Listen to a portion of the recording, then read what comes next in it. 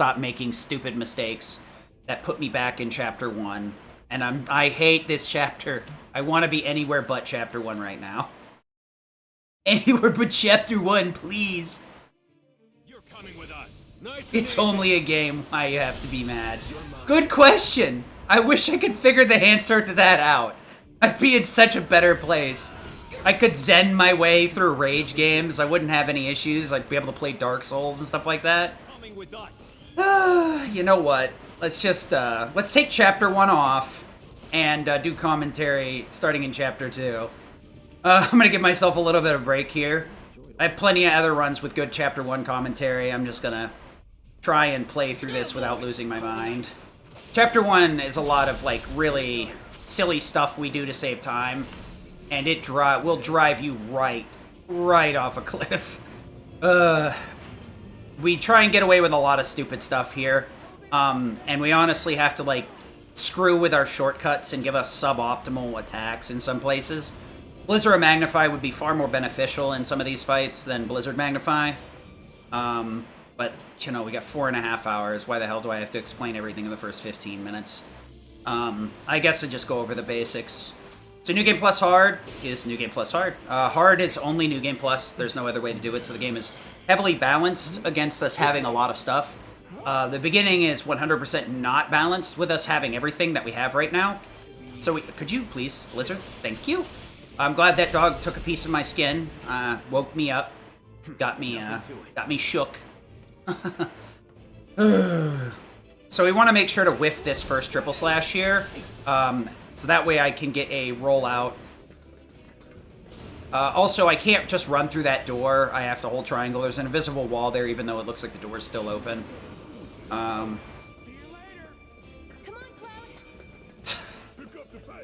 That actually makes that even more funny that it's from somebody that cheated. Lord, this game probably could drive me to cheat.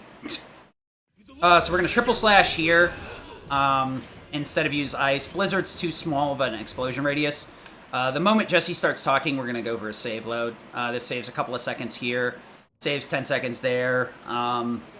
It adds up to a couple of minutes over the course of the run, so there's no reason to not go for them. There's a few that are, like, really ridiculous, nearly frame perfect, so I probably will whiff them, but I need to move Barrett to the left here a little bit so we can catastrophe. This will kill all the turrets as long as I'm targeting B. And then I need to make sure Cloud is down the stair, only a certain distance down the stairs, and oh, that's good laser cycle too. Ah, shite. Well, if I bonked into the box like I knew I was supposed to. Oh, actually, I'm fine. Okay, I thought that was going to throw off this cycle, but whatever. Yeah, there's so many different things to explain in Chapter 1 that it's like 2, 3. I need to make sure to not move too hard with Cloud here because the camera gets all screwy if I just let the game drag the camera out of my control. So I have to, like, let go into neutral, and then try and shift the camera with my thumbstick. In their infinite wisdom, they decided your movement was directly correlated to the camera angle, which can make movement fairly difficult in certain spots. Going fast is a rough life, especially when there's a lot of stupid things they want you to look at. Hey, look, this is exploding, or hey, look, Barrett's climbing a ladder, or hey, look, the game is breaking. Yep. So right here, we're gonna make sure we don't target the mono drives. So if you leave the lock on the mono drives, oh shoot, that stinks. You can normally get down the stairs, but that turret insta-charged the laser the moment I started combat. So if I can get quite down a little bit down the stairs, the angle will get steep enough that the stupid laser will whiff. Hopefully I don't play this idiotically again. This fight's easy, but it's so easy that it's easy to screw up too. Thundera, can you please crit on that? Nope. Cool. Want to switch over to Barrett here.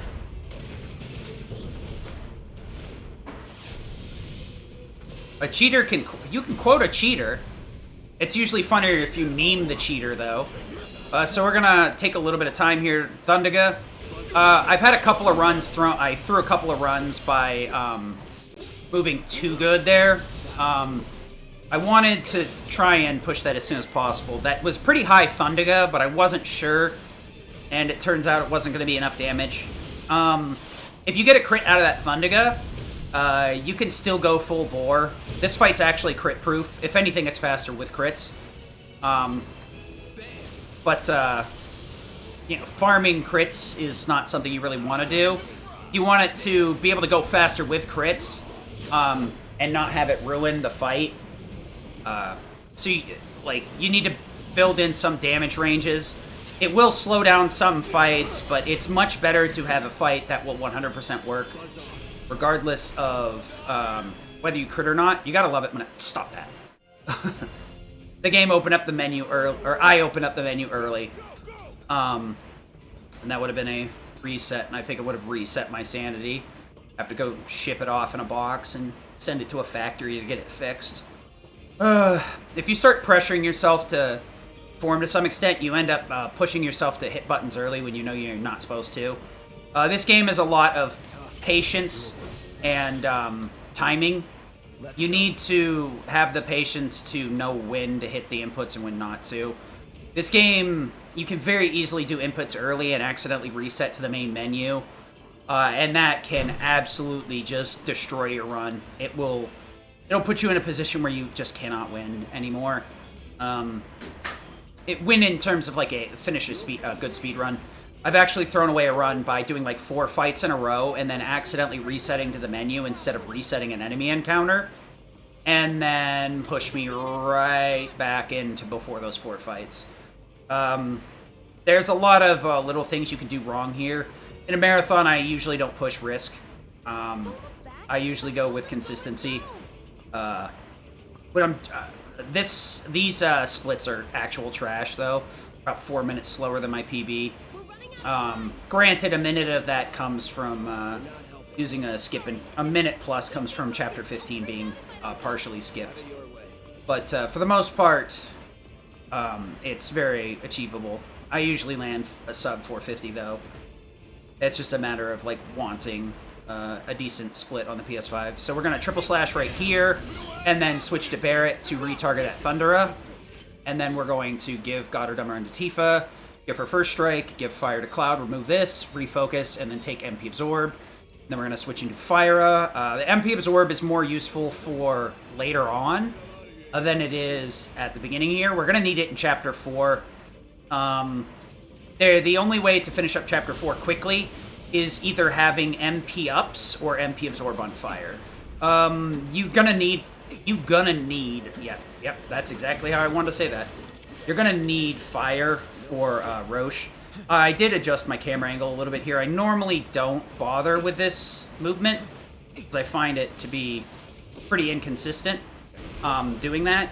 You can just run to the top floor there, but Cloud will very often get targeted by the... There we go. Good. I've been having a rough time of this lately. Alright, can we just... Thunder. Button. Be out of this chapter. Oh, good. A gold. Nice. That's exactly what I needed. I've been exiting this chapter at like plus 10 for the last couple of runs. Finally getting a good Chapter 1 is nice. Chapter 1's pretty rough, but it requires God Laser Cycle, either crits in the boss fight, which I didn't get this time, or not getting lasered. Because if you get hit by the laser during that fight, I'm usually going for a Punisher counter to sit the Shock Troopers down and allow Blizzara to do its job so they can't jump out of it and both get double hit by the same Blizzara. But if one of those laser turrets decides to go rogue and start charging really early, it'll shoot Cloud, and the Punisher counter will only activate on a physical melee attack, not a physical ranged attack. So lasers, bullets, all that stuff is considered ranged, even though it's technically physical. I'm not sure if the laser is classed as magic or physical, but it really doesn't matter. Since it's ranged, it won't trigger anything. It won't trigger the counter, it'll just put Cloud in a hit stun where he can't counter anything. So we can figure that out later. It's, Chapter 1 can be really unruly. It's a pretty good one. Normally wouldn't, absolutely positively would not be looking at a timer during a run, though. Just trying to focus on playing well. This game can tilt pretty hard, because you can lose chunks of time and feel like it kind of came from nowhere. It's really hard to gauge after you get several runs in with this, because you can end up taking a really, like, bad chapter and not realizing that you took a bad one, and the only reason that you know, saved a bunch of time in that chapter is because you golded the next one by, like, 15 seconds. So the big time save here is actually 100% inconsistent. There is a way to make it more consistent, but you end up losing a lot of the time save due to menuing. Sephiroth can actually fail to spawn this Nibelheim flashback cutscene. We can switch to graphics mode or 30 FPS on the PC to greatly increase our chances, but the problem is you're having to go into the menu and fitz around with it, and then you have to turn that back off because graphics and 30 FPS makes the game load and lag. Load really slow and lag a lot, which is probably what causes Sephiroth to not spawn correctly. For whatever reason, he seems to be pretty low on the totem pole of loadable objects. I'm not sure why, when the cutscene is basically all centered around him, but that's how it is. So I'm just going to not do that. It's a little bit easier on the PS5 to get the graphics selection, but not so much in the on the PC. So there he is right there, 22-second hero. I won't lose all of that. I got like 10 or 15 seconds saved from the graphics switch, so it'll be minimized a bit, but we're not going to get out of here with a positive, or with any time saved. At most, we're going to lose probably around 10-ish seconds. This chapter's pretty consistent. There's not much room for top end or any sort of increase in speed. We're waiting for a lot of waves of enemies to spawn properly, and if you go too ham on them, you're going to end up not killing them, and the game will give them an HP lock. Then you have to hit them manually with some sort of regular attack. So it's a very set chapter. There's a couple of chapters that are like this where there's very little top end. There's basically, once you get the better time, that's about as good as it gets. There's a lot of chapters with like interactables or ladders or whatever. So once you get a consistent way of wiping out all the enemies instantaneously, and it always works, you know, your time lock is taking care of the enemies so you can get down the ladder or climb up the stairs or open up the door. Yeah, basically, that's kind of the frustrating part to some extent. Some of these chapters, there's only so much time to save. Wow, I didn't even notice that stamp graffiti there. Interesting. So we're going to climb up the ladder. We want to make sure to spin the camera around as soon as humanly possible because of the weird way that this game wants us to look at the blown-up reactor. So if we manually manipulate it, the game can't take control away from us because it's already pretty close, so we can keep walking. It's much slower. There's a lot of places where we end up manipulating the camera to put it in the right spot so the game doesn't take control away from us. It can be pretty frustrating when you forget. It's an early on time save that you should just get used to. You can let the game do that, but you'll just end up losing time because the game won't take movement away from you. So we're just going to skip a lot of this stuff. Roll on out of here. We're going to want to... I hate everything. I really hate everything. That's a deadly dodge materia that we don't need. Doggo over here, please be in the good spot. Okay. Sometimes ice will hit the lamp posts, so that's why I was playing it safe. I'm going to hesitate with that Blizzard a little bit. And probably the big guy... Nope, he didn't survive. All right. I wanted to make sure to get the ATB staggers, so... ATB boost here, even though I don't need it. I want to walk forward a little bit, and then I want to cross-slash Shock Trooper B. The reason we do that is these guys will have an HP lock, and if I do it like that, cross-slash will hit both of them and kill them right after the HP lock drops. I'm going to Blizzara here, and I'm taking my time on purpose so Grenader E dies to Blizzara, so I don't have to do anything but just run. There's... A lot of this is basically we're running on a timer. There's not much we can do outside of optimize our actions and stuff. Chapter 1, 2, and 3 are kind of boring, honestly. It's a lot of timer shenanigans. Chapter 3 is probably the worst out of all of them, because Scrap Boulevard is extremely difficult to get good movement on, and you're depending on ice to actually hit and kill the enemies. And some wise guy thought spells interacting with the floor should shut off the hitboxes. I'm not sure what the damage, why that was a choice. My best guess is they were wanting it to be like a miss in an RPG, but I don't know who the hell thought misses in an action RPG was a good idea ever. Literally the worst thing you could probably do. In an action game, you should have full control, and like, if you, like, I don't know how to put this. But, like, if you cast Fire into a lamppost, that's your fault. But if the spell twists and hits the lamppost, then what the hell is that all about? You had no control over that, right? So we're going to make sure to lock onto this guy, Blizzara, and then I'm going to finish this guy off manually. Looks like we're going to have to do this guy, too. Okay, we're just going to Blizzara, and then start casting Fire on this guy. Fire. Oh, nice crit. Too bad I had to wait for that to end. Yep, so didn't lose nearly as much time as I expected, but I could have saved a little bit more time if I hadn't cast that third Fire. But honestly, from getting a hit off of Blizzara plus double Fire usually isn't enough to end that hunt, to kill the Huntsman, so not casting that Fire could have cost way more time than it would have saved. So sometimes you're much better off buffering inputs like you should. So we're going to try and... We can go around these guys pretty reliably. We need to make sure we stick right next to Biggs. We want to separate a little bit here.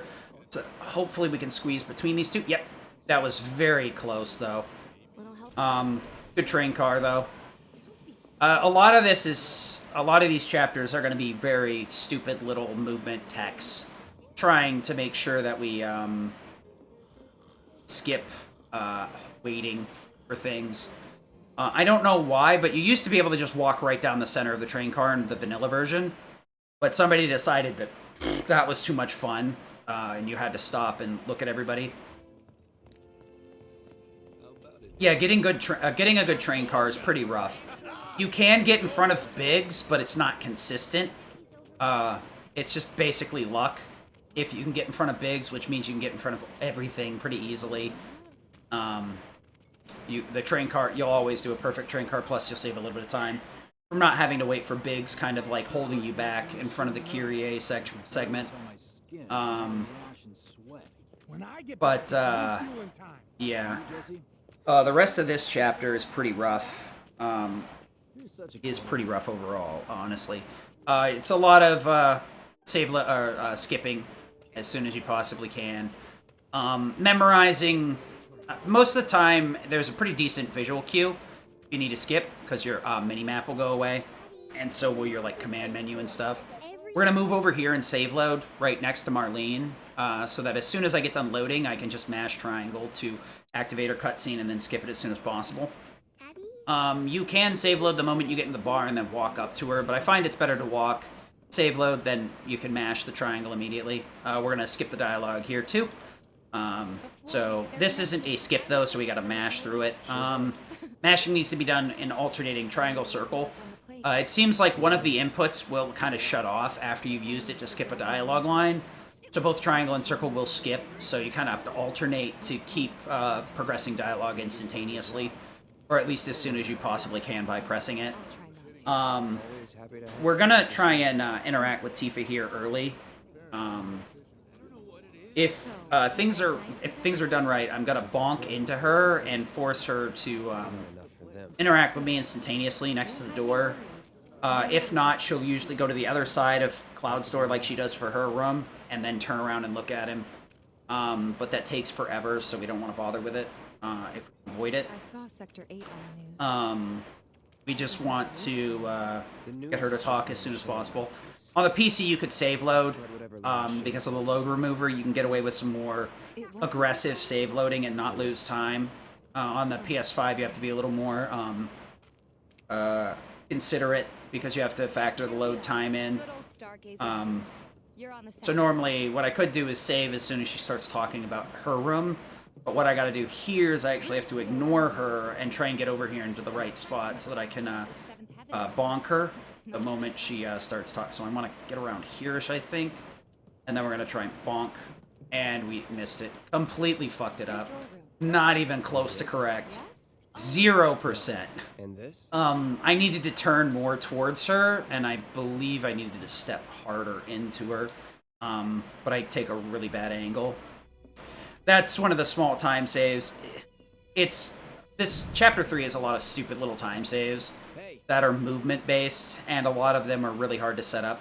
That one is particularly hard because she doesn't talk very long at her room. So even if you know you're in a bad spot to try and do the bounce, you end up or the bonk, whatever you want to call it. Even if you know you're in the wrong spot, you really don't have a lot of time to reset positions. You just got to kind of YOLO it. What sheet are you? Loud and clear. The problem is the game, when you're at a standstill, only likes to take like 90-degree inputs. And at best will let you kind of like scooch forward. But any other like directional input when you're standing still has to be at 90 degrees. While you're moving, you get, 720, whatever the hell is 360 degrees. You get your full range of movement. You can go 1 degree at a time or whatever. But when you're standing still, see, like I'm trying to tap left right there and the game wants me to go. I do have some time to mess around here because we're waiting for a dialogue to finish anyway. I can get ahead of her a certain distance and then I'm going to need to stop. Because if I get too close to the item store here, she'll actually slow down. So I'm going to stop right around here and wait for her to jog all the way up. And then once she slows down, I'll run over myself, follow her into the item store. That's how a lot of these places go, is a little bit of movement tech here, a little bit of movement tech here. So this is Chapter 3 and Chapter 6, I'd say are both time loss central. It's much easier to lose time than it is to save time. Because it's a lot of little bitty stupid things here and there, and some of it's out of your control. Especially Junk Boulevard. Junk Boulevard is probably the biggest factor. And when you're on ice, Magnify, you're in a pretty tight spot because ice can hit the floor and shut off its hitbox. Puts you in a really bad position. So I end up going out of my way to move Cloud closer to the enemies to get a better angle, so that the ice will more often hit the enemies than the floor. Ice is incredibly powerful, but because of it shutting off when it hits the floor, it can be very weak in some situations, especially if the target is on the floor. Mainly, there's just a lot of places where ice can shut itself off, and it's kind of a downer. So if I stick next to the fence here, I can get really far away from Tifa so I can start running. I'm going to wait for her to finish this dialogue and then head on in. I needed to wait right where I was, so I could skip the, so that I could skip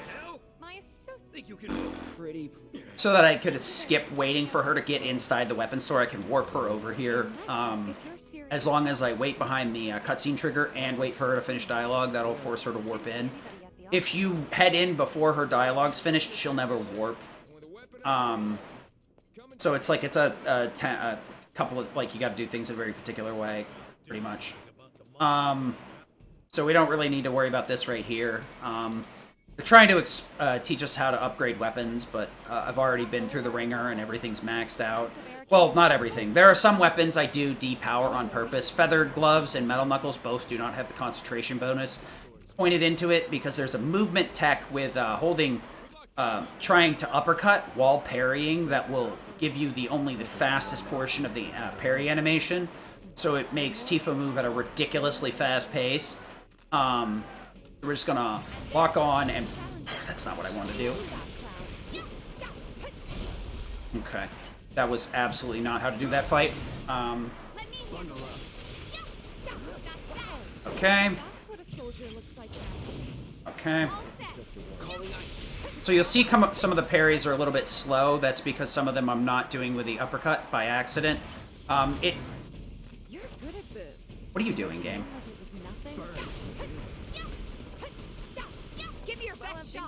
Okay, this has not been a great boulevard, but it could have been far worse. The movement here is really precise. And without constantly practicing this, it can be very easy to get rusty at it.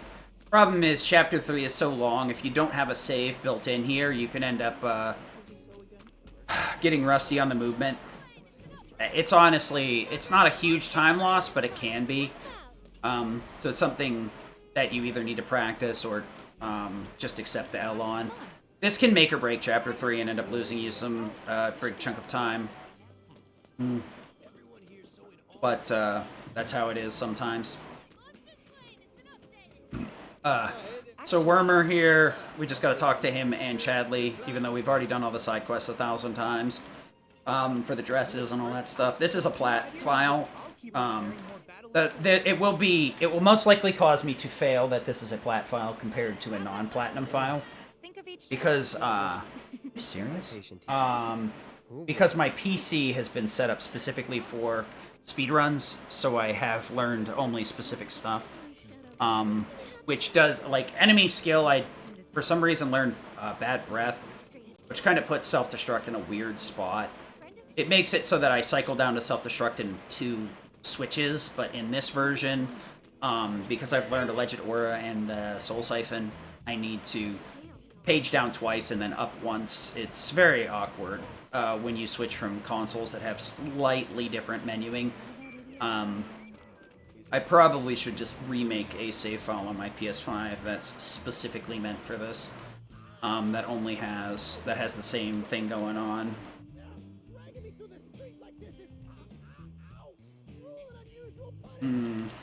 I believe on the console, because of the other 2 being learned, single page cycle puts me on SD, but on PC I have to cycle down a page and then up 1, because I'm short 2 abilities. It's kind of weird.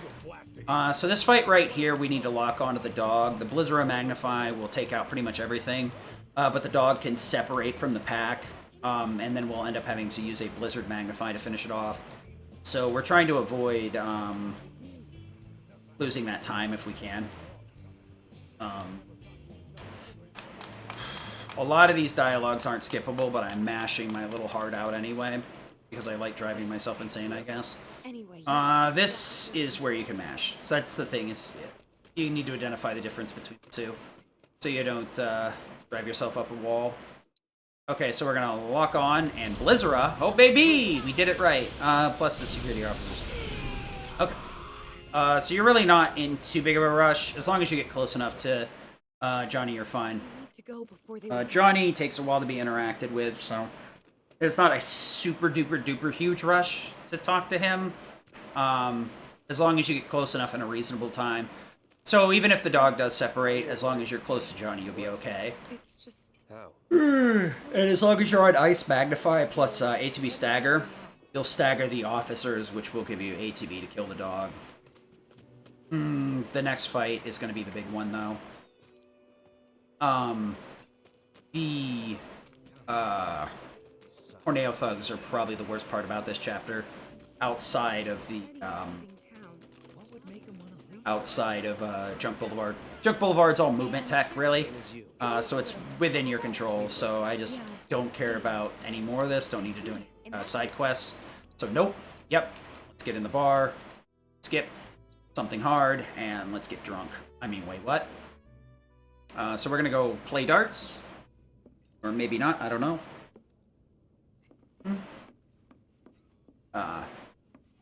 So we don't need to play darts. We're gonna just mash or circle here or skip it. And then X to stop playing. Maybe just chill a bit. Yep. If we were on New Game, we'd have to interact with the radio too, I believe. There's some there are some minor differences that can screw with you between a New Game Plus and a New Game Run.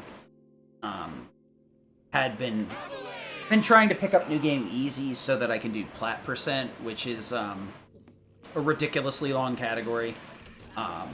But the main reason I'm interested in it is you theoretically doing the New Game Plus hard cycle without grinding levels, or minimal level grinding, so the fights would be much harder and require a lot more thought to figure out how to make them work. Right now, we have so many tools that it feels like there's 1,001 ways to take care of every fight. And we have plenty of different strats. I just need to optimize some of my fights. The other thing is there's a lot of different ways to take care of everything. Not all of them are fast though, so it's a matter of figuring out what's the optimal way to do it and what's the reasonable way to do it, and what's a reasonably optimal way to do it. Right? Can we skip this? Okay, this looks all right. It's really obnoxious. Should kill. Yep. So I'm not quite sure how I saved that much time, but okay. Not my problem. That wasn't exactly a good thug fight, but I guess everything was okay overall. So, got a decent run going. Pretty surprising. Honestly, it doesn't feel that much different from the other two runs that I shit-canned. And they were plus like 15 here, plus 20. Well, what are you gonna do, I guess? Sometimes you're on the ball, sometimes you're not. We'll see how far this goes. You all set? Yep. Awesome. And we're going to skip this cutscene. We don't need to do the mini-bike game either, but you have to do the mini-bike game in a little bit of a different way when you're trying to skip it. You can't just hold down, because you need to... There's multiple options there, and it will lead to you resetting to the main menu if you just hold down. So you need to open the menu, press down once, X to accept skipping the minigame, and then up to yes, fully accepting it. If you just hold down, you're most likely going to restart to the main menu. Thanks, Biggs. I love it. Biggs sometimes will let you in front of him, at other times he gets very rude about it and cuts you off. I'm not sure why. Why he's like this? I thought we were friends. I guess not. I guess I'm only friends with Wedge. That hurts. Hurts. So this chapter is a lot of ice spam. It is a pretty nice little combat segment. It kind of shows off how the game works in general. Also need to make sure to stay out in the street here, because if we get too close, Biggs will start talking to those cats. But if we stay out in the street far away from him, he won't start up his dialogue at all, so he'll catch back up as soon as possible. It does save a pretty nice chunk of time. Otherwise, you end up waiting for him to catch up after this save load here. The save load will save you even more time in that case, because it'll stop his dialogue and get him over here sooner. But if you make sure to stay out in the street, you should be fine. So we just gotta step here, wait till they're both in position. 1, 2, 3, and move on. So you actually have to be facing the wall here, not back to. For whatever reason, if you position Cloud back to the wall, he'll spin around twice. Once to face the wall, and again to put his back against it. It's kind of weird. Not sure why like that, but that's how it be sometimes. So, the Annex is an interesting thing. With a new game run or a PS4 run, you'd be doing this completely different. For a new game plus run on PS5 or PC, there's a few ways to handle it, but I find that Ice Magnify is the most optimal. The reason being is Ice has a very high stagger value. I may have... my runs are starting to blend together, so I don't know when I've discussed what for what video. Obviously, with a marathon, I'll know what I've discussed because I only do it once. I can't reset. But Ice has a very high stagger value. Wind can be just as effective, but it has a much lower stagger value. Wind and Fire have the same numbers, I believe, both damage-wise and stagger-wise, so it's your determination on what combat you need it for where, when, weakness order, and whether you want the additional cast of the spells. Fire Magnify is a little bit weaker than Ice Magnify, because Magnify will only duplicate the spell an additional 2 times off of the additional target, so 3 casts total. And because Wind and Ice will both create a particle effect before they explode, you'll end up getting usually all 3 of the explosions, so you'll get the full effect of Magnify. But sometimes it can be suboptimal because the enemies are either resistant to it, dodge it, or you just don't need the additional cast to kill the target. So there's some considerations, but wind and ice are usually better with magnify than fire is. Fire comes on late game because the enemies are thick enough that you're going to get the duplications, and you're going to need fire to end it, to end most of the enemies. Especially like Chapter 14 is a really good spot to point that out. 13, we kind of preset. Chapter 12 is another place where fire magnify is really strong. Especially when factored in with MP Absorb. MP Absorb will let us siphon the MP back, so we can take full advantage of Mithril Blade. Mithril Blade has a 20% cost reduction, but also does 20% more damage when a spell is cast at full power, or full MP. So basically you end up getting turbocharged, magnified spells that are very barely debuffed. So it's a pretty strong combo of 1-2. Right now we have our Magnify on Ice and MP Absorb on Fire. We need Fire for Roche. He does not go down very easy with anything but Fire. You can make it work with Ice and Lightning, but it's a lot of work, and you have to get very particular patterns on him. I never figured out a consistent way to do it, so Fire it is.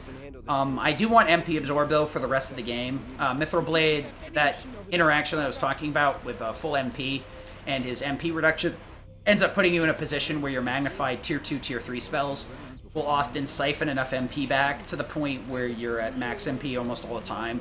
So your spells are turbocharged the whole time. So we're just gonna skip this, skip that. I'm going to attack the first couple of enemies and then Blizzard. This will cause him to be pressured and will make Blizzard stagger and then kill. You could Blizzera right off the bat here, but you don't have to. So it's kind of your choice. Blizzard. What? Could you not Blizzera? Uh-oh. That's really spicy. That's really bad. Okay, I need to refocus. Blizzard. Blizzard. What are you doing, dude? Okay, that was kind of jank, but it could have been worse. The guy behind me being alive was a bit of a problem. I'm gonna guard here because I'm not sure where these missiles are gonna land. Okay. You can get these MP crates. They're not 100% necessary, but not getting hit by the missiles was far more important. So we're gonna fire a... Oh, that's gonna be one of those days. Come on. Come on, buddy. We're gonna take the counter on purpose so that I get my ATB rebuilt and then use a fire. The counter itself was of no importance. It was just the quick ATB burst that I wanted so I could go into fire immediately. Pretty bad phase 2, but that's how it be sometimes. We're gonna Blizzard the dogs here and then fire the ones behind Biggs. Hopefully... We're good? Okay. You're trying to kill them all at once to prevent an additional dialogue line. We're gonna Blizzera, Blizzera, Blizzera. Looks like we're kind of on the edge here. Alright, and then we're gonna fire a Roche, attack. I want to counter into a fire. I wanted to attack to trigger that counter, but my inputs are getting eaten in a really weird way, so that's kind of funky, but luckily I'm not too screwed yet, because I didn't get hit by the missiles or anything. I've got a lot of HP to play with, so as long as I don't do too many miss inputs here, we should be fine. So we're going to fire a Punisher counter, ATB boost. I could risk another fire here. Wow. That was really high damage rolls plus 2 crits. That's pretty crazy. I could have avoided... That's another one of those could have avoided casting that additional fire. But the possibility of getting jank damage rolls or not rolling high enough on that third fire is more than worth doing the ATB boost. You could, if you really wanted to be cute about it, you could hesitate the casting, but I wouldn't do that. It's one of those things where early on, when you see 2 crits like that, you could take the risk. Gamble to save a couple of seconds, because I believe Cloud needs to be in a neutral stance, even though you don't see him on camera. He has to be in a neutral combat stance.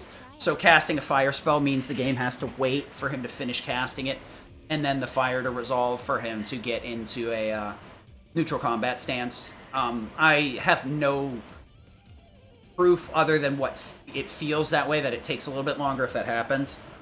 So there could have been some time saved there, but, you know. Most of the time loss in that fight was because of the weird way that the enemies survived. It was far more important to blizzard the ones at the door and then take care of the one behind me than the other way around, because they can end up splitting up in such a way that the ice spells won't hit that entire cluster of enemies. So you've got to be very, very careful about how you do things.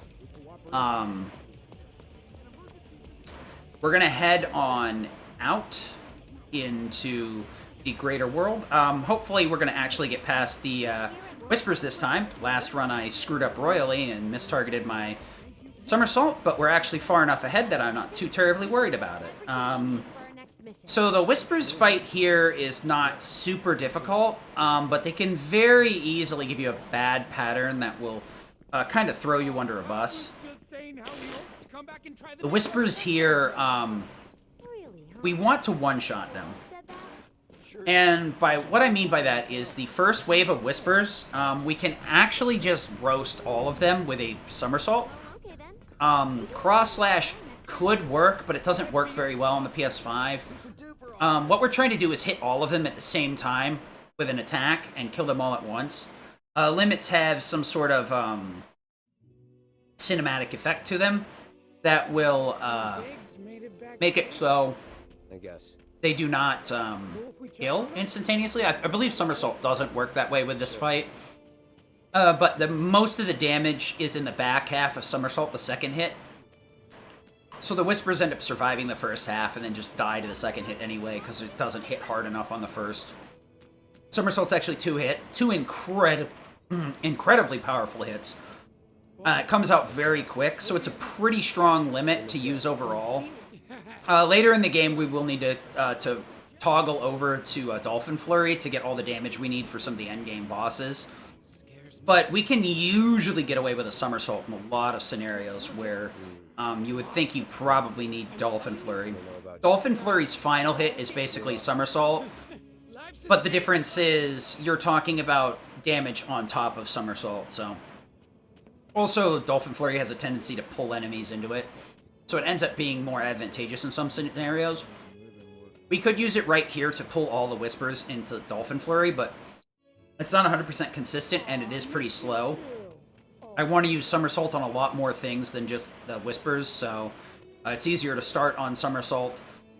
What will happen here is I'm going to hopefully not have a brain fart, and I'm going to Somersault into Whisper B, and then I'll fire a Whisper D, because D has a tendency to peel away from the pack. So we'll hit the Whisper B, which A and C will be in between. Somersault is 2 hits, yes, but they're very close to each other, so it's kind of hard to tell, honestly. But they're both pretty powerful in damage output. So hopefully I don't mess this up.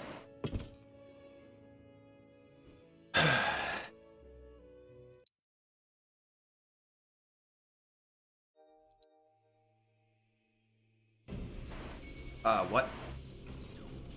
Yeah. That was pretty slow, but could have been a lot worse. That could have been way worse in terms of I could have ended up using something other than somersault. So that's good. So we're gonna Blizzara the next set of Whispers.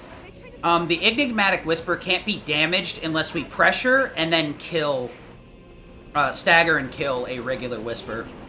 So we're going to be using Ice here to stagger these Whispers. What I'm aiming for is Blizzara to weaken them very low. And then we're going to be trying to follow up with a Punisher counter to break the other one. But that may not be the case, so we're going to Blizzara. We're just going to have to kill one manually, I guess. Blizzara. That's not the way that needs to be, though. Fyra into Star Shower. Good enough. That wasn't exactly the way that fight was supposed to go, but the Blizzara did stagger the way. normally what you're trying to do is stagger the ones next to you with Blizzara. I accidentally retargeted the Enigmatic Whisper with it, so that was the first thing that got hit by the Blizzara. But because of the way I had to kill the other one, it had technically gotten staggered. So the Enigmatic Whisper is pressurable. The fight's very hard to explain, and it's really silly how it functions. Basically, you need magic attacks to pressure the Whispers, the regular ones. And then you need to stagger and kill them. And that will make the Enigmatic Whisper pressured for a short period of time. Doing 2 or more of the Whispers that way will give you a much larger window. And there is this weird bug. I'm assuming it's a bug. I could be wrong about this. Where the Enigmatic Whisper will not get staggered properly.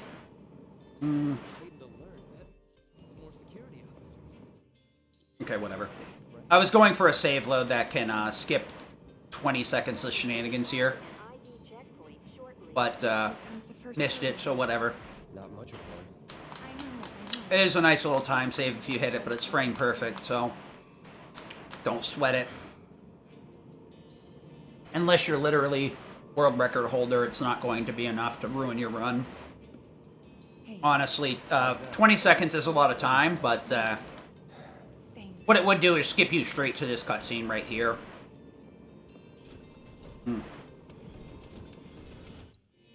There is 2 of these total. Frame perfect cutscene skips. You can go for them if you want. I only go for 1. Because I've never practiced the other one. And I only hit this one about 10% of the time, so... I'm gonna Blizzard Magnify right off the bat. We're just gonna triple slash. I could Blizzard Magnify twice if I really wanted to. But I don't want to waste MP. So the rest of this chapter is going to be basically slide turbo with Tifa. Her movement is pretty quick. All we need to do, though, is just parry. So you just need to make sure to not parry too fast. There's a pretty specific rhythm, and there is a sweet spot between mashing the heck out of it and being very slow with it. It's closer to the mashing end, but not so much.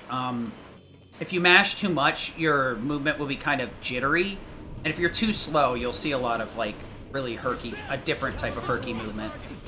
So, like, you see this, her standing up. This is me, like, being a little bit too fast. Or too slow. And if it's too fast, you'll see a lot of, like, stopping and starting with her parries. I'm not standing up. Kind of weird and hard to explain. Basically, you can tell, like, the sweet spot when you're hitting it, but it is a pretty fast rhythm, so it's very hard to keep it up consistently. A lot of the fights, it's about 3 to 6 seconds once you hit fleeing timer, so you end up having to do this for about 6 to 9 seconds, so it's pretty hard in my... for me, specifically, to maintain that full speed pace every time. I'll kind of start and stop the rhythm or overmash. So we do need to do a little bit of a menuing in here, but it won't be for a little bit. We're going to give God or Demerung back to Barret for some of the boss fights. Mainly just for Crab Warden, because that way that fight works out. It's better for me to have it on him. It will make a few rooms a little bit easier to deal with.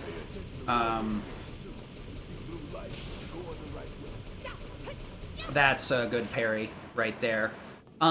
So the reason is you can cancel the parry with uppercuts, and you can just hold the triangle button to get this, or mash it at the same time you do with your parries. Parry is an animation that you get if you have the parry materia equipped. I could have sworn I didn't buffer that. Well, if you accidentally are doing the uppercut parries all the way up the stairs, you'll end up getting that little thing.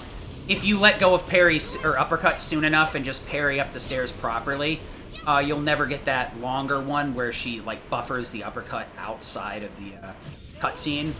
So a lot of these ones right here we're going to actually take slow on purpose. I want to check the enemies while I'm moving across the room with parry to make sure they get hit with the ice properly. If you see the word pressure pop up, ice hit them properly. If you don't, but you see the ice appear on them, that means ice hit the floor, not the enemy. So we're good on both of these. I can just ignore it now. The next big fight is a Graw Strike Queen. I could switch Barret or Cloud over to Lightning Magnify setup, but there's a couple of different conveniences here. Ice is really good for these enemies, so we're gonna Blizzara, Star Shower, Blizzara. I do the Blizzard Magnify in particular because it will be enough. It's a little bit quicker. There's a lot of different reasons why I do it that way. The reason I don't do the menu until now, actually, is there's a little save load here that saves a little bit of time if you do it properly. I got a menu anyway, so I'll get into the menu and do the save load all at the same time. Pretty nice little convenience thing that you can do. You just got to make sure to not try and menu the wrong way. So we're only changing Cloud stuff here, giving him an MP up. Then we're going to change his shortcuts into something more useful for the rest of the game, rest of this stuff. And then we're going to go into the save load. So this room right here is really obnoxious. You can do this with Tifa. I find it really hard to do with Tifa because the lock-on system is so crusty sometimes. Okay, I don't know why that tire was so strong. Are you serious with this? Are you serious? I hate this game sometimes. The lock-on system is legitimately the worst, I swear. That should be enough, yeah. You're good at this. Yep, there you go. Let's figure out where the hell we are. Yeah, parry is normally pretty difficult to get in a casual playthrough because you probably don't realize that you need to get it. Casually, what it wants you to do is get an enemy's stagger up to 200%, which is pretty easy to achieve on Airbuster. You can actually Unbridled Strength twice, Rise and Fall, Omni Strike, Uppercut, and that will put him up to 200%. Most people casually do it on Fat Chocobo, which only shows up in Chapter 9 when you don't have Tifa. So you have no way to get him up to 200% stagger. So you usually don't get parry until the next one, I believe in Chapter 12 or 13, is the next time you can talk to Chadley. So in a speedrun, you get it in Chapter 9. Casually, you end up getting it really late in the game. Parry is a pretty decent offensive or defensive materia in combat, but in terms of a speedrun, it's really, really important with Tifa. It just makes her movement so much quicker that it saves us a ton of time everywhere. New Game Plus, like, you have very few reason. You almost have no reason to say nope. I'm not gonna get it. You know what I mean? Thunder up. So I did decide to switch to Tifa there to get some optimal movement. It's not super important, but I decided to go for it anyway. In New Game, you don't get parry till about Chapter 9, like I said. So a lot of this, the movement I'm doing right here, you don't get access to. You got to do a bunch of dumb stuff with Cloud. A to B boost, Thunder. Alright, so this door takes a while to open anyway, so it doesn't really matter how good or bad it is. We're going to start this fight off with Cloud, but we want to actually start with Tifa. So I'm just going to spam the character swap immediately to try and re-target. The game will kind of bug out and give me the target that you normally get. If this goes right, there we go, Thundaga. I want to... No, everything but the leg I wanted. So I'm going to uppercut here just for some fast ATB, and then finish this off normally, so I can Unbridled Strength. We want to poke the rear leg, uppercut, and then we're going to poke this a little bit. There we go. So I wanted to get a little bit of stagger on that rear leg. The rear legs are weak to physical, so if we break them with physical attacks and then Thundaga the front legs, will end up amassing a very specific amount of stagger. Okay, that's actually good. True Strike. So I needed to be very careful about when I did the swap there. I didn't want to stop Barret from using Synergy Thunder. I could have used Overrun to break the generator, but it would have been much slower than getting the Synergy. There's a lot of different things you have to do in this fight. This fight's kind of stupid, basically. ATB boost. Cloud Thunder out. We want to Thunder up True Strike. And there we go. It is pretty hard to save time in this chapter to be... Oh, True Strike, yeah. True Strike, I believe you get from Purple Pain in chapter 16. And you gotta go out of your way to get it. Purple Pain is a garbage set of gloves that's based on criticals rather than actual damage. So it's probably, like, one of the worst weapons in the game. There's some pretty bad ones, but Purple Pain is pretty bad for Tifa. Especially when Feathered Gloves or Metal Knuckles exist. Even Mithril Knuckles are better because they actually, like, do something active for you. So we're trying to time out Tifa a little bit here, but get down the ladder. There we go. That's what you want. You want her to lag behind so you can activate Barret as soon as possible. And then what that'll let you do is, if you wait till right about here, you'll be able to get on this catwalk a little bit sooner than Tifa, so you can save some time. A lot of this chapter is going to be fleeing with Tifa, hoping that we get a very specific amount of time fleeing. Like I may have offhandedly mentioned, the flee timer randomly gives you between 3 to 6 seconds while fleeing. Sometimes we want it to be longer so we can get further away with a parry. Because parries are so much faster than running. So much faster than running. Especially when you factor in the uppercut canceling. That's actually why the concentration boost is not active. Because you lose a lot of time to Omni Striking if your concentration bonus is activated. Since we have everything maxed out, we can go out of our way to deactivate certain bonuses that lose us time. So concentration is not activated on Feathered Gloves, which is kind of a bummer because it's 70%, so you could reliably go for Omni Strike in some fights. That's actually why I Unbridled Strength on the Crab Warden fight there, is because I'm used to having concentration. The parry canceling was found later, so I ended up having to, like, route out the concentration bonus. Luckily, that was one of the only places I used it. And same for the Metal Knuckles, but Metal Knuckles is 30%, so I found it was more consistent to have it turned off anyway, so luckily that wasn't anything new. Omni Strike does hit harder than True Strike, though, and Omni Strike's really interesting.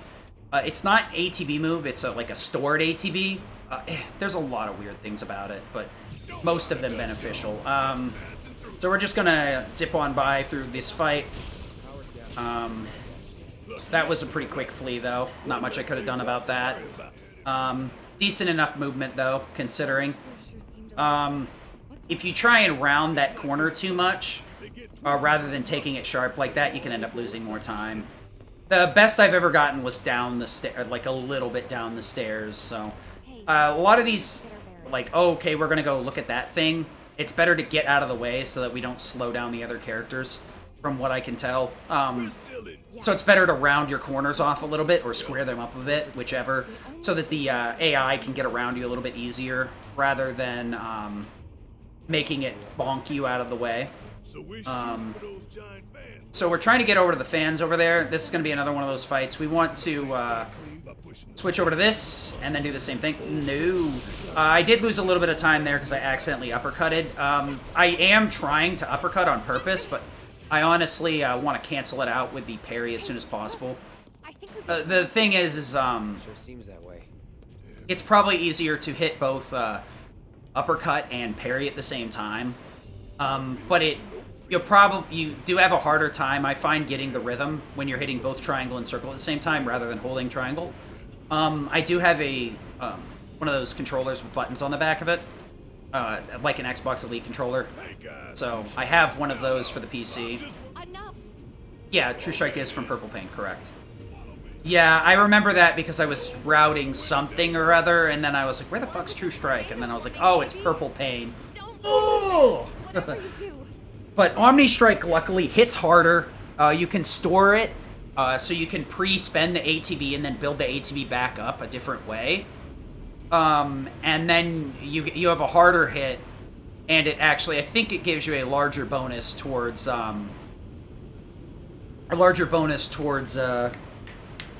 the stagger, too. I could be wrong, though. True Strike might add more.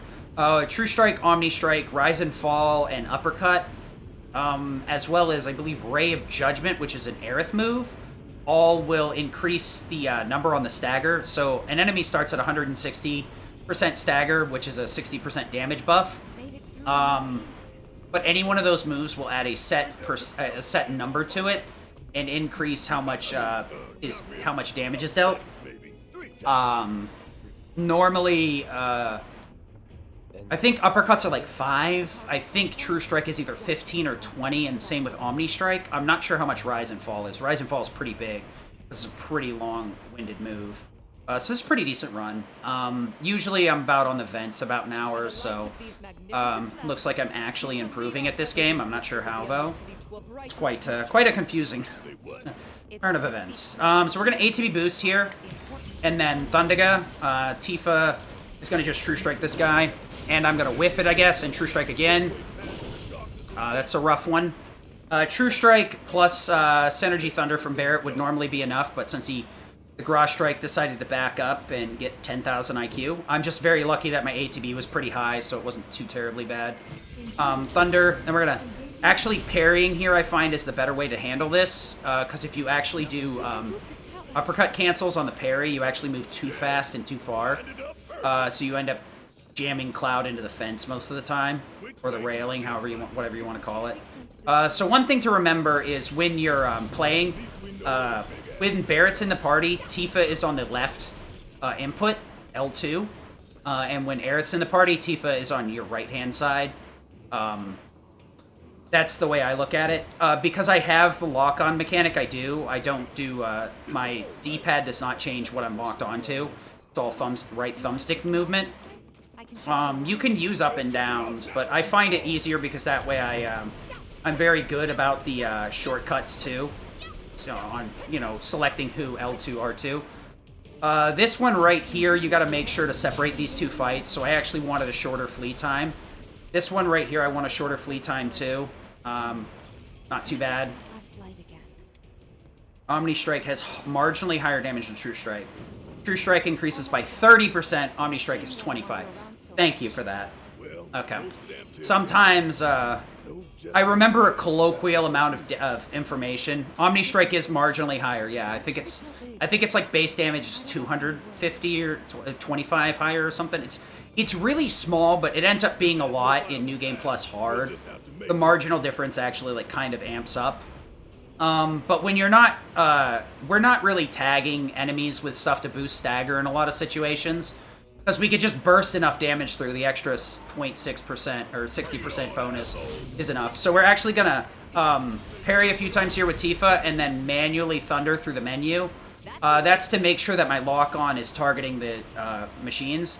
And you'll see that there's these two monsters that have spawned down there. 333, Omni Strike is 370. Okay, yeah, True Strike's base power is 333, and Omni Strike's 370.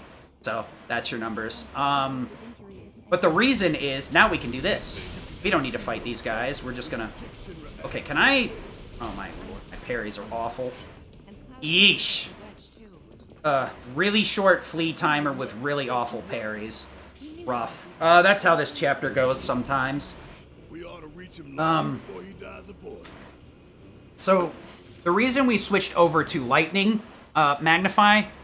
and for the most part, is because we're dealing with a lot of machine-type enemies in this chapter. Or, well, not this chapter. The previous chapter, this last fight right here is really easy with Lightning Magnify, and the next chapter as well. And we're also prematurely putting Cloud on. Rise and Fall is 390 and increases the stagger value by 20. Oh! Rise and Fall is lower. Huh. I thought it would be higher. Interesting. Yeah, Rise and Fall is a very long animation, so I'm not surprised at its damage values. Their base power is 390. I thought it was like 30% increase, but I guess I was wrong. But yeah, those are something you'll see the stagger gives more ATB during stagger. Oh! See, there's a lot of, like, Tifa mechanics I'm not quite aware of. But here's what we're gonna do. We're gonna Thundera this thing. I hope that doesn't screw me over. Thunder. Yeah, we're good. Okay, so that was really awkward. I mistargeted Thundera Magnify. Luckily for me, Magnify isn't like a complete nightmare. like it used to be. If I had used the magnify on that turret the way that I had in that fight, Why didn't you say something sooner? yeah, Whirlwind Uppercut is pretty broken, honestly. Whirlwind Uppercut has a lot of advantages for it, and that's why most people don't use concentration in New Game Plus runs. Mainly because Uppercut hits relatively hard. It's a single hit, and in the integrate version, it can be canceled extremely early.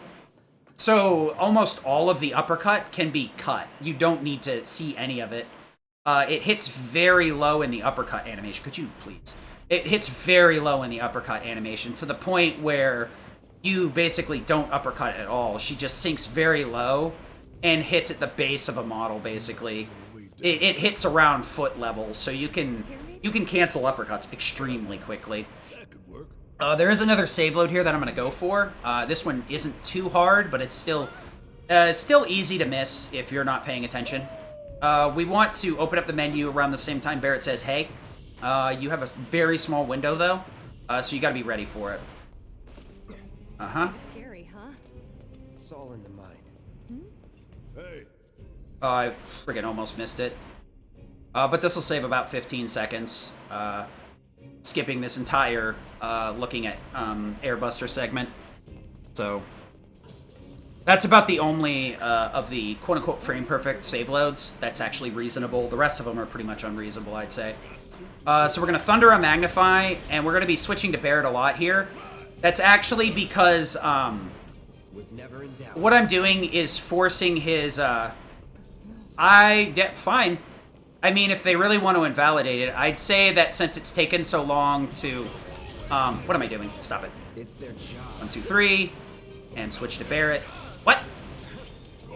Ugh. Okay, Tifa, get over there. Tifa, get over there. What? Why Thundera, though? I could have sworn that was True Strike. Look, honestly, there's been no word on it one way or the other, and I'd say the worst... God damn it. I can deal with those things. Thunder. No time to celebrate. Sure there is. So, it was last time? Little more chaos. I got a little distracted and started misinputting pretty heavily. Fine. Got through the fights. You want to Thundera the left sweeper and not Thunder. And for some reason, Barrett, when I went to retarget with him, it just flat out didn't retarget properly. I'm not sure if I retargeted too late or too early. Synergy retargeting is still kind of jank. And I'm not a big fan. Thunder, Barrett. That should be good. There we go. Alright, that fight went perfectly, though, so I really can't complain. No. Listen, let's take that. Okay. Honestly, I think the save loads should stay, and if we end up deciding the save loads are not acceptable, all of them are going to go right. So I'm already risking an invalid run doing any save loads at all. So I think basically all we need to do is do a reduction. That's not correct.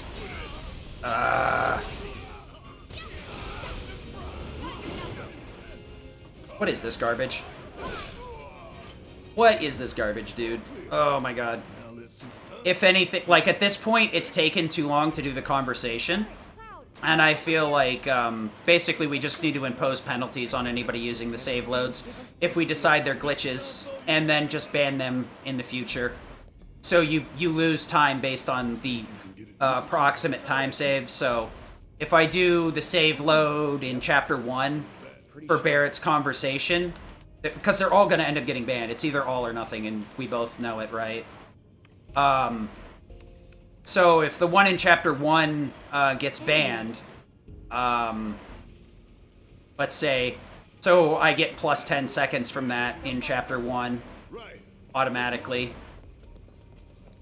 So every one of the save loads, we already know the time saves on it. You just take an opposite time penalty for each one that you did.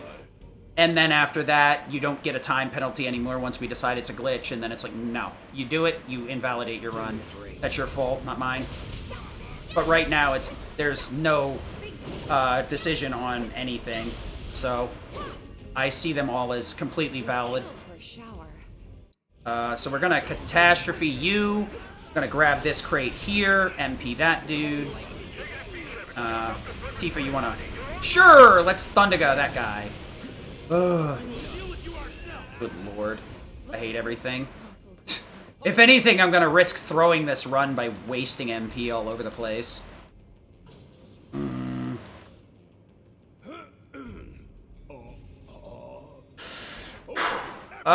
So I threw out a Thundaga Magnify, that puts me at a 22 MP disadvantage. Really, really awful one. I wanted to Star Shower with Tifa. Problem is, I tried to menu past Barret to get there, which was a horrific mistake. So we're gonna Thundera here. I wanted to delay Cloud as much as possible so he doesn't... Okay, just... Okay, that's fine. What? Thundera. Should be enough, whatever. Holy shit, these fights are going horrific. Oh, this chapter sucks. That. Tifa Star Shower, Thundera. Okay. A little bit too heavy there. Hey! Hey! There we go. Oh boy, this chapter is going pretty bad. It may not look like it, but this chapter is actually really difficult. This is one of the first chapters where there's a lot of, like, little time saves, and it's very hard to hit them all. Oh god, Tifa's MP is extremely low. That's really bad, actually. I need to get at least 3 or 4 Thunderas out of Tifa, and that's going to cost 44 MP. So I'm going to have to do a lot of stuff here. That is not what Cloud, can you Thundera that guy? Strike. Alright, synergy with Barret, that works. I'm gonna have to heal Cloud 100% because he can take a lot of damage, but I'll have to wait for some of the other rooms to go by. So we're gonna Catastrophe first, then Thundaga. Okay. Whoa. Catastrophe's probably gonna one-shot. Yeah. I actually didn't. I don't know if I really wanted that to happen, to be honest. So what happens is they got close enough to each other to get tagged by both Thundagas. Yeah, that's interesting. We're gonna heal up Cloud here. Okay, that's all he's gonna get. Skip, please. We want to target this guy. We're gonna chill out over here, because we gotta wait for that guy to get off the platform anyway. Okay. Normally I'd warm up with Tifa, but I just don't feel like risking anything, so we're just gonna do this with Cloud and save some time. This chapter's been pretty rough so far. Enough. Sir, it's not ready yet. That's that. Understood. Prepare the airbuster for immediate deployment. That's that. You're done. I need to be a little bit more slow with this. EKG no, Goddard to Tifa yes, and then Synergy to Cloud. Also need to demag these, and there we go. So now we're going to be spamming Synergy a lot with Cloud here. Looks like a Barret really doesn't do much for damage with Synergy, but he's usually effective enough to take down some of these weaker enemies, so it makes a lot of the fights a lot quicker. And it adds enough backup damage that it normally will tank out bigger enemies too, and allow Cloud to cast with a little bit lower of a threshold. We're gonna... True Strike, please. Whatever. I will be grabbing the crate here, so I'm gonna have her top off Cloud. I'm grabbing this because I want to make sure... Yeah, that's... I'll be able to recover 1 MP in the middle of this fight. I can recover that 1 MP through natural MP recovery during Airbuster. Could you just not?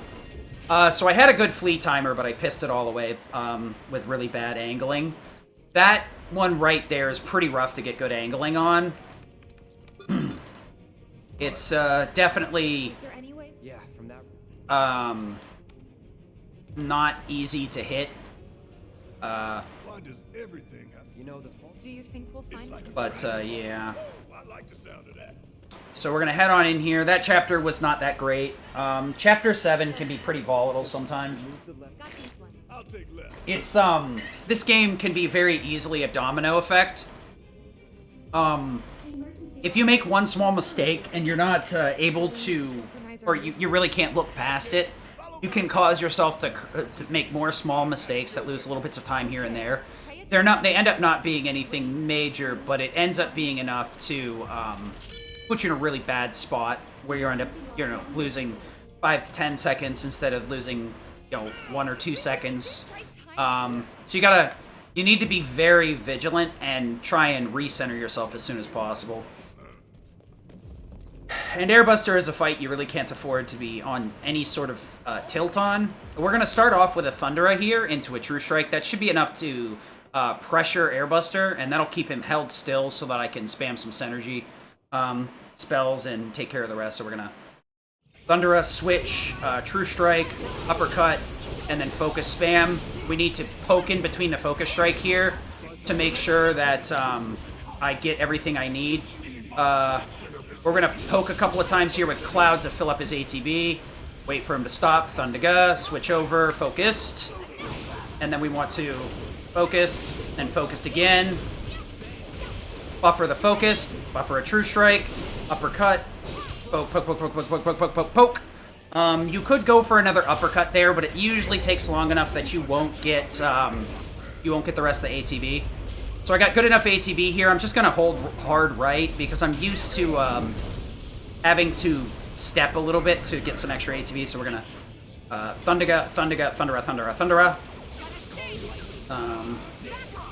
So I can Thundera with Barret separately to get an additional Synergy proc, but that's wrong. I mistimed that a little bit, but whatever. Yeah, even with that skip, I barely saved any time. This, and then I believe this. Then we want to go into Iron, nope. Chain to Tifa, yes. Metal, no. Mithril, no. We want to go into battle settings for Disorder, Blade Burst, SD, and then Triple Ski. Alright. Triple Slash right off the bat. Build a little bit of ATB once we smack him with that. Here we go. So my ATB is pretty fat right now. I really am not worried about much. Just going to wait till he slams the floor and then go for the spin. The spin should take care of the rest of the guys. My ATB, unless it's horrific, I almost always have near max ATB out of this. But what are you going to do? We're going to roll up and explode on Reno here. And that'll be that. That's it for that phase. The self-destruct here is being kind of abused in an interesting way. I'm pretty sure the developers intended this because of the way that they programmed it. I just don't think they expected people to use it, or at least many people to. So we're going to actually do a little bit of a menu change here, and then I believe it's... I don't know why Magnify mystifies me. I always forget about Magnify. Well, I don't think they expected it, but I don't... see, the thing is, like, they definitely intended self-destruct to kill you when you use it. So, initially, self-destruct will inflict instant death. But if you use Subversion Warding, what happens is, their fix to that is, no, you take a shit ton of damage and die. Well, the problem is, it doesn't matter where the damage comes from. So if you take a ton of damage, you gain a chunk of limit. And because we have really low hit points, I'm at base HP value, and I took max damage, which I'm not sure if it's even capped in the back end. So it might be... Seriously. I hate these hand-over-hand segments. These are so awful. It's so easy to lose time to these dumb things. The reason I had to... Normally, I would do the movement with the camera, but right here, you actually need to keep the camera at this angle, because you can hold right, and Cloud will move during that camera pan back up. If you have any other camera angle, your movement will change as it pans back up to you.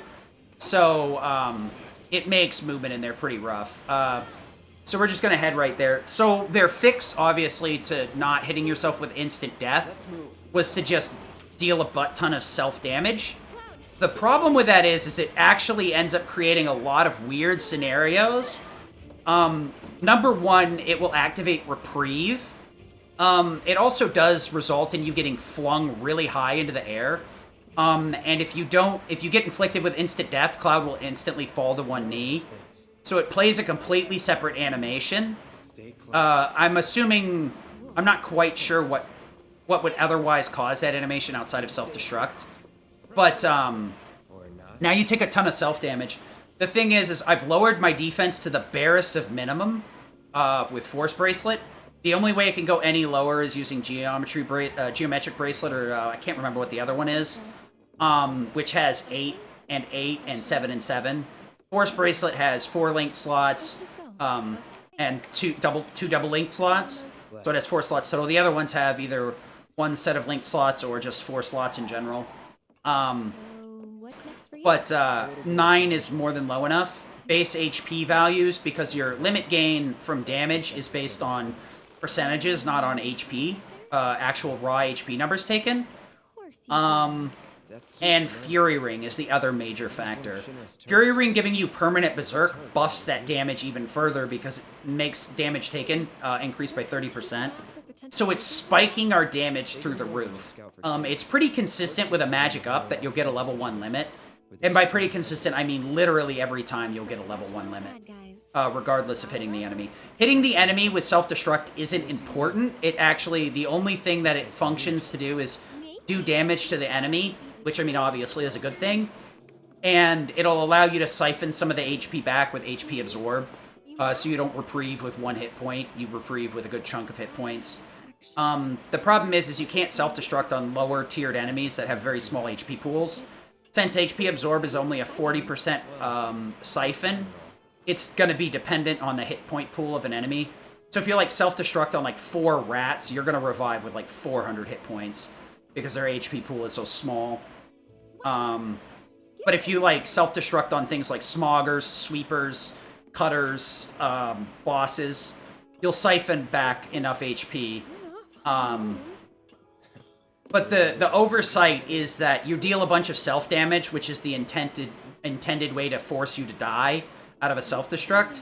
But what it does is it ends up activating Reprieve, which creates this real interesting interaction with Ironblade. Not only that, but Ironblade has an additional interaction that's not really immediately obvious. It actually has an additional ability called Trade-Off. And when you take 10% or more of your HP, which is a significant quote-unquote amount of HP, you gain 1 MP back. So every time you self-destruct, and as long as you have like 70% or more HP, you regain between 7 to 10 MP. So self-destruct can actually make it so you don't have to bother grabbing MP crates in some scenarios. I'm actually going to heal right here because we got to wait for Aerith to cross anyway. I'm assuming that this definitely wasn't an intended method to be abused. But I would argue that it's an unfortunate event of how they decided to work around you getting instant death protection. I mean, it's very weird because I don't think there's much that inflicts instant death besides maybe Tonberries. So warding Subversion would be useless otherwise. So I'm not quite sure why they gave us instant death protection unless it was specifically for that, but not intended for self-destructive use. But honestly, they gave us so few E-skills, I'm not quite sure why we got 4, and most of them are garbage. Alleged Aura is good for, like, solo versus boss fights, and self-destruct's only good because of this exploit. We're getting close to the station. Even so, we'll probably run into... But a lot of this area is just running, or rolling, whichever way you want to look at it.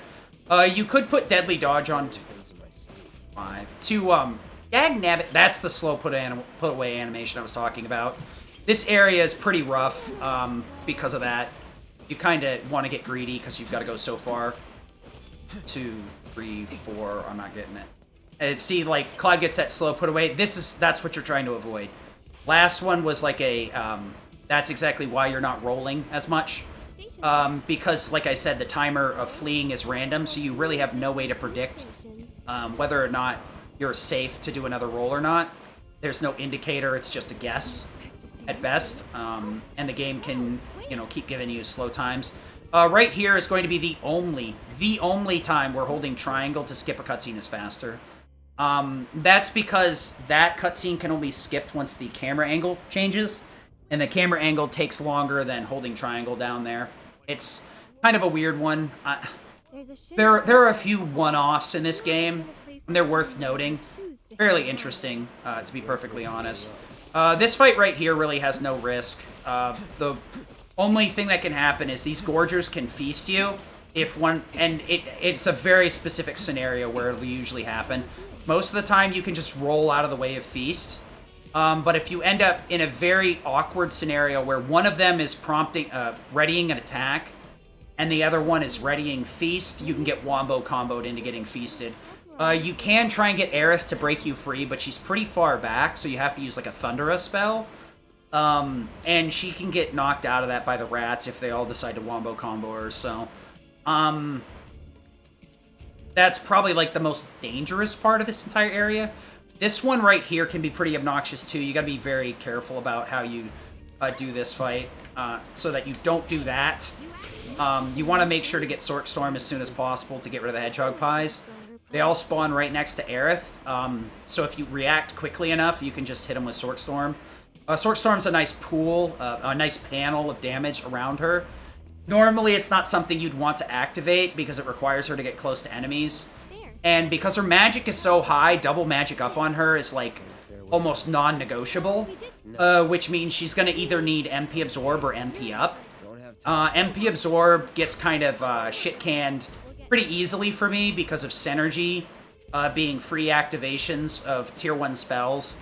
And Magnify being, like, 100% required because it'll just rip through groups of enemies, no matter their weakness. Leaving you with, like, just enough space for a first strike and maybe a stagger or a skill master. You would have to, like, quad equip Aerith, and micromanaging that much MP can be quite overburdening. I find that Magnify and Synergy is usually enough. And it'll give her the little bit of flexibility she needs to be super efficient. You want a Thundera there a little bit later. You could Thundera much sooner, but the thing is, the AI likes to dodge roll before you do a shortcut. It's not 100% consistent that it will dodge roll, but it is something that it does do.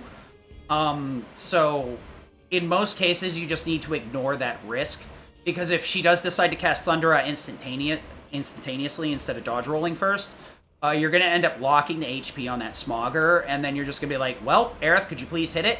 Sometimes she swings at it, and sometimes she can even hit it before the HP lock breaks.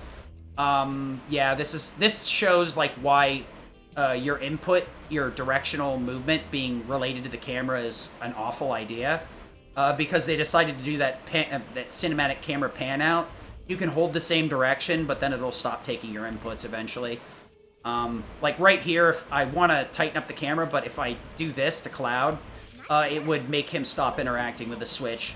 So the camera is very important to learn how to manipulate. The camera can screw you over if you're being aggressive with stuff.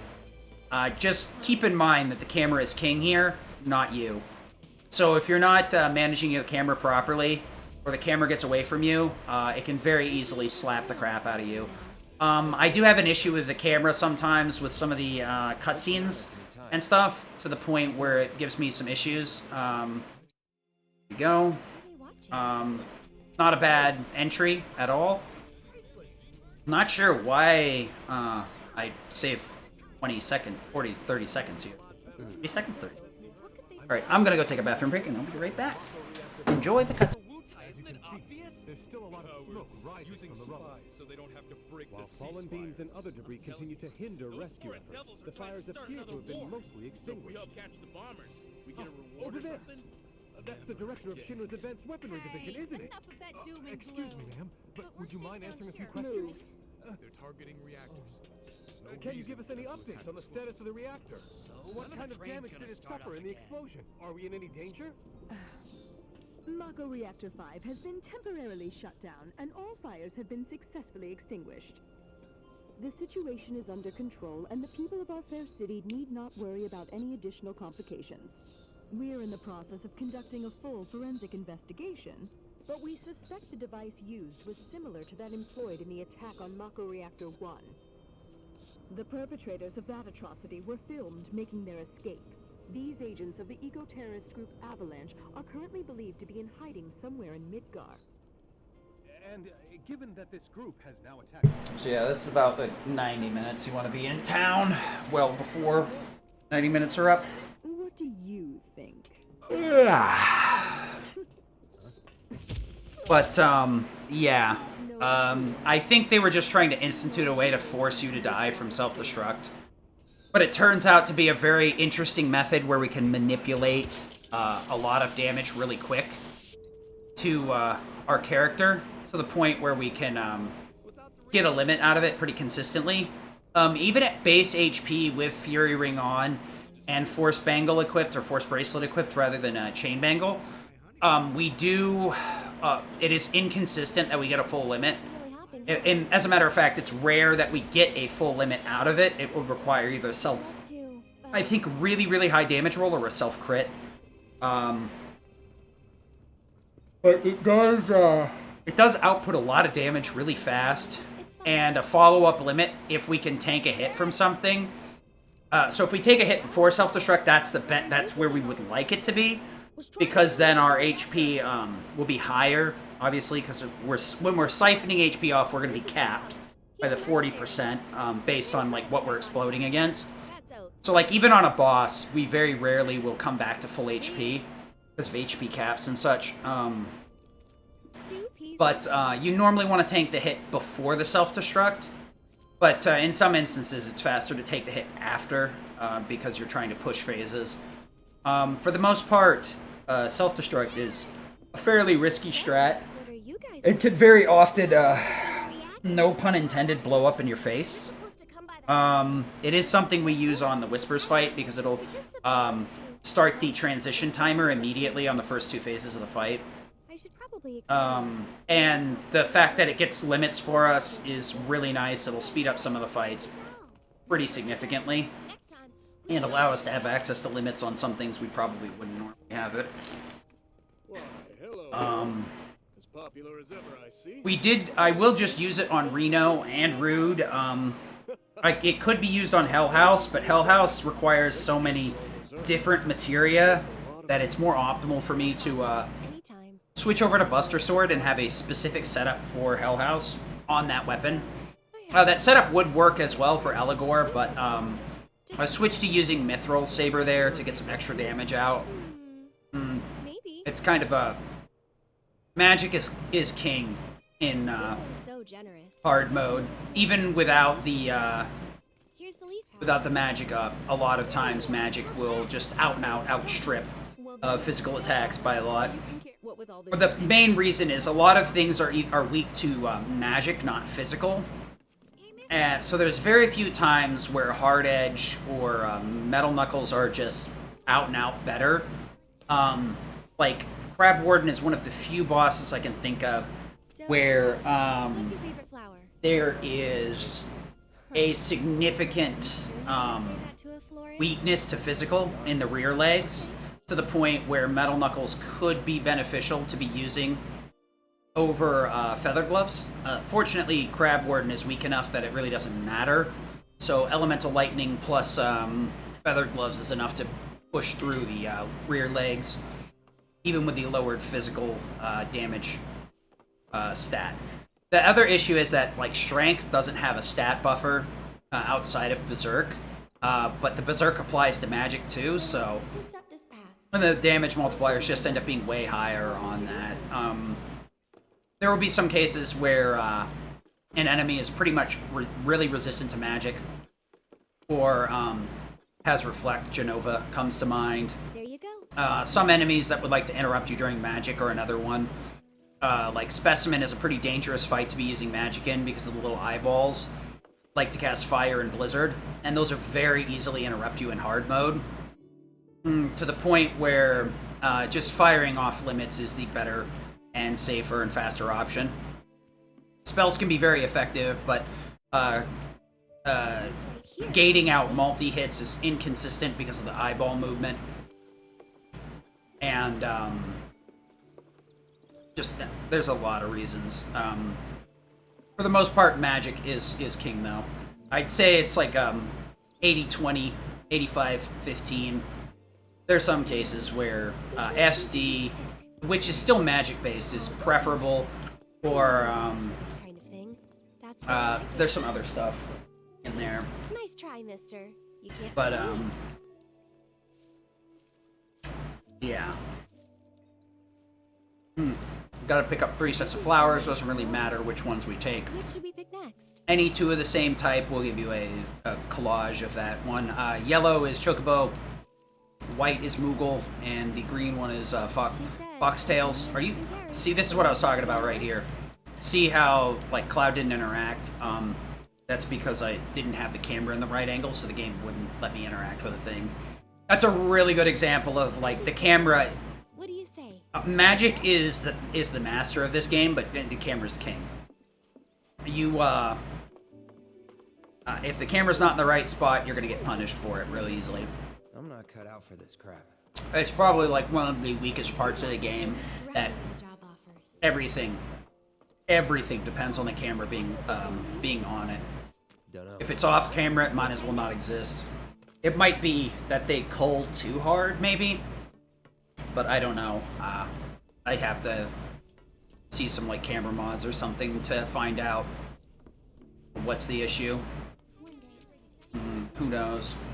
But the problem is interactables are really touchy and basically have to all be on camera. I remember you. Where's But Leave. now we're heading into the kids' little snort fort. Nothing too interesting back here, just a lot of rats. If anything, the rats are interesting in the wrong way. Some developer was laughing his ass off when he gave rats the call to arms ability. I see. I don't like this. There's someone who. Come on. Not a fan. Call to arms can summon an additional wave of rats, and that will usually snowball into another 1 or 2 more waves being summoned by those additional rats. No. The problem isn't that they summon more rats. The problem is that the rats will dig up out of the ground and take forever to be hittable. And then the next few waves will be under the same scenario. So you just flat out lose time, even if you can kill them the instant they are killable. Which you normally don't plan for, because you're trying to avoid it. Normally it would be kind of a dice roll, but this is actually why I have Sorcerer Storm equipped. If we want to rescue them, Sorcerer Storm we gotta break the gets rules. decently hard, but it's an AoE. And it's an all-at-once AoE, kind of like a limit. So there's a couple of different options to get rid of all the rats at the same time. You could self-destruct, but the problem is Cloud gets bounced up in the air pretty high and ends up losing a lot of time. Rats have really low HP. There's a couple other things. It basically, that takes forever. It would work, though. You could try magnified spells, but you gotta remember those go bonk, bop, bop, you know, as they cast.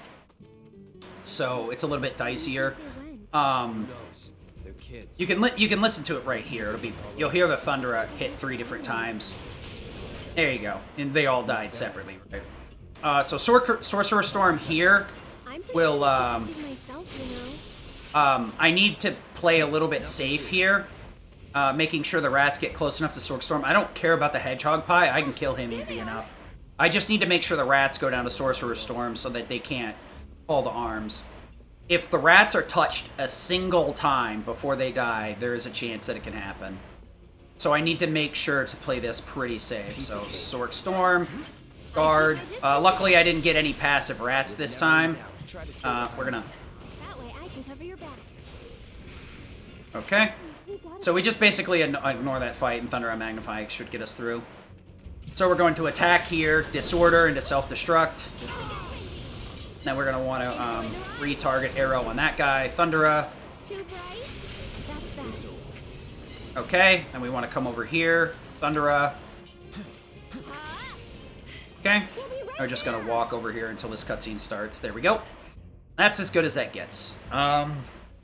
This area can kind of snowball really fast, so if any of your inputs are off, you end up in a pretty rough position. That last fight can be done a couple of different ways. Also, you could save load here to theoretically get her up the ladder faster. But I've found it, like, I'm not really sure when the right timing is, so I just don't go for it.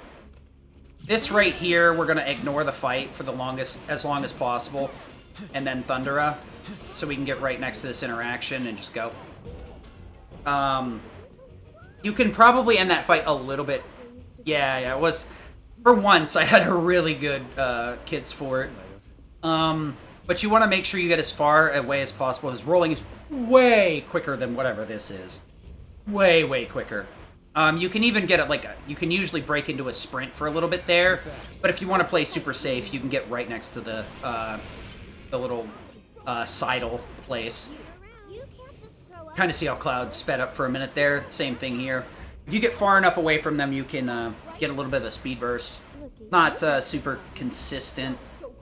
This is about as fast as this goes. You just want to keep the straightest line possible because you're going so slow.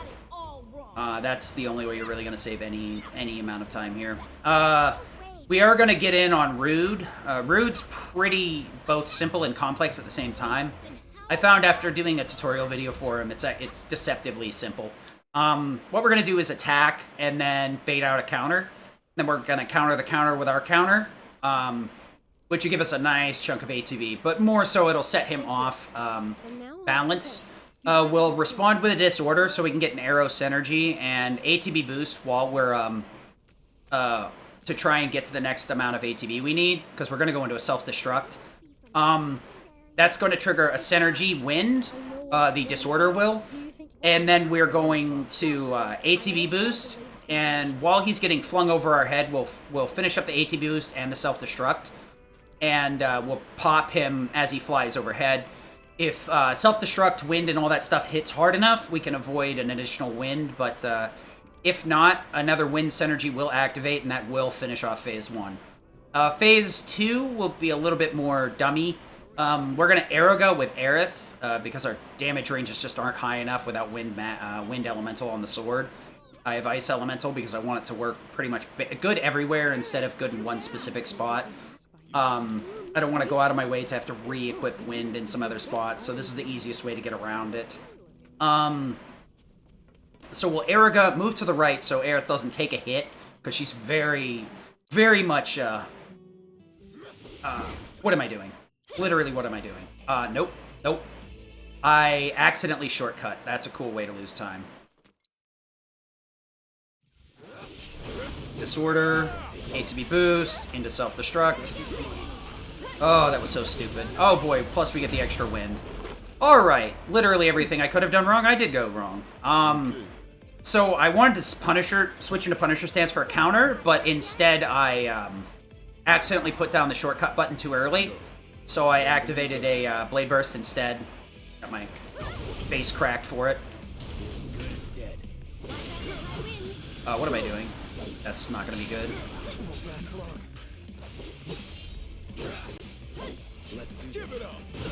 Okay, this is actually a dead run, again. Oh, I really should... That was unacceptable, what I just got done doing.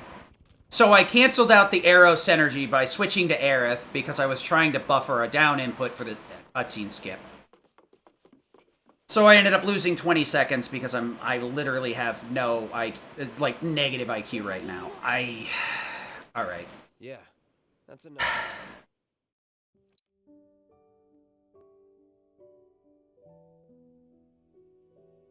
There are no words to express the level of incompetence that was. That was literally Bobby's first speedrun stuff. Root is not that hard and should never be that hard. I was about to say, if I kick something, I'm done. You're leaving? So, It's simple. It isn't exact. was one. Promise me. You got it. Thank you. Whatever. There's more time to save at other places. Hey, Rude and Reno are very simple and straightforward bosses. It's very easy to miss input, so it's not like unreasonable that you might do that, because they're such straightforward bosses that they rarely get a chance. You rarely practice them because it's just not needed. But if you get ahead of yourself, you can very easily miss input. Opening up the shortcut menu is a really easy way. Trying to buffer skips because you just screwed up, so you're trying to save time. It's very easy to get into a mode where you're trying to recover. And you just need to take a breather sometimes and not be like, okay, well, I'll just skip this cutscene quicker because I screwed up and hit the wrong button. So, the problem is that it's just such a stupid way to lose time that it really, like, you want to get mad and you need to calm down at that point instead of tilting at it. There's a lot worse enemies that you can get kind of BS'd out of, so it's whatever. As long as, if I don't throw any other fights like that, we'll be fine. It is a little bit late, but I can push through the rest of this run. As long as I don't throw another fight like that. It'll probably die to the pump minigame in frickin' chapter 10. Most likely, because I'll get too worked up and miss it like 6 times and end up going negative, or going positive.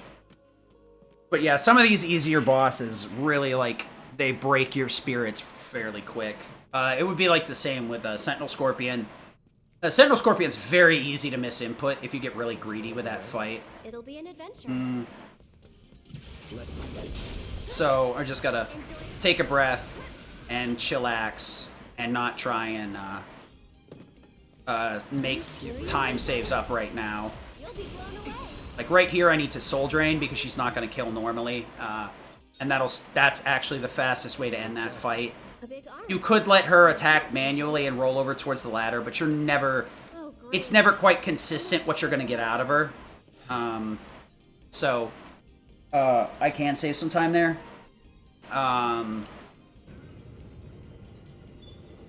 We're going to mash through this dialogue as well. You serious? Absolutely. This split... Not this split in general, but like all of these splits are pretty bad in general, so... It's fine, I'll just save the time next run. I'm only aiming for like a 440 or a 4-4x, you know, so I don't need a perfect run. I just need a good run. Piece of cake. Give me a sec. I guess I can. I'll take the looking like a complete fool, throwing a rude fight and getting a gold split on a Genova. That's all. We're just RNG manipulating for Genova, so I get perfect ATB on that fight. Easy peasy. See? I know what I'm doing. Absolutely. No holding back. Blade burst, please. You did?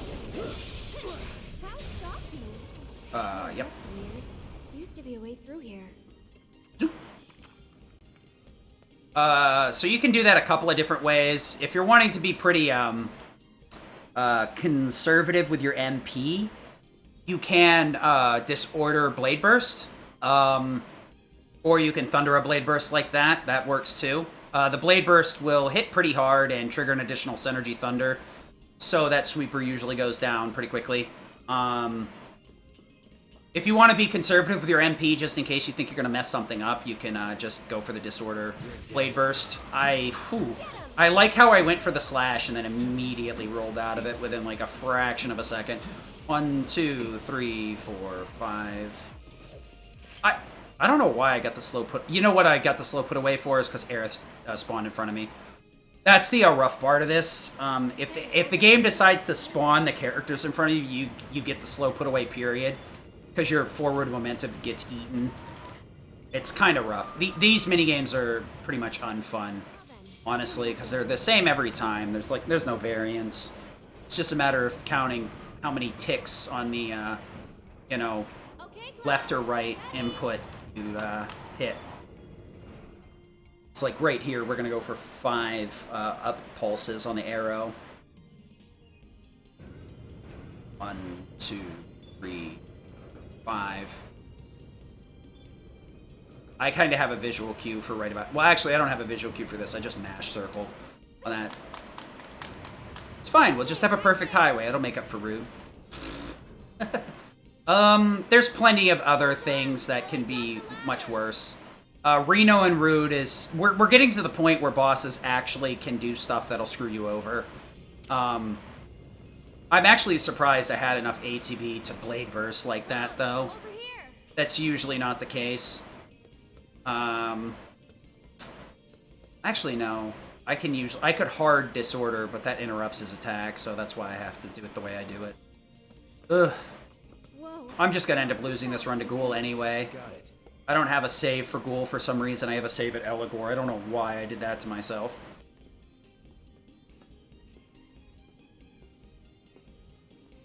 Anyway. Tilt be easy. Explain be difficult. These next couple of fights can be pretty rough. The thing with Synergy is it's extremely potent, but it can be invasive in how you do fights. To the point where you need to input with the other character first, and then you input with Cloud after, to make sure that you don't have to, you don't activate Synergy by accident.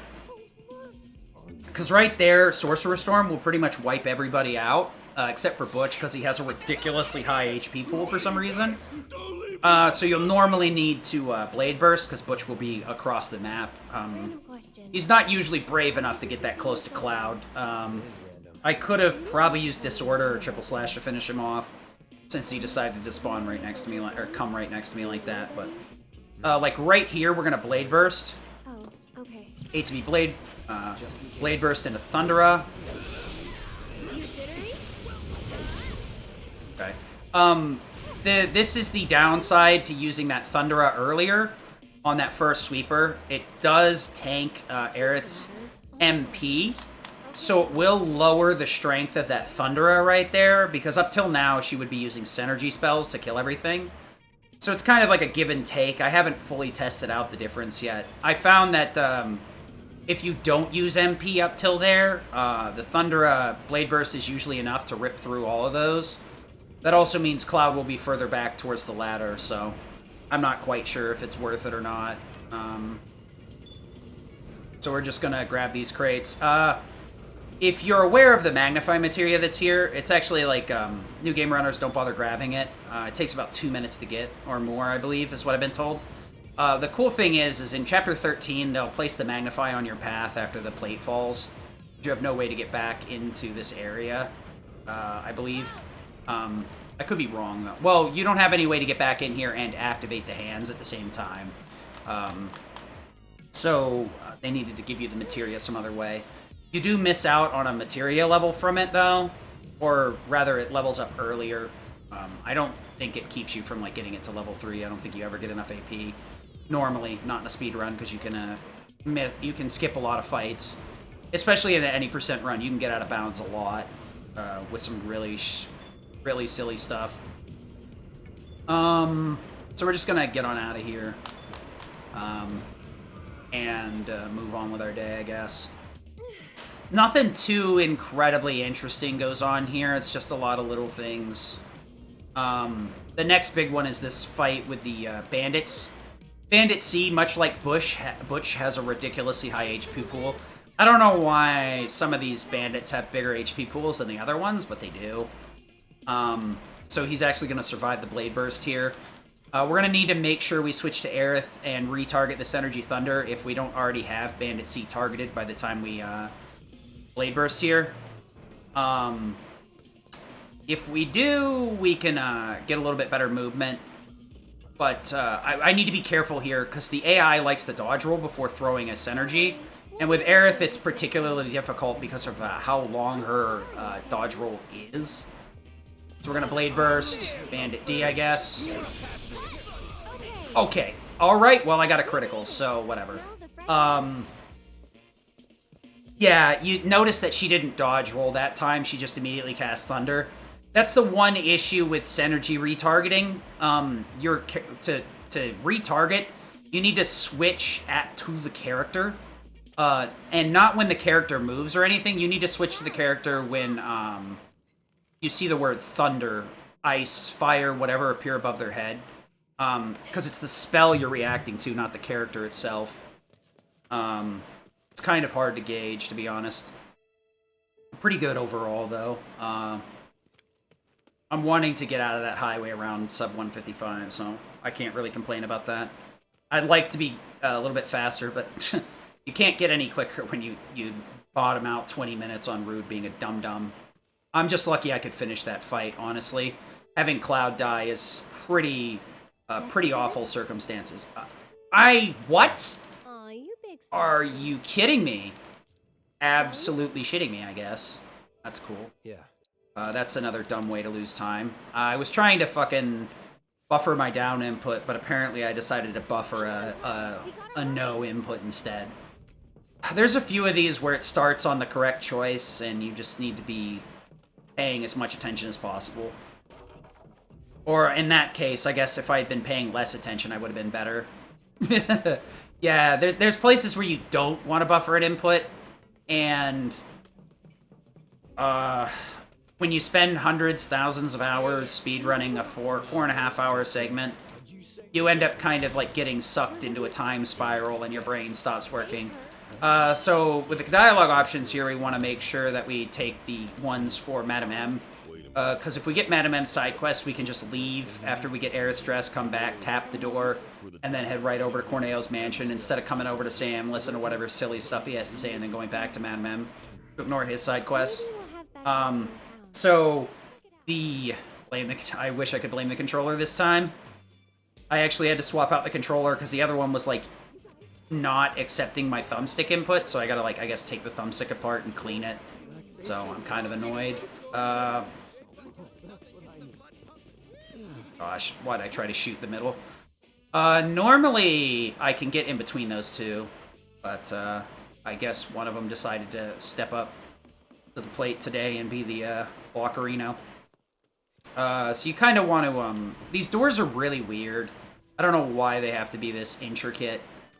Like, all the ones on the inside are all just single inputs. I don't know why we got a whole triangle for the stupid doors at Corneo's mansion, but whatever.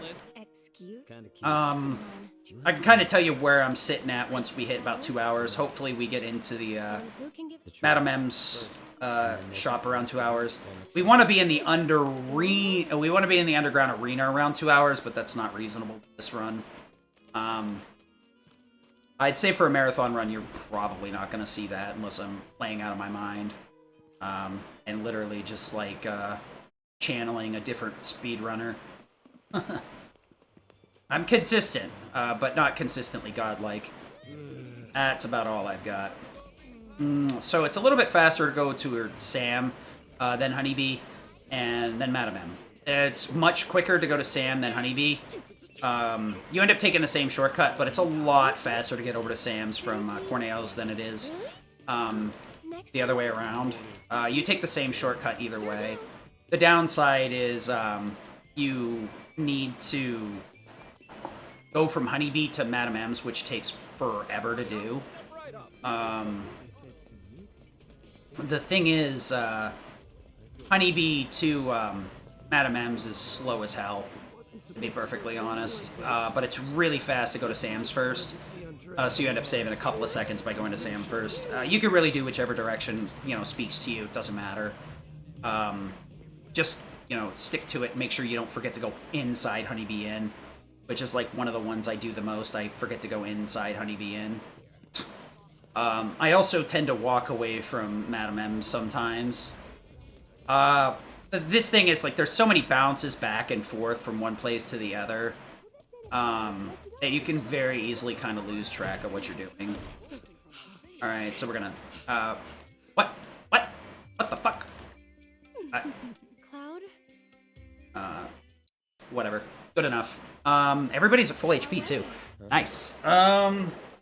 Yeah, so this is about where I want to be here. I could have I probably could have gotten to the underground, or at least halfway to the underground arena at 2 hours if I hadn't thrown Rude. Or let Rude throw me, rather. Yeah, let's look at it that way. Rude threw me. Threw me to the wolves. So we did do a minor menu. We're going to start getting into the part of the game where we have to do a lot more menus a lot more frequently. Because Aerith is so ridiculously powerful, she can usually burst through regular enemies without too much trouble. Problem is, bosses, not so much. No matter what you do, you're kind of straddling a line between boss fights and enemy fights. And the Magnify is usually the first thing to give in enemy encounter, or in boss fights. Sorry. Sometimes you can just push through with or without it. But you end up needing to kind of, like, straddle a line of effectiveness in combat with enemies and effectiveness in combat with bosses. Some of the places we can flee fights, so we can kind of, like, pare down what we need for specific things. But, like, for this segment here, we can put MP Absorb on for Hell House and Abzu, because they're basically back-to-back. The only encounter is a couple of Corneo thugs in between. Worst comes to worst, we'll just tag one of them with a limit and fire the other one. But we're going to need the MP Absorb for the fastest version of Abzu. Spamming Synergy is incredibly powerful, but it's even more powerful if you factor in spamming Synergy attacks on the Arcane Ward for free duplications. The problem is, Arcane Ward does half the damage and the stagger value, and because of a quirk in the programming, it always costs 1 MP with a Synergy activation. So we're going to save load here, that saves the maximum amount of time. You can move towards the door, but I wouldn't suggest on the PS5. For whatever reason, it seems to advance some cycles so that Aerith usually gets her dialogue in there, so you end up losing time to it. And Johnny looks a little distraught. Man, you got beat up, buddy. These guys were nothing. I don't know how you got beat up by them, to be honest. So we're going to head into the arena. This first fight is 2 dogs plus Beastmaster. We're going to Thunder and Magnify with Aerith. I'm going to ATB boost with Cloud and then just spam some triple slashes until I kill everything. So skip the cutscene. Thunder and Magnify, triple slash. Now. Triple, please. I accidentally went into the menu because one of the shortcuts were not input properly. So Cloud's going to be doing a self-destruct on the next fight, so I can spend all the MP I want, really, for the most part. I can also self-destruct on the sweepers, assuming I don't accidentally Blade Burst instead. It is something that does happen sometimes. I find that with self-destruct, the Blade Burst is an extremely good complementary move for places where you don't want to self-destruct because your magic is decently high. You just need to make sure that they're consistent and you don't flip-flop your inputs.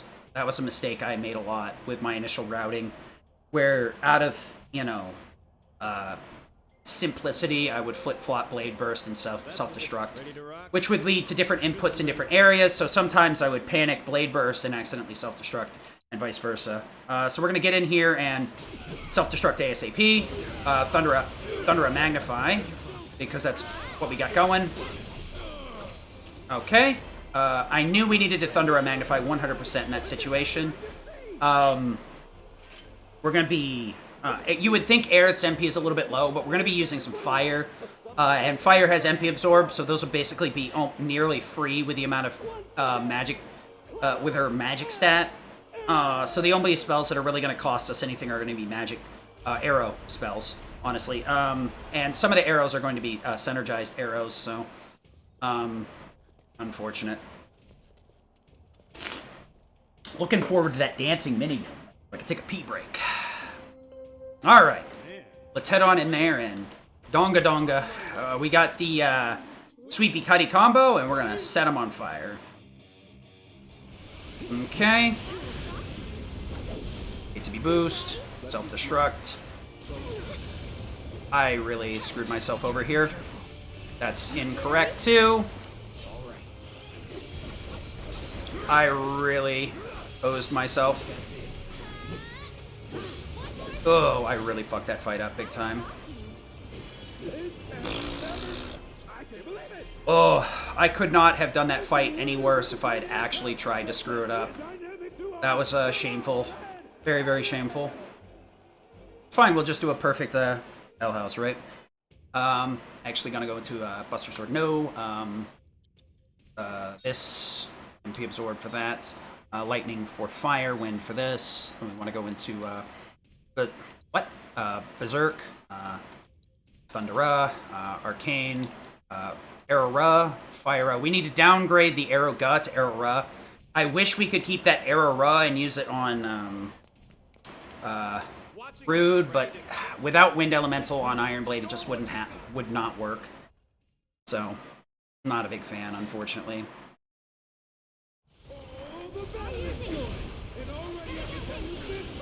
Okay, good enough ATB.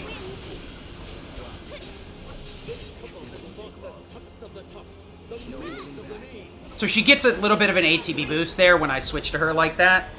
When you're in control of the character, it gets rid of the ATB debuff. There seems to be an ATB debuff that happens when the AI is attacking. So that's why ATB assist is so important. Skill Master and Stagger, because the AI gains less ATB than you would naturally. So sometimes you do need to switch them and, you know, do an input or two, and then switch back. We're going to Arrow right here, go hard left, so Aerith doesn't jump into this rushdown, and then a bunch of stuff. So Arrow, Ripple, Thundera, Fire. Okay, that's really unfortunate. Thundera.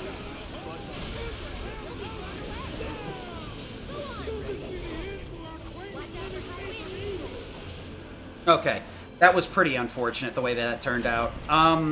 Luckily I got the bio out, but he stood up so early that it really messed with my timing. I'm not quite sure, but it's whatever. I've got full ATB, so I'm fine. I gotta stand on Cloud for a little bit here, then I can switch. Okay, we're not getting anywhere near those stupid things. We're gonna wait to cast Berserk. If we cast it too soon, it'll actually fall off and run out of effectiveness before the boss is actually hittable. So there we go. Arrow, Thundera, Fire. Okay, and there you go. Pretty rough, pretty rough. I would have probably saved some decent time if I hadn't have thrown the Sweeper Fight so hard. Getting Lightning Element there did save a ton of time, though. That's probably the optimal element. Because what it'll do is Wind will take a while to explode, so the Charged Tempest will actually have a chance to hit a few times before Hell House gets flung off the rung. So that way I get full damage out of the Tempest, which is a ton of damage. I get Arrow, which it's weak to, so that deals a ton of damage. And then I can Fire as it's falling down, and that'll meet it along with Cloud's Thundera, which will meet it on the way down, too. But I gotta make sure to delay Cloud's Thundera enough that it doesn't heal while it's still in Lightning phase. So you gotta kind of, like, get a very specific rhythm going on to get that kill. Alright, so we got Madam M's side quest, because we did all the correct choices. We're gonna dip on out, and then come right back in and ask for our money now, or something like that, I guess. So we need to step away from the door a little bit to make it actually close, turn around, and then ignore Johnny. We don't care. He's annoying. There is a save load in the basement, so I'm actually going to be doing my menu there once we get Tifa back in the party. There's a lot of save loads in the game that you can do, and it just so happens, luckily enough for me, that I did a lot of my menus in a really particular place. Turns out there's a save load in that place to skip dialogue and stuff. So I do a lot of, if possible, I do menus with save loads. Probably, no, that one wouldn't work. I'd have to figure out a different way to do the elevator fights. So if you mash triangle before you interact with the door and then hold, it seems like it kind of like pre-buffers the hold on the door. I don't know why. These doors are really jank, and I don't understand how they function. I just literally don't. But they do. So the sewers is the great nexus of disappointment, followed swiftly by Chapter 11, the the haunted speedrun train graveyard. Ghoul is an awful boss. Eligor is pretty bad, but bearable, honestly. Ghoul is probably one of the worst design bosses in this entire game. He's definitely balanced around the idea of being able to use items to kill Ghoul, and not having access to items in hard makes Ghoul an obnoxiously hard boss, for no other reason than you can't just elixir it to death. So the secondary option would be casting healing on it, but putting healing on Aerith is slow as hell because it's only effective against the ghosts, and you really don't want to be wasting her MP healing the party. She does usually end up having a lot of extra MP because of Synergy. The problem is you end up needing ATB fixing materia on her to get the damage out quickly. So between like Synergy, Magnify, ATB boost, Skillmaster stagger, those kind of things, you end up needing those more than you want healing for Ghoul. You can go out of your way to give healing to her for that fight, but you're not going to have a good time if that's what you have to do. Healing on Ghoul is not fun, honestly. It's the best way to take care of that awful fight, but you can deal with it with fire. You just have to not be stupid like me and don't cast wind instead of fire. I don't want to talk about it, even though I just did. Let's just get to Genova. I'd rather lose my run to Genova, even though I've figured out kind of how to deal with that fight. Got it down to 2 minutes and 50 seconds. As long as I can get it under 3, we're fine. All right, so I'm gonna go take a bathroom break. This will be the last one for a while, so I'll be gone for a bit.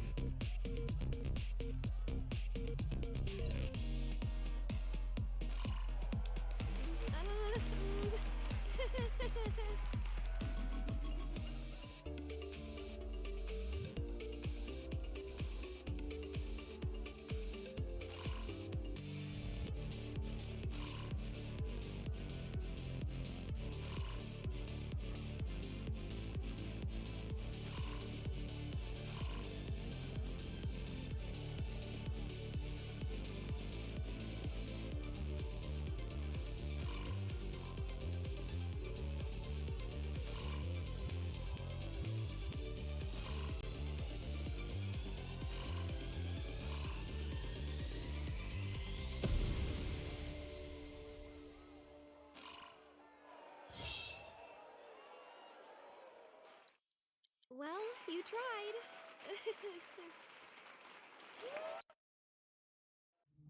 Oh, the good old early skip. That show today blew my mind. Yeah, you can't skip that cutscene until after you see not Johnny, but Sam. When you're on Aerith is unskippable. Gotta make sure to talk to Cloud here after he stops, not before, or else we'll get extra dialogue from Aerith harassing him about how good his dance was.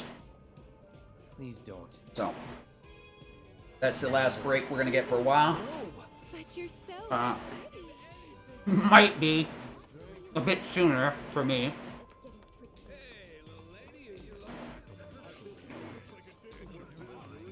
Depending on how pear-shaped the sewer goes.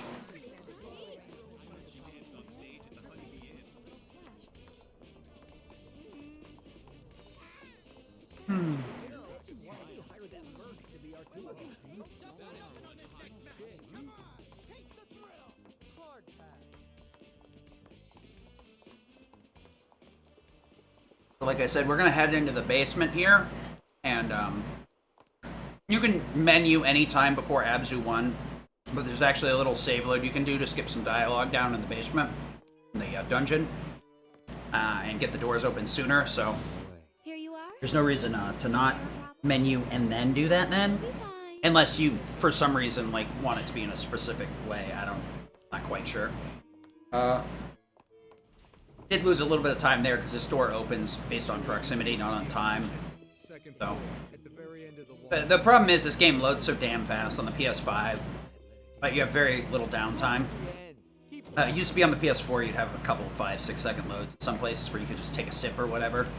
Now it's just like, well, you have to know that there's going to be a long cutscene like this, So what happens? where I'm waiting for this dialogue to happen before I can do my save load. This room gives me the creeps. The real trick here is not just doing the save load, but hey Wolverine, but it's also making sure that you do the menu first and then the save load.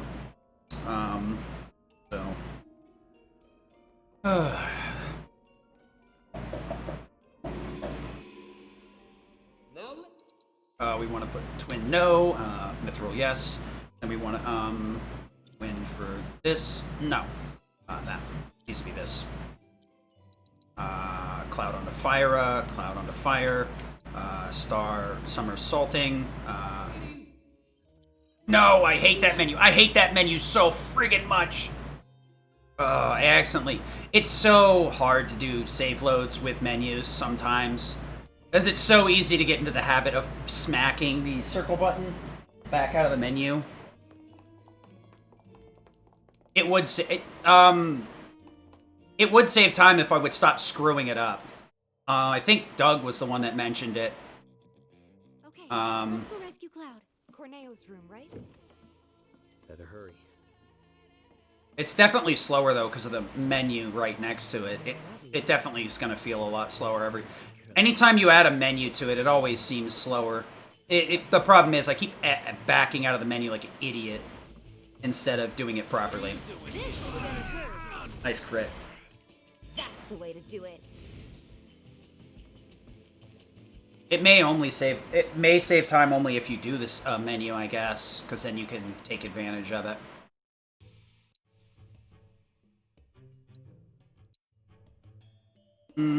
Well, I guess let's see what we can do here. Hopefully we don't let Abzu take a sip or a dip. Cloud, disorder, charge up for berserk. Berserk. Okay, ATB boost. Somersault. Fire. Fire. Fire.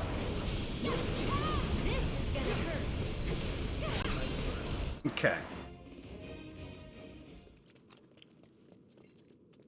So, the other good thing about this is I can take a look at the... This is probably... These save loads are probably incredibly tight on whether they actually save time or not. Into Ironblade, no.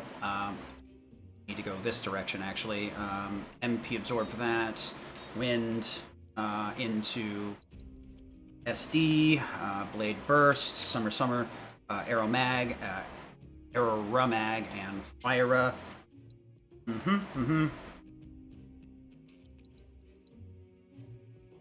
Hey man, if I could not choose violence as an option. Aerith, just fire that piece of shit. Are you serious with this? Are you fucking kidding me? I'm pretty pissed. That was absolutely I don't even know why she cast Aurora. Like, she should have cast Fire. That's so ridiculous. That's so ridiculous. Perfect Abzu 1, immediately supplanted by a Turtle of God. Some of these fights are ridiculous, I swear. I don't even know where that... Sometimes I get some misinputs that just mystify the hell out of me.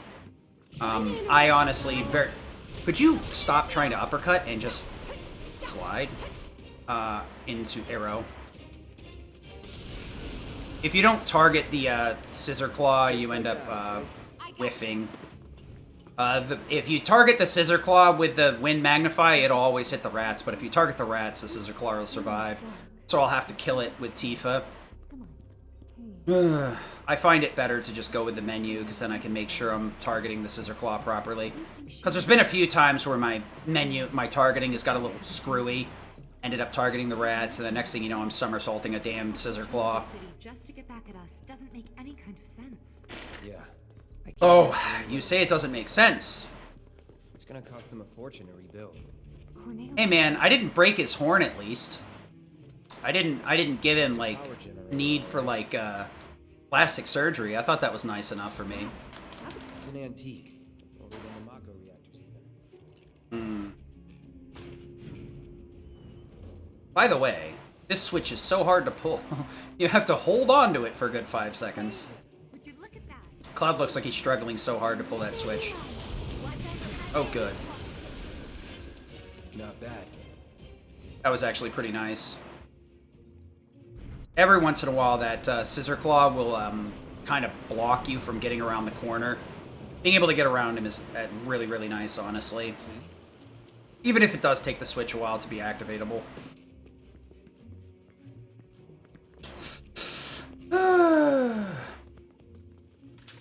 Man, this run feels like it's a thread and a needle right now. Whew. Oy, oy, oy, oy. But that's what I mean. Sometimes these fights can spiral. Like, if I Arrow Magnified, it would have been okay, because it would have hit hard enough. But Arrow Magnify is just weak enough to have a damage range like that, where the turtle had, like, 1 hit point left. That wasn't a matter of HP locking, that was a matter of just, like, being unlucky on the damage range. We're going to arrow that guy. Switch stances in disorder for a fire synergy. I always end up going a little bit too far. The Arrow Magnify can kill the rats plus the bluegill, but you need to make sure the bluegill goes down, because there's 4 enemies there, so you want to target the bluegill every time. Because not doing that is going to put you in a situation where you could get slept, and then you're going to end up doing a lot of even more silly stuff to get through the fight. So we're going to arrow again. Luckily, a lot of these enemies in the sewer are just so weak that we can just rip through them with Arrow Magnify or Arrow Magnify. The turtles, on the other hand, are not like that. They have way too much HP. Almost arguably too high HP for this point in the game, I would say. They're really rough, to be honest. Ending the chapter on, like, 5 of those turtles is ridiculous. 2, 3, 4, 5, 6. 6 of them. Plus 2 bluegills on the middle one. The bluegills are the worst on that middle one. If your input comes out too slow, you're going to get your entire team put to sleep and then just get mauled by a turtle. So we're going to start with a fire into a disorder. So the disorder triggered an additional fire. Fire can one-shot, but not usually. You usually need a backup. But that actually was a little bit faster because the turtle decided to move right next to Aerith, so the spell made contact quicker. A little bit of a time save. There's some stuff like that that just kind of like it all comes together. Then there's other parts where you're like, I cannot believe I just did that thing. Yeah, if you're prepared for the turtles, they're pretty easy to one-shot. If you're trying to screw around with a speed strat, they end up being a little bit more rough because Firaga is pretty consistent at putting them down, but you really don't want to be wasting that extra second per cast. That's actually something I probably have glossed over. The reason you mainly use Tier 2 instead of Tier 3, so Ra instead of Ga spells, is it takes an additional second to cast, And with max magic up, with like near 500 magic like Aerith has, you almost always hit for like 7 or 8,000 on a tier 2 spell, even on a magnify reduction. So you very infrequently need the tier 3 spell, so it's something you really don't shortcut. So it kind of puts you in a weird circumstance where, like, you can kill everything. I think that was not supposed to be an error rub, but whatever. As long as I cast a spell, it's better than nothing. I did accidentally cast that spell late, though. Those could have gone down to an arrow mag, just a tier 1, so I ended up wasting a half a second there. Get back. I could have wasted a lot more, though. What is this? Okay. I don't know what happened. I'm pretty sure Aerith got slept somehow, but she wasn't when I got back into the room. I'm actually really infuriated about that. Okay, I might end up quitting here soon. Oh, there's a lot of really weird stuff going on here. And I'm either not, flat out not doing the inputs, or the game is eating a ass ton of inputs right now. I'm not sure which it is. There must be some way. But it is infuriating me to a really high level right now. Yeah, see, I should be ahead. And I'm only behind because of these ridiculous missed inputs and that first fight with the dumb turtle.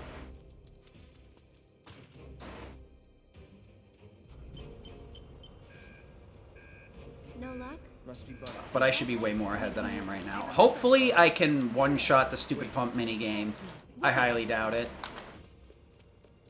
God damn it. Fucking back is killing me.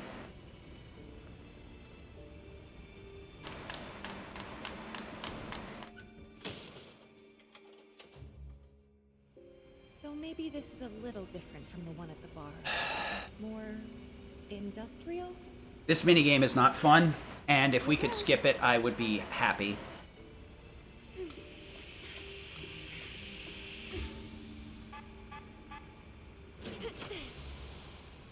It's pretty hard to miss this first one, but I have missed it before. The second one is a lot more ridiculous. Okay. I normally fuck up the second one like 3 times, so at least now I can mess up the third one. All good. Third one, we have to create an audio cue.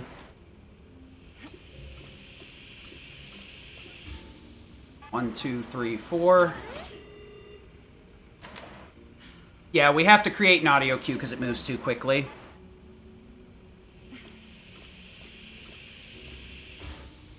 One, two, three, 4. Okay. I reacted a little bit too soon. Alright, we're fine. 4 out of 3 is good enough. Wonderful. Okay. 5 out of 3 is acceptable, but 6 out of 3 is like I better be on a really good pace because that's a minute, I think. It's supposed to be like 10 to 12 seconds per miss. Not sure if it's more in the PlayStation 5 version. So we can skip this as soon as the command menu thing pops up there.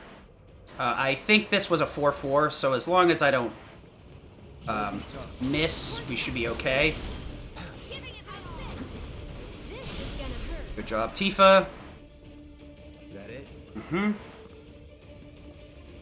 Leave this to me.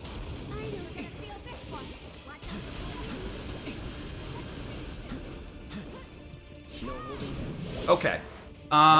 That's fine. Not great, but fine. Fyra. Sworder. Okay, that's gonna suck right here.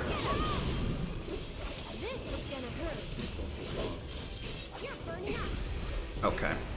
I'll go on ahead. I wanted to somersault this one over here, but ended up throwing it at the wrong time. Whatever, we got out of the sewers. I'm just gonna end up throwing that goal anyway.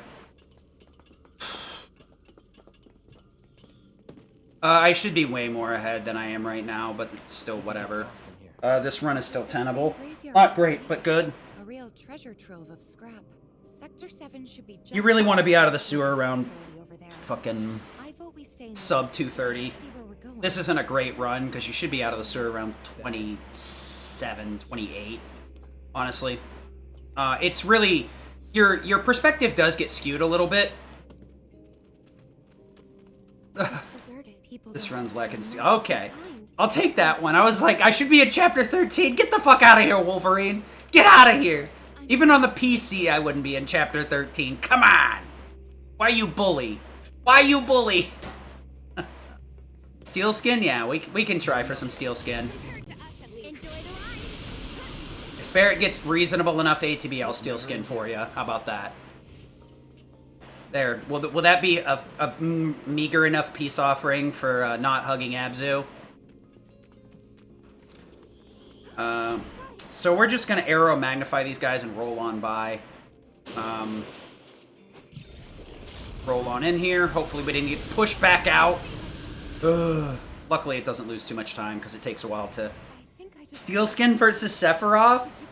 That would require me throwing my entire strat. Come on. Look, you route Phase 3, Barrett, and we'll talk. Till then, we're gonna have to agree to disagree here. I'm sorry. I'm a master of improv. I'm not a master. Like, I can improv some things, but that's a huge damage fall off. Come on. We're talking about like thousands of damage per spell. That's a lot. That's a lot of damage on Sephiroth to be throwing away. So we're gonna arrow these guys too. I'm gonna target the rat for a disorder. We're gonna lock on arrow, roll, disorder. It's a little bit of a specific setup to make sure the arrow, magnify, and fire find their targets at the right time. You need to wait for both of them to go up the ladder before you can start interacting with it. Utmost confidence. Great, great. So we're Blade Burst right here. We're gonna switch to Tifa. And then, really, can you just arrow? Arrow, magnify! Cloud's gonna blow up.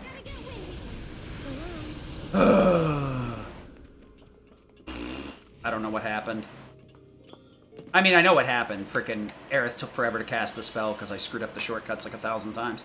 See, here's the thing. Synergy, it can be very destructive to your strat or very beneficial unless you very much are aware of its perks and the parts where it lacks. Alright, let's see what's inside. I will use Steel Skin on the first part, but, like, I don't find Steel Skin to be very useful for anything else. That first hallway, it's decent enough, because if you get ratted 3 times, it's probably faster to take the Steel Skin. Chapter 18, though? Possibly? If you could build up 2 ATB at the very start, maybe? So we're going to stance change here into Disorder. That'll make us hit a little bit harder against this Ghost. Follow up with a Synergy Fire, and then it'll also let me roll out, and then I can walk forward. Are you fucking with me? That Ghost won't spawn if you're too close like I was. So I literally did that to myself. Alright, so there is a save load you can do here, but it's obnoxious to set up, and I've never practiced it, so I don't go for it. All I do is I try to optimize getting everybody down here next to the door so we can start the cutscene quicker. I believe it's like crossing this line right here. You have to like run over it and hit the save and open the menu at the same time, so it's not very... you basically have to like hamstring your movement on purpose, so you end up losing more time than saving it. Because you want to optimize getting Cloud and Tifa as close to the door as possible so that it moves the cutscene forward. It's already bad enough that you have to use Aerith's magnified spells to take care of everything. The crane's up there. So Ghoul is probably going to end this run because I just, for some reason, cannot do Ghoul recently. I'm trying to stick close enough to the railing that they'll be pretty close. But they always seem to, like... Even if you stick right next to the railing, I found it takes longer. It's really weird. It's 6 to 1, half dozen to the other. I think you lose time, you save time, whatever. This right here, we're actually going to cast Fyra, which will allow us to be... It will be instant cast by a bug, since they're in an animation. So we're we're gonna go Aerith, and then Fyra, these two. We don't want to Fyraga, actually. So let me make sure I do that this time. Okay, and you look at her MP right now, it goes from 100 to 121.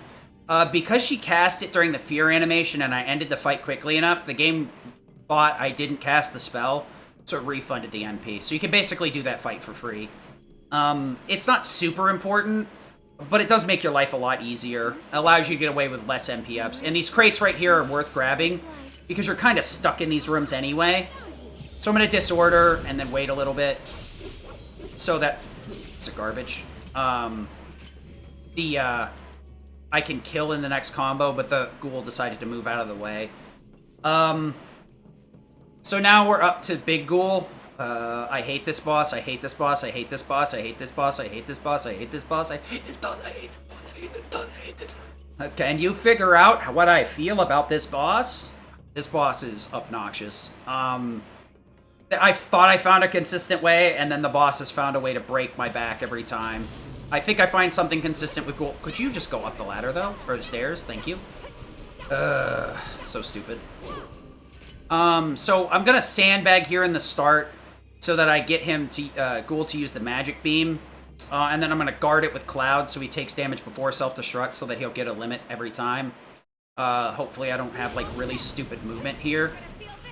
This into somersault, switch over to Cloud. Then we're going to just step right on top of that. Self-destruct. Aerith needs to build some bar here. Into a Fyra. And then we'll just build some right here. So tanking that beam is enough to push Cloud's damage taken high enough so that he'll consistently get a limit. If not, you need to pray that Ghoul hits you with a table, or hits you with a table on this side of the fight. I already hate Ghoul, and it's random enough as it is. So I'd rather take a little bit slower on the start and bait out that Magic Blade. Now we're going to switch over to Aerith here, and hopefully not get screwed over. Fyra into Fyraga. We should be okay here. Should be okay here. Should be okay here. Just die. Thank you. Get me out of this room. I don't like being here. This boss is awful. Ugh. That fight should be that consistent every time, but Ghoul somehow finds a way to not be. I could not explain it if I wanted to.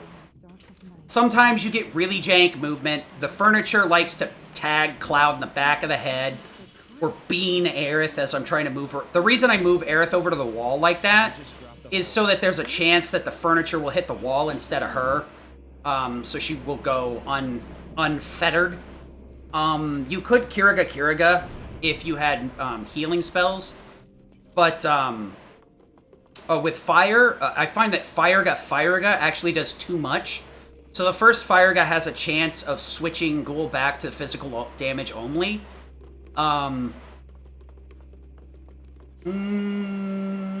Probably. Nothing you need to worry about. Let's get going. But,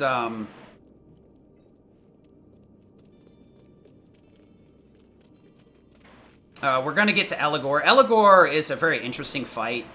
I can very easily mess it up if I'm a little bit too, It's moving. Maybe now we can get to the other side. Once, well, wait, what are we doing here? What are we doing here? Hold on. Error, well, that's a very interesting way to do that. Somersault, Disorder. Okay, luckily here I'm not really losing that much time at all because I gotta wait for the Rotunda to turn around, so... Error.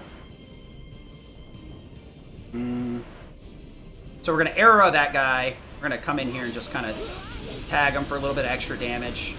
And sometimes this happens. If I get the Error out too soon, that usually happens.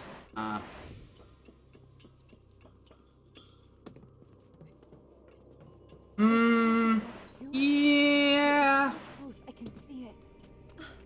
Hey, do you think these trains might still run?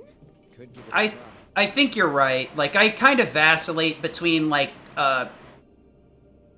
hyper-explaining it to kind of verbalize the inputs can be helpful for me, but they also can be distracting if I'm not...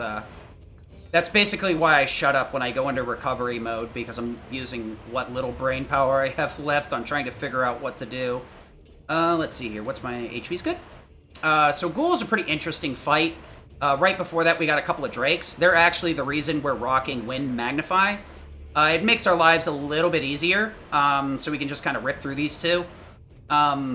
Drakes are pretty hard to put down with anything but wind spells, which made them extremely hard in the previous vanilla version, because wind spells would just kind of float in air, and wind enemies would just kind of float right out of them and be like, that's cool, but I'm gonna be over here. Luckily now wind sticks to its target, so we're in a much better spot. This should make you stronger. I don't know why I'm not rolling, though. Oh, that's actually really awful. I'm gonna have to disorder twice, I think. No, I can't, actually. Arrow. That's extremely awful, because it decided to spawn behind the fence. That's a win. The Drake falling behind the fence there made it so that literally nothing could reach it but wind spells or lightning spells. That's a pretty bad oversight, assuming it's an oversight. But the fact that the Drakes can fly out of bounds and protect themselves with this fence is ridiculous. And not a good design choice, if it was a design choice indeed. We're going to go into Mithril Blade. Nope. We want to swap this over. This to here. That for this, and then I believe Ice for Fire. Then we want to get to you on Aerora? Blizzara. Man, it has been a while since I've been to this side of the boss fight. Blizzara. For that. Soul Drain. Yep, we're good. Oops, buffer to back input. Ooby dooby. So Eligor is a parade of stupidity. We're gonna go for a couple of counters here right off the bat and a somersault to stop Ghoul. So we're gonna attack in, somersault, wait for a second counter, Arcane Ward Aerith, Disorder Cloud, take a couple of hits here and get Berserk going, get Tifa ATB boosted, and that should stagger Eligor and push the phase. Okay. So now we have full ATB on Tifa and Aerith and Cloud. Cloud has Skill Master, so he's already disordered and berserked. So we're going to be able to activate some extra stuff here. We're going to Arrow. I really switched to Aerith a little bit soon here, but there's not much I can do about it. Luckily, both Aerith and Cloud at full HP have enough to tank that spear. We're going to switch over to Cloud here real quick, right after inputting a Blizzara, which will result in Cloud and Aerith both getting a Blizzara off, and this will trigger Aerith to do an additional Blizzard. So we're just going to kind of get flung and watch the boss die. We're going to need some level of luck on, I guess... whatever. I'm pretty sure I split on the boss, so fair enough. I don't know if I split over here or not. We'll find out on the next split. We will need a little bit of luck on the ghosts here. The ghosts are quite a pain in the specters are a pain in the butt. As long as Tifa doesn't get really greedy with how she does this fight, we'll be fine. So we're gonna Blade Burst, let Aerith stagger that one, and then that's actually good, I think. We actually don't want her to hit the enigmatic one right before it gets staggered. Sorry, but I gotta. Okay. Nice crit. Alright, I don't know why I wanted to split there. We do need to heal up Cloud, though, for sure. Because he's going to go low on HP for a little bit here. Want to make sure to heal at a... Dang it. You can get stopped if you try and heal too aggressively, so no. We want no. Yep. Then we want no. Yep. And we want to go into binding for Magnify, Magic Up. And then we want assist for Magic Up again, I believe. Assist for Subversion, for Fire, for this, Synergy for this, Synergy for that. Then whatever the hell this is for Wind, I believe. Yes. First Strike for Fire. And then we go into... nope. Nope, absolutely not. Wrong. SD, Blade Burst, Aeroga. This is a pretty comprehensive menu that brings us into the mid to mid-late game. So it does require quite a extensive change out. of commands. Not having Aerith as our damage dealer puts us in a scenario where we have to toggle back to Cloud, which means we need to do a pretty extensive setup to get him back online as the mage. So we had to go out of our way to toggle ATB boost around, Magnify, Magic Ups, and MP Absorb on Cloud. So we're going to actually get up here, wait a second or two, Fyra. We need to wait for C to be killable, so that's why we hesitate a little bit there. So Fyra, Magnify here again. We don't need to kill that turret, we can just ignore it. We're trying to maintain max MP if, well, I don't know what the hell I was thinking there. This is what I should have been thinking about. Trying to maintain max MP. We're very close because of the reduced cost and the high damage output. What we're looking for is a Fyra Magnify. I don't use Fyra Magnify here at all, no. Do not. I only ever use Fyra Magnify here. That was gonna suck. Oh, I got lucky with that crit. That was extremely lucky. Alright, so we need to run this out to rebuild some ATMP. We'll move forward a little bit here. Fire a Magnify. Okay. Start the next fight and the next fight. I don't think there's any point I use Fire Magnify. Right here I split the build between Fire Gun Magnify, SD, and Blade Burst. I think I use Arrow Magnify a few times, but I never go all the way down to Fire.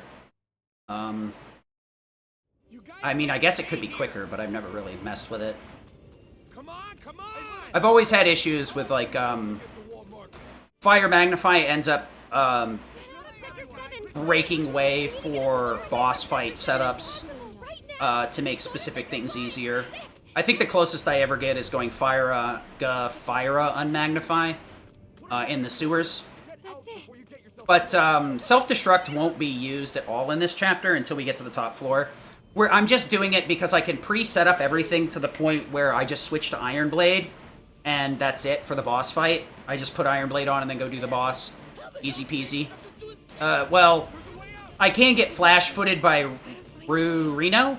There's not shit I can do about that other than pray it doesn't happen. Or that he gets really dumb and jumps back into Dolphin Flurry, which has happened before. But now that I've said it, we're going to see Flash Foot, and that'll be the end of the run. This run can survive Flash Foot as long as I can survive the fight. What is this? That was like the reverse of a good boost. They literally slowed me down. Wow, that's interesting. Normally the standard wisdom is to take boosts from the crowd here and crowd surf. But I've been told it's only a couple of seconds faster to get good crowd surf, so you're better off holding a better line. Unfortunately with that was probably like an extra 2 seconds lost because the crowd kind of staggered up in front of me and kept me from moving forward at all. That was very interesting. It's not something I normally see. So yeah, we have a very comprehensive menu here. The next big menu is in Chapter 17, where we toggle back into Aerith and put her back online.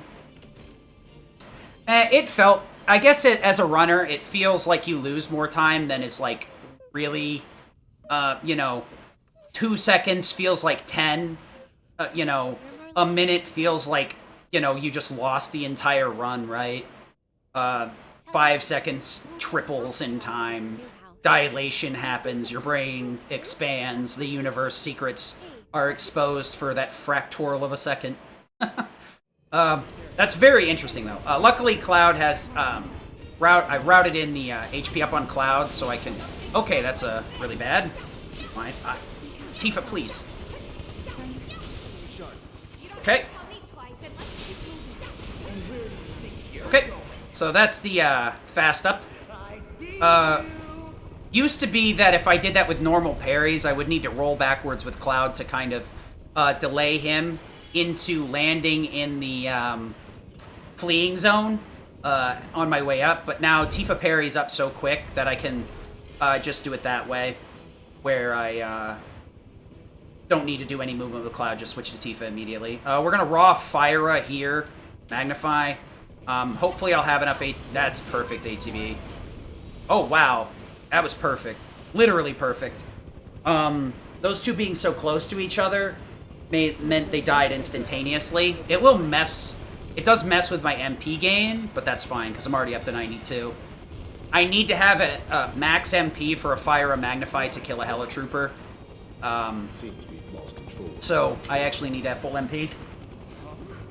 Or I have to manually cast Fire on this Helitrooper when he comes down. So, Fire a Magnify, Deadzo. Because I need that extra 20% buff. Aoife, what are you doing? Get over here. Aoife, what are you doing? Get over there.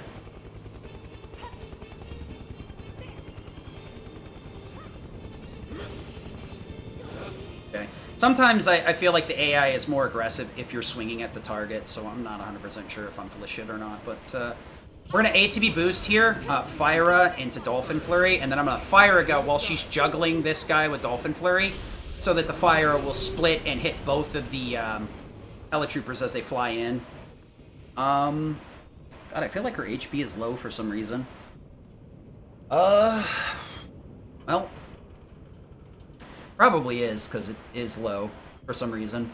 I probably cut a HP up somewhere. I think I cut HP up here for assist, that's why it feels like it's low. Because at some point she did have HP up here. That's the one thing with this speed run. You end up making little tweaks to the route over the course of the run, and then you end up being like, wait a minute, why do the numbers look wrong? You're like, wait a minute. So this fight is really silly. This and Valkyrie are pretty YOLO, to be honest. This fight could be a lot worse, but... So we're gonna Star Shower, Stance Change, Guard, and then just start swinging as soon as we can, so that we can not self-destruct because we forgot to equip Iron Blade. Okie dokie. Let's try that again. So we're gonna Star Shower, Stance Change, and then start swinging away so we can self-destruct this time, now that we have it equipped. Self-destruct, Barrett. Yep. So we want to self-destruct so we can get a limit here. I forgot to do the menu. It could have been way worse. I could have actually gotten all the way up to the self-destruct and then got slapped around by Reno. Still not good, though. That's a silly mistake to make. But that's the nice thing about having the shortcut changes. That I guess it can be a benefit or a deficit. We're going to do that. Arrow Gus, switch over to Cloud. Get out of the way. So between the Aeroga and Overcharge, we're going to do a lot of damage here. Frost Slash the moment he lands. Becomes targetable. Nice crits, by the way. Barrett, we're going to Overcharge again. And we need to stick on Barrett here for a little bit, so that the helicopter phase gets shift. Move with Aoife here. If I get really lucky here, I'll be able to snuff whatever Reno does. We're going to manually Dolphin Flurry. I could do it through the menu, but it's pretty risky.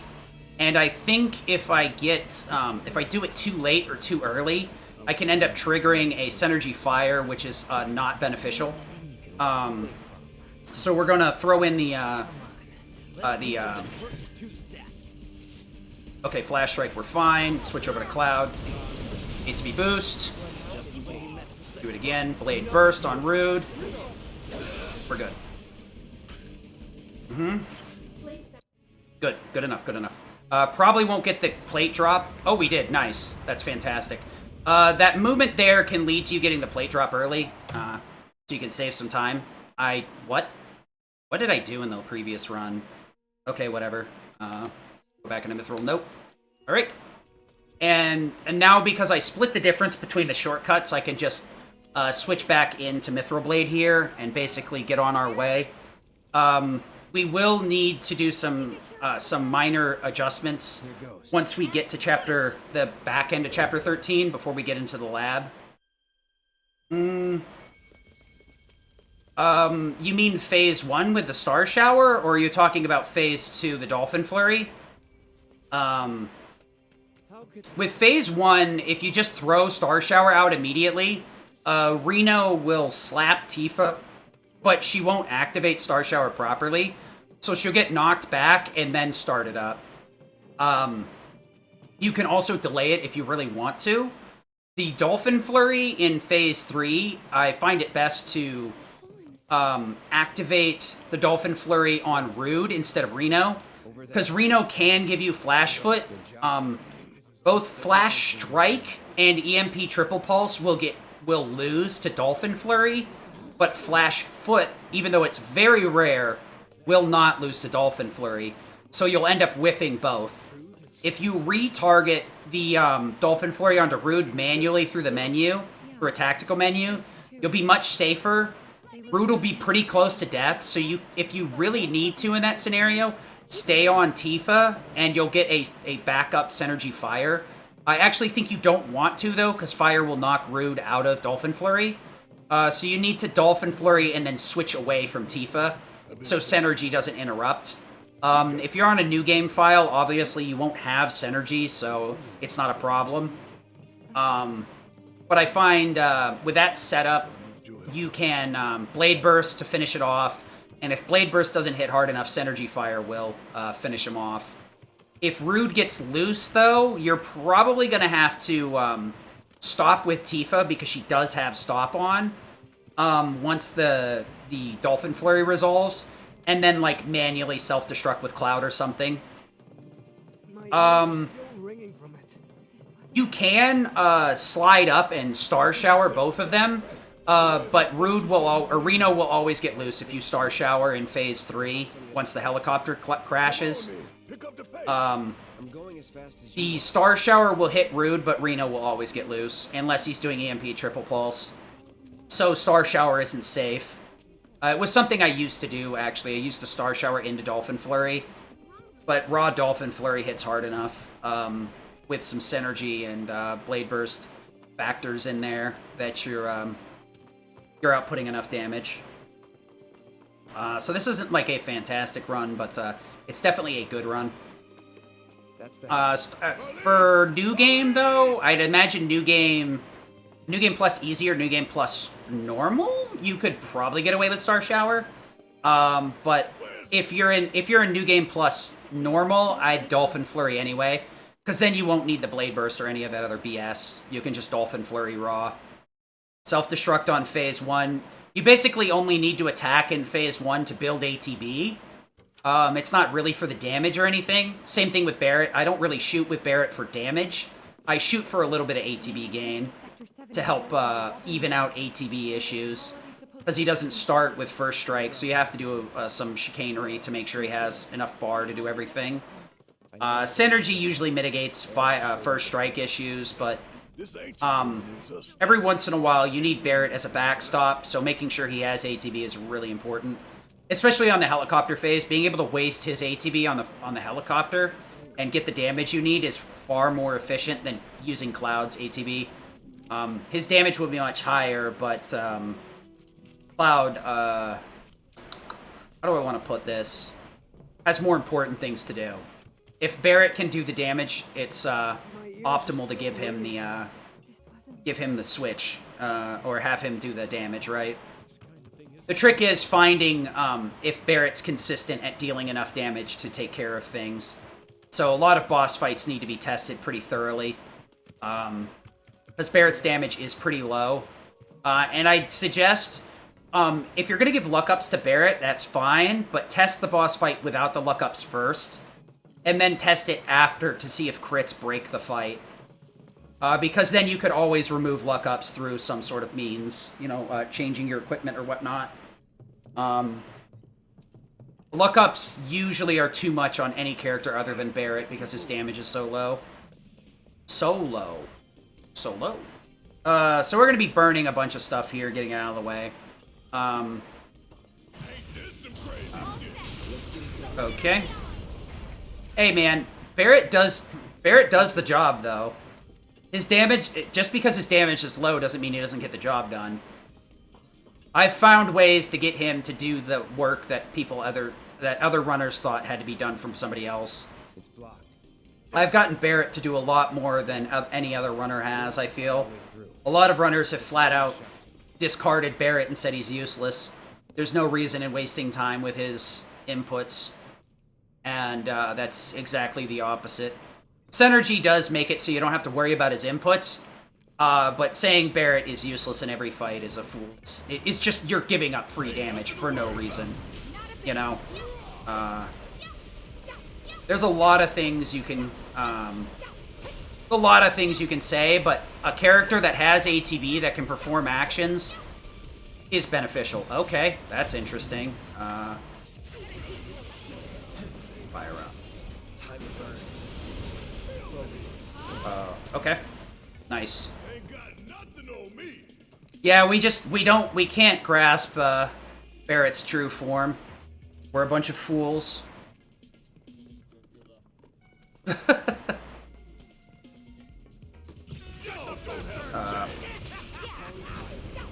Okay. Hell yeah! Maybe dial it back a little if this is what you want. Go for it. Okay. ATB boost. Fire up.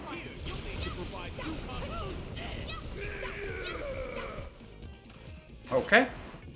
Perfect. Maybe dial it back a little. Alright, so we're about to head into Sunshade spell. I got it.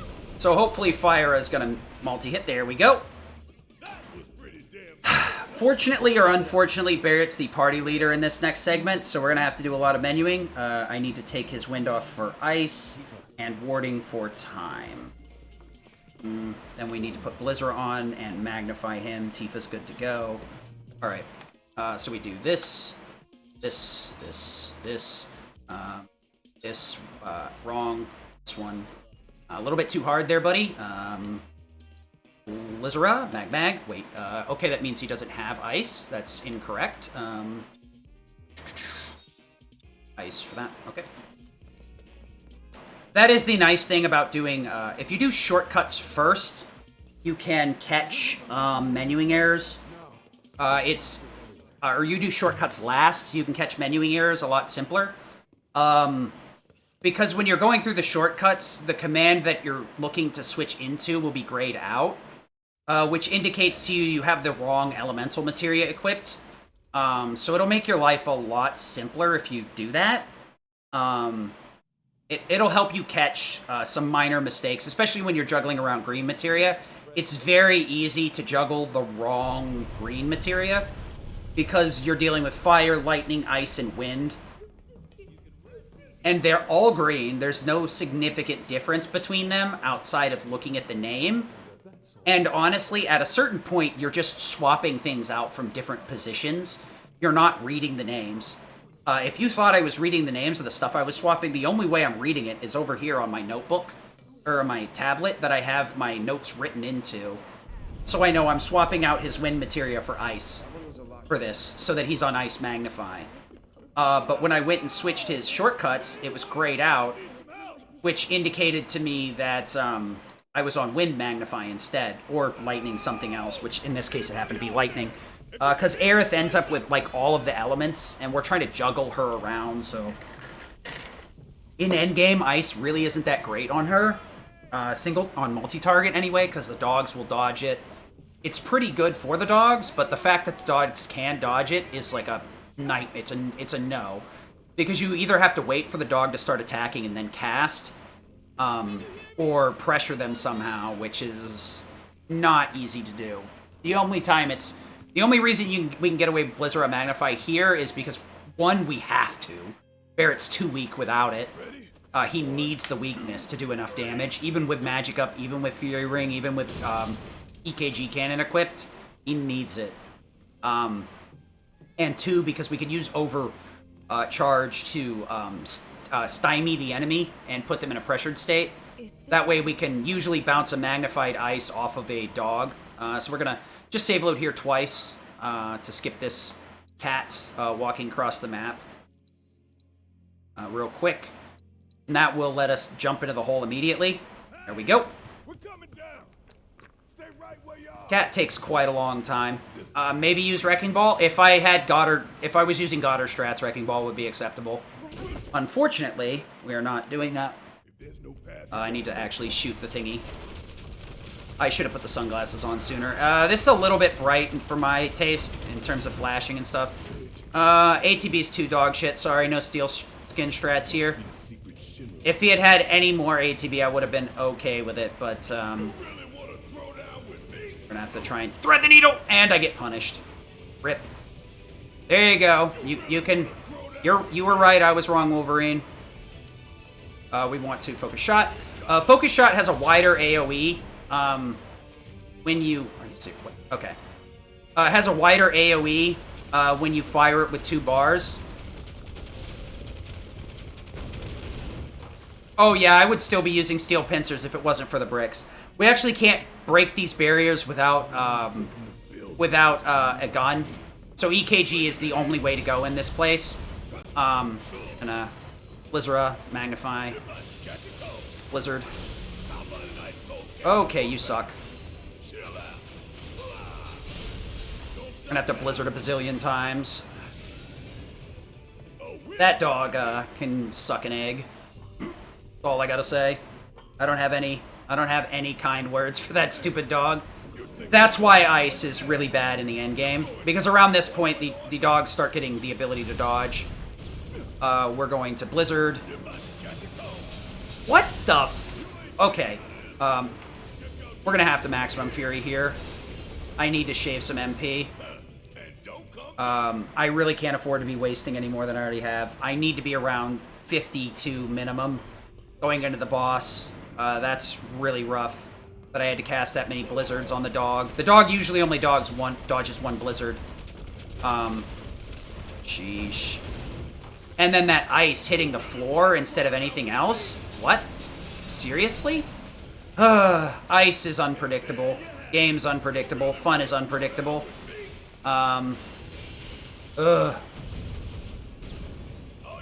Overcharge normally will get you through a couple of enemies, but since I don't have Elemental equipped to bear it, it really doesn't pop off as hard as you would hope it would. Overcharge is good. Overrun is better, in my opinion. It charges much quicker. Hits just as hard. Gets a little bit less... Are you serious? Less ATB. I should steel skin there, probably, though. Because it would just be an X-Smash. Yeah, I don't need to worry about my HP, actually. I would usually overcharge on the bugs here, but after thinking about it for a second, I'm gonna... Unless I'm at, like, 1,000 hit points, I'm gonna have more than enough going into the boss, because we kill a lot of failed experiments with Barret, so he's gonna get a lot of HP back. He'd have to be pretty low to not have enough. His damage is additional at this point, not the end-all be-all. You could switch to Tifa, but the problem is warping Barret up here is really weird, and will very often screw up his aiming for these little mini-games, whatever you want to call them. These stupid things. Luckily, that's the last one, though, so we can get on out of here. At this point, it's just kind of whatever. Once we hit fleeing, we're going to get over to this ladder soon enough anyway, so there's no point in really rushing it. Just set up so that you're standing right next to it. I really hate this right here. We got to switch over this Dolphin Flurry.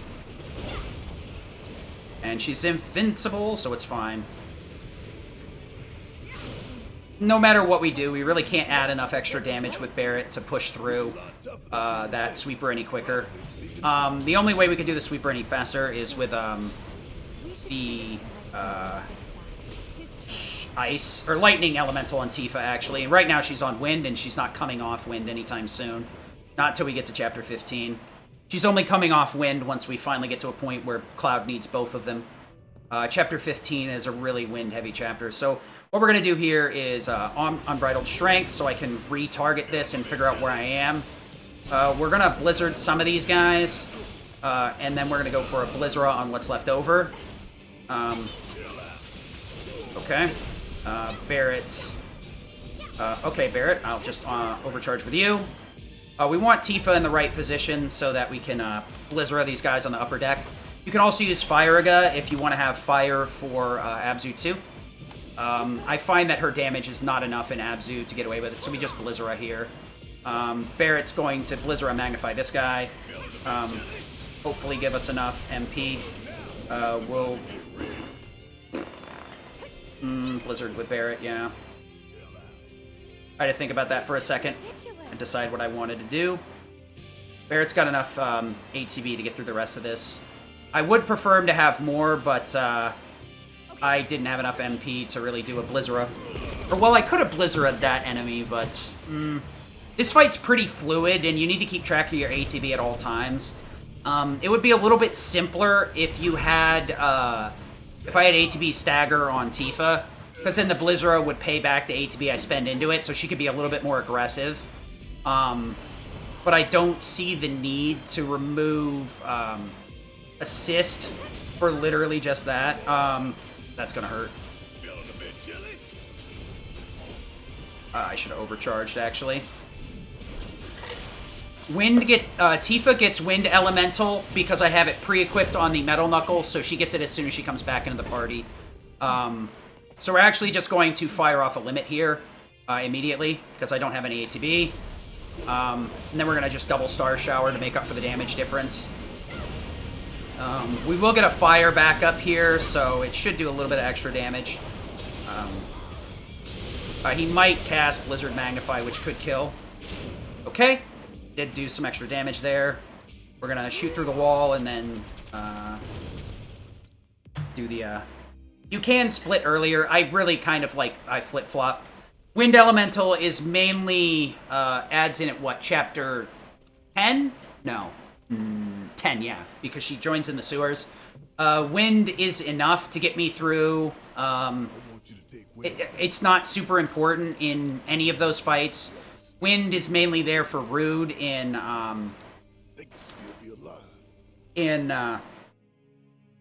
chapter 12, so that my somersault does some extra damage. Okay, so replace everything, warding, over HP up, Firega, Zerk, Erra. Okay, we want to swap, and then we want HP up for this. Go into, not Firega, Fyra, Zerk, Erra, and then Axe Fury. He will not have Wind for the next chapter, that's fine. So that should be grayed out. There we go. But yeah, Tifa and Cloud's Elemental is exclusive to them, so I can pre-equip some of their weapons. If I wanted to be a little more specific about it, I could equip Wind Elemental on her weapon and then toggle it out for a different setup on a different weapon. The only problem is I'd have to figure out a way to dig Wind out and get it somewhere else so that I can quickly add it to Cloud's equipment later in Chapter 15. Because I want Wind, Mag, Wind, MP Absorb, so I don't have to bother with any MP crates. And that also allows me to have Wind, Mag, Lightning MP Absorb for the segment of the lab where I have Mithril Saber on. So...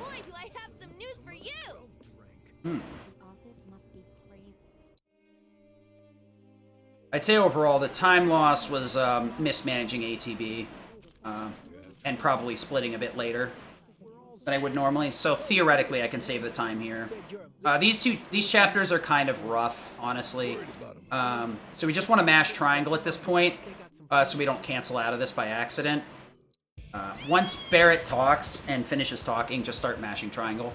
It's only like 3 more dialogue lines, so you don't really lose a bunch of time.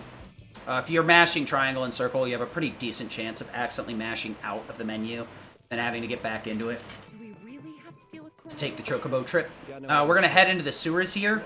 We're doubling down on Fire. Fire, Magnify, Fire, MP Absorb, which I had equipped in... Oh, you've got to be kidding me. I had it equipped in the Chapter 12 segment. And then we're going to grab this. So this will burst through pretty much everything in the sewers. We got a couple of unmagnified spells. That's mainly because there's a few things that are a little bit thicker than I want them to be. So Firaga and Fyra might see use. I think Firaga really... I can't remember where it gets used, rather.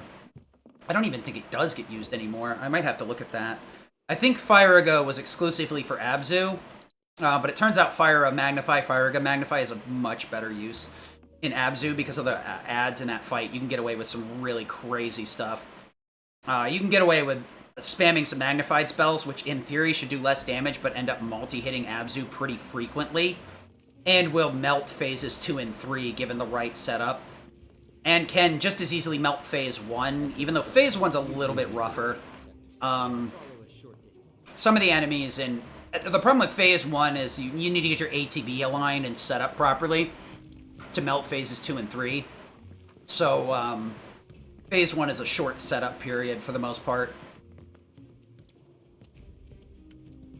You ready? Don't think you'll walk away from this. Okay, so fire right there does enough damage so that the synergy fire from Barret kills. It also increases the damage so that I get more MP out of it. I could use Fire and Magnify, but then I'd have to like hit the turtle and do a bunch of silly stuff to get it to work. So we're going to switch over to Tifa here and just zip-zap on by. This is probably like one of the longest segments without an out of bounds where we can flee. So this is pretty nice. We got a pretty long flee timer, it seems, but really can't complain about that. Most of the time you want longer flee timers, so the complaining would be counterintuitive. Right here, I actually... right here, I'm trying to get to the other side, but I couldn't tell if Barret got slept.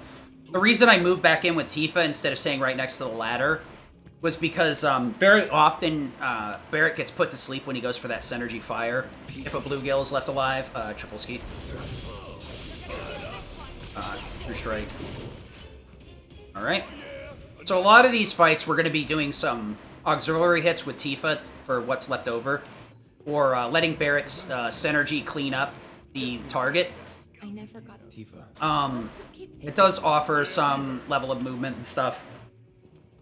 So a lot of the sewer is praying for multi-hits and praying for not multi-hits. It's kind of weird. This way. There should be a door with one name. At the end of the day, we need to go into Abzu with full MP to make our lives a lot easier. If I manage to screw it up and not go in there with full MP, Your time to shine. that's just... Oh, I know what Fire goes for. It's for the one Abzu Shoat fight, because there's nothing strong enough to stun the Abzu Shoat without an unmagnified Fire. I guess I could turn that off and just do it manually. So at this point, Barret and Tifa both have healing, so I have access to cure through 2 different means. From here on, I'll take the lead. We'll be healing up a little bit as we go.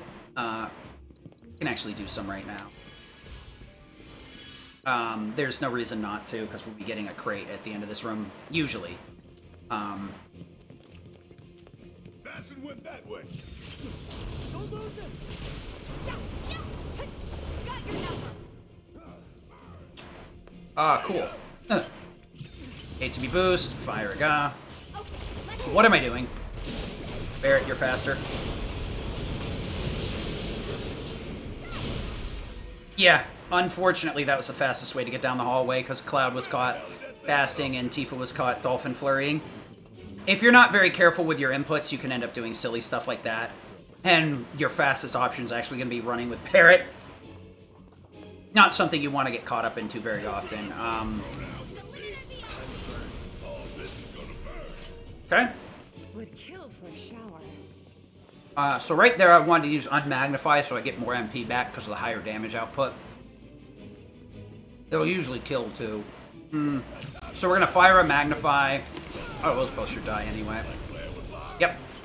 I was going to Star Shower with Tifa, but the way that fight went, I was 100% certain that we'd be fine. We're going to ATB boost right off the bat here. Keep your cool. Into Fyra. We want to buffer another Fyra here too. Because we needed the backup synergy plus the other Magnify to take care of the Shoats. The Shoats have a ton of HP, almost criminally high. Tifa's in a good spot. No grabs in the way. Good. It really depends on when the flee timer is. Oh, nice. We got the push. Okay. So there's a couple of 8 MP crates we can grab in the room with a shoat. So we will probably get those. ATB boost into fire. Into fire. Okay. You piece of garbage. What? I guess they both got put to sleep by the bluegill that I had already killed. Cool. 10 out of 10. Well, that was pretty good until that last little bit of stupidity. It's really hard to tell with those scenarios. It may have also been that the fire whiffed because I targeted something that was already dead. It can be pretty hard to be aggressive in these fights, but not too aggressive. A lot of these fights are very much walking a razor-thin line between slamming buttons and slamming buttons too fast. You need to have good reaction time, but you also need to have, like, you need to know when to slow it down. So right here, we're going to have to get a little bit of ATB. ATB boost into fire, because Dolphin Flurry will not kill solo. We're going to need an extra hit in there. Shortcut. Follow me. As long as we get it in before Dolphin Flurry, this crate should be enough. So we gotta wait for Leslie anyway. So this one crate next to this ladder is free. You could theoretically get this on the way up too, if you can get Tifa down the hallway without Dolphin Flurrying like a dummy, like I did. Luckily, Barrett was still free to run. It was nice to get some movement down the hallway. Obviously, it wasn't optimal because Barrett's so slow in combat, but better to get some movement towards the end goal than none at all. Okay, so I guess we're on 91 out of 92 MP. That's nice. And by nice, I mean that's obnoxious. So we're going to start off with Fire a Magnify then, and then we'll go into Fire a Ga Magnify. That's usually how I open this fight anyway, but 100% now I'm going to... Actually, no. I'll be fine because Mithril also has trade-off. I'm going to use a Punisher counter, which is going to result in me losing enough HP to get an MP back from whatever opening Gambit. Because I'm going to use a Punisher counter to get some ATB. But it's going to result in me taking around a little bit of damage off of the counter. So I should be fine. There's no guarantee, though. Okay. Fire ATB boost. Fire Ga. Fire Ga into Berserk. Okay. Good enough ATB. Alright, so we're going to Fire Ga here, and then we're going to switch over to Barret, overcharge for some ATB in there, and then we're going to switch over to Tifa. Just don't want to throw out Dolphin Flurry a little bit too soon. Dolphin that. We're going to Star Shower.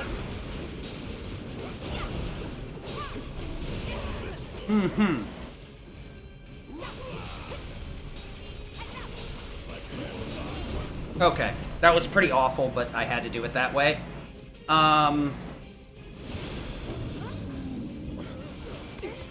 So this is going to be a little bit obnoxious. I really don't like having to do it this way, but I have to. We're going to have to slide up, uppercut, poke, poke, poke, poke, poke, into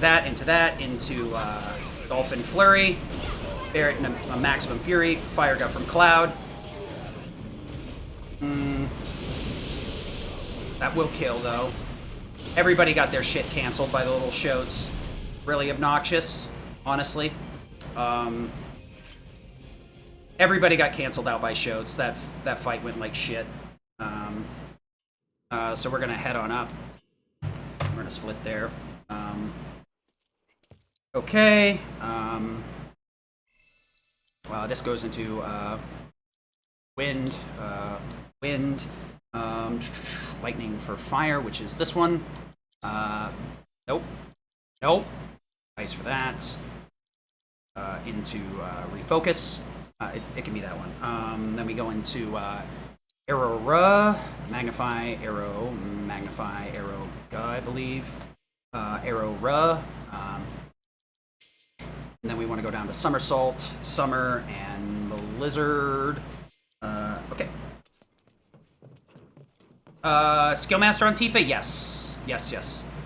I could have True Striked there, but I need True Strike into Star Shower for Phase 3 so that he can't slip off the... I found True Strike into Star Shower will make it so that Abzu doesn't do that weird thing where he slips off most of my Dolphin Flurry and I completely whiff half of it. For whatever reason. So that it doesn't matter if I get absolutely bullshitted out of Barrett getting bitch slapped out of Maximum Fury and Cloud getting stopped out of Fire Magnify. That fight, the end of that fight went horrifically wrong. I'm usually in a bad situation with that anyway. At the end of that fight, you want to Fire Magnify and Max Fury. Max Fury will delay Abzu 2 from casting Enrage, and then you back it up with Fire Magnify, and that will end the fight before. But Cloud got slapped out of Firaga, and so did Barrett got slapped out of Max Fury as well, I believe. The Shotes in that fight are really aggressive and do way more damage than any ad should be allowed to in a boss fight. So they very often will ruin your day. I don't know why I always like to swing at those. So a lot of these fights are going to turn into wind.exe.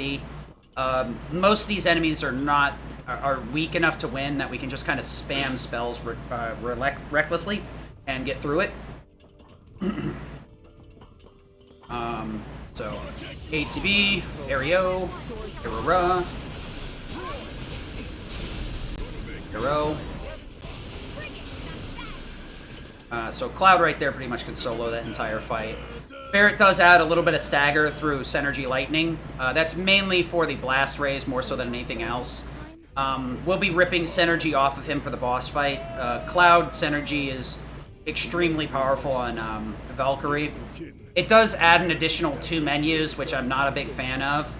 But even if I didn't, I would need to magnify Aeroga for the garage. So I would have one of those menus anyway. It just adds an additional materia menu before both. So we're gonna somersault right here. What a piece of garbage.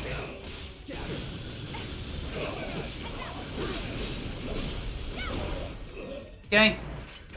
No, we're gonna head on in. So we need to look up here because Valk, the game will switch our direction with the camera. We're gonna heal up a little bit here, but that's fine. I just need to wait and make sure that these dialogue lines trigger. Okay. I want to make sure to not do the zip line until Cloud starts talking. You can activate a skip there by accident if you're trying to heal too much. Arrow. Switch over. Okay. Any last words? Okay.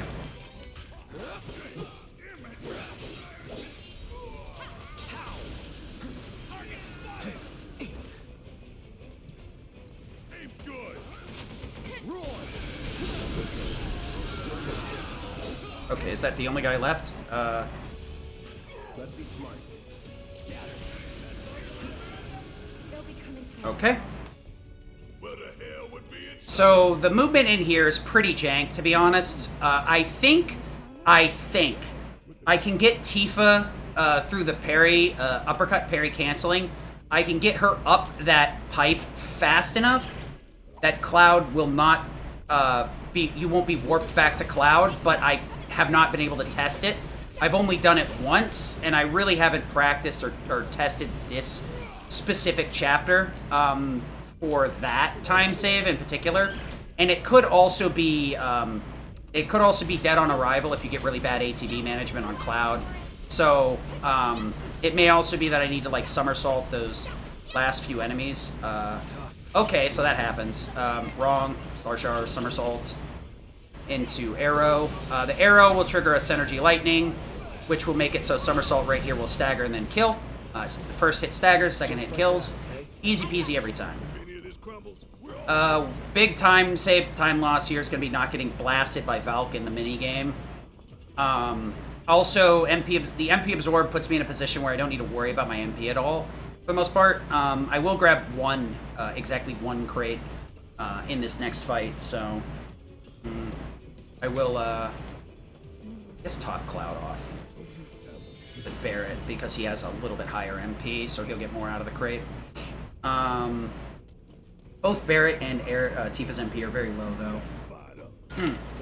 Requirements are very low. So we do need to toggle out into Synergy on Cloud before we get into Valk, but we still got a few more things to go before we get there. This chapter is can be pretty frustrating, to be honest.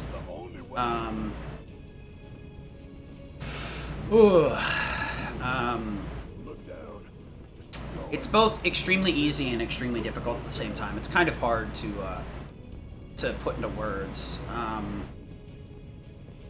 So we're halfway through this, more than halfway through. This is where we would spawn in if we were using the out of bounds bug.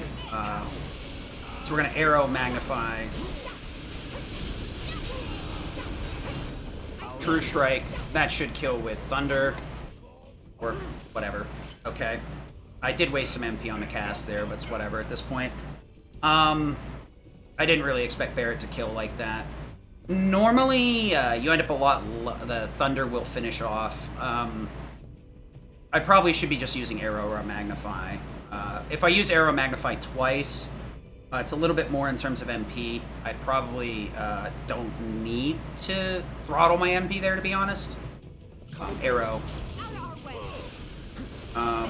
So I am going to be out MP here, so it doesn't matter. I'm not going to bother grabbing the crate.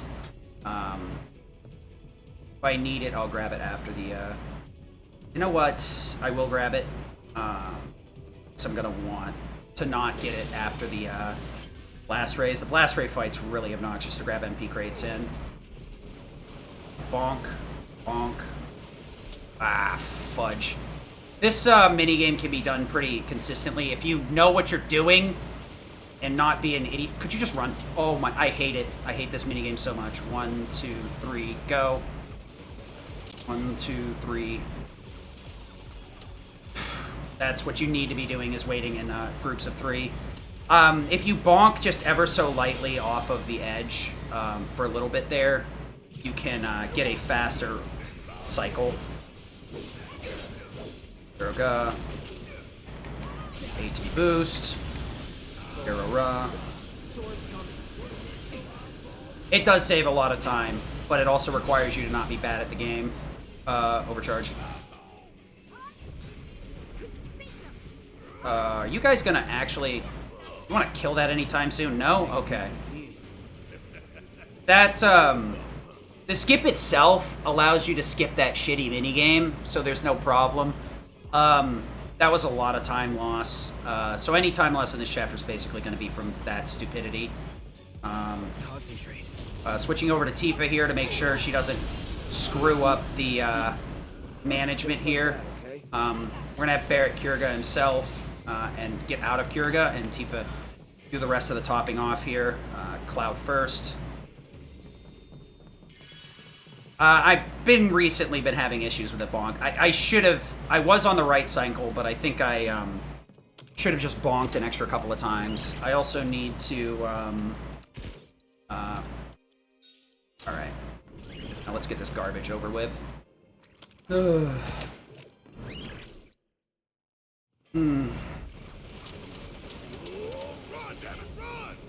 Alright, so we want to stay as close as we can to the bullets because the fourth wave of bullets is what starts this right here. So Aruga, Overcharge, and Refocus with Tifa. Cloud's ATB is more than high enough, so we're just going to switch over to Tifa here. Blizzard, Blizzard. And then ATB boost with Cloud. Let me just get up there and hit a couple of times. No?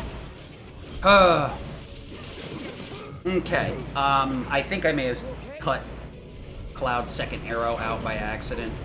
I'll probably have to arrow with Barret here. Actually, I think I know how I'm gonna handle this. Aeroga, Aeroga.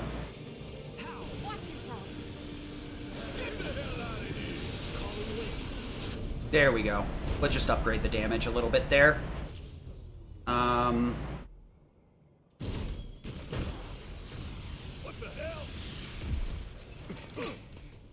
Aeroga.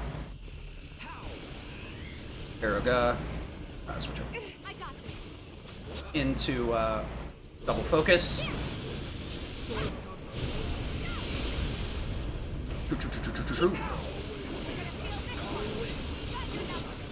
And that's how that goes. Lost a lot of time because I got fucking 1,000 bullets to the face because I'm too stupid to do that minigame right, apparently.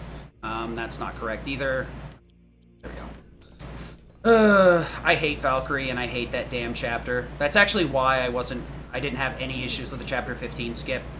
Because that minigame right there can lose so much time if you screw it up. Because the moment you screw it up, then like recovering it's very hard. You have to like actually have practiced the backup, which is obviously not something I've done. So it's always fun until you stop having fun. We're here to rescue Aerith, remember? We don't need more attention than what we're doing. We need to be Well, whatever. Problem is our time saves are few and far between at this point. We're just drizzling away time on stupid stuff. So we're gonna ATB boost here, Arrow Magnify, and get out of here with Tifa. Start these, trigger these guys as soon as possible. Aeroga, and then True Strike, I guess. That's cool. All right, that's good enough, I guess. Let's keep moving. Arrow Magnify, ATB boost, Aeroga Magnify.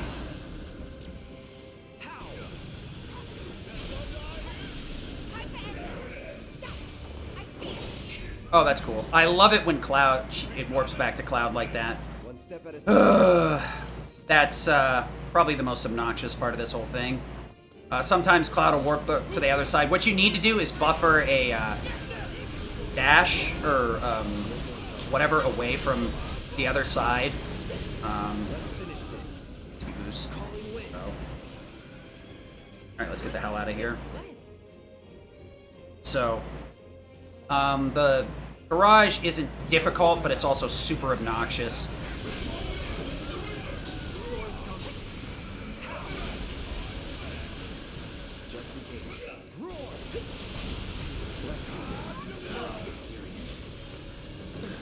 Okay, look.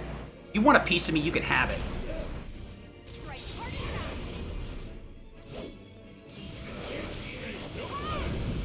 Oh my god, are you serious?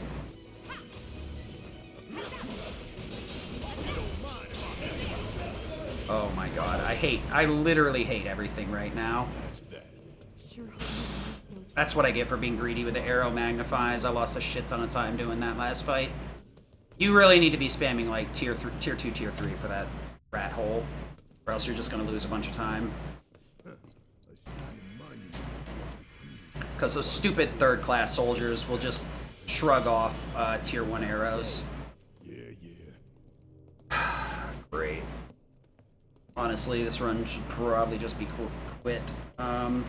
Want to go into lightning, go into Iron Blade, no. Then we got to do some shortcut shenanigans. Blade Burst, SD, that's not SD, that is Triple Ski, yes. And then Ascension, Catastrophe,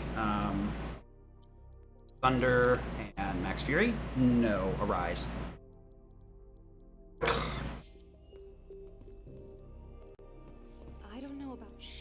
Let's just keep. God, I need a break. So, how do we get upstairs? Either the elevator or the emergency stairwell. Isn't the lab we're looking for? It's very easy to start losing time in the back game because there's a lot of little stupid things that can eat time pretty significantly. Getting upstairs without Like this. Like missing a cutscene skip 3 times in a row. you be careful. Aren't I always? This is the benefit of having a button on the back of the controller. You're not trying to jump from the menu button to X to input the skip So that's why I say it's a benefit to have it. Helps avoid that situation. Tifa! Oh shit! Tifa! Are you okay? I thought I was dead for sure. So now we got to do the hand-over-hand segment here. Again, we're going to be using like the camera to determine our direction of movement. The movement here is pretty rough, honestly.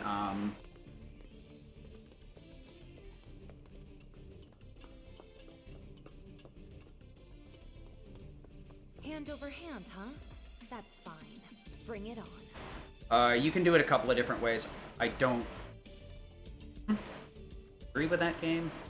So you want to like, you almost need to like oversteer and then re-steer. What are you? Oh, game's as drunk as I am, I guess. Not a good run. Well, it's a decent enough run. This is definitely marathon worthy because I have. There have been mistakes, but they haven't been run breakers. They've been things that a casual viewer would not catch up on, to be honest. And a lot of these fights, hitting the safety switch that is baked into the fight instead of the quicker kill that's not consistent really isn't that embarrassing of a thing. Getting tagged by that Valk minigame, I really don't care who you are. That minigame is a pain in the butt. You either do it right or you just get destroyed by it. You can play it a safe way where you kind of like stop for each one like that they intend you to. The problem is that it's hard, so like the bullets freaking hit stun you. And like you just get stuck. Just getting chain comboed back. It wouldn't be so bad if it like blew you back immediately, or just like you could run champ through it, you know? It's like, okay, fine, you want to eat 2,000 damage? Go ahead, buddy, you know? But instead it hit stuns you and kind of locks you in animation, so it's slow as hell. Everything else about that chapter was good, though. I really have no regrets about 15. That minigame is obnoxious as heck. That's probably like the worst way to implement the sneaking minigame that they did in Shinra HQ from the original game. Honestly, I feel like that's probably the worst way to do that. Out of all the callbacks, I think that's probably the worst way to do it. Like the pump mini, I would say the pump minigame is a callback, but it just flat out isn't, as far as I know. I don't even think they've referenced the pump in a previous game. So. Now we're gonna switch over, and actually, like, have some really annoying enemies, basically. I'm switching into Iron Blade early here, because I need some, I need triple slash to do damage output. These, the elite troopers here, will tank wind spells. They do not care, so we're just gonna guard shower and turn around, and trust Tifa there. That saves a little bit of time over what I was doing before. So we're gonna do the same thing here. Okay, I didn't think Barrett was gonna push the other one in. Looks like Star Shower basically will get me through both those fights without any backup. I'll just back it up if it turns into that. So we should be able to get self-destruct going. Self-destruct will be pretty strong on Specimen. Specimen's a pretty obnoxious fight, doing it any other way than this. And even this way is pretty obnoxious, using self-destruct. Because the little eyeballs can screw you over with some very poorly timed fire and ice spells that are basically unreactable. Because you can't see them coming and you don't know who they're targeting, even if you see fire or blizzard pop up on the screen. There's no way to really react to it. You're so...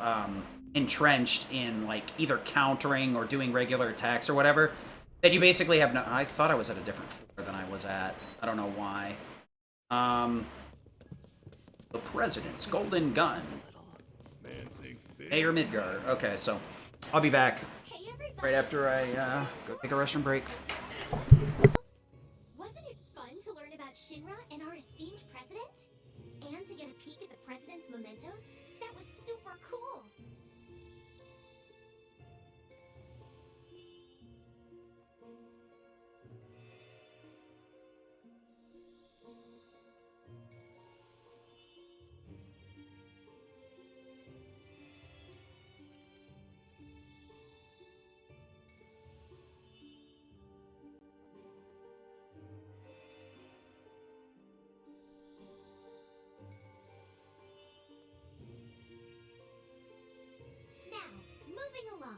The next exhibit will teach you about the important work we do here, by giving you a closer look at each of our divisions. I hope you're ready to be amazed, because you simply won't believe all the exciting adventures we have here. These all look so familiar. Because we've destroyed a bunch of them already. Impressive, wasn't it? I hope you enjoyed learning about our divisions and the wonderful ideas and solutions that are produced to benefit us all. Here at Shinra, we strive to ensure the safety of all residents around the clock.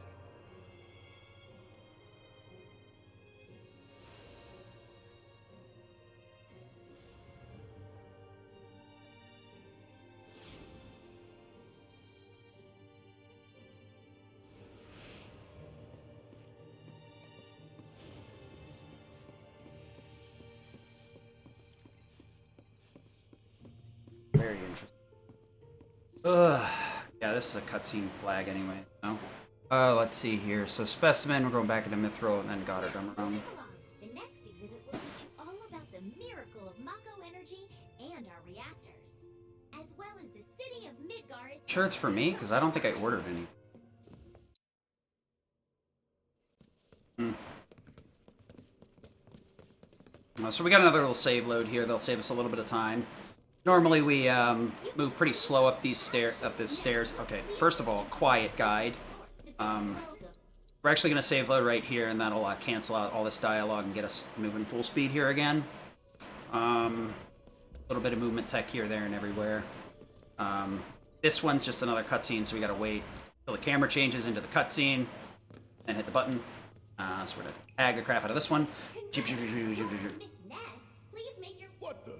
We'll wait for President's Assistant, and we head into the office here. So we're heading into the back 9.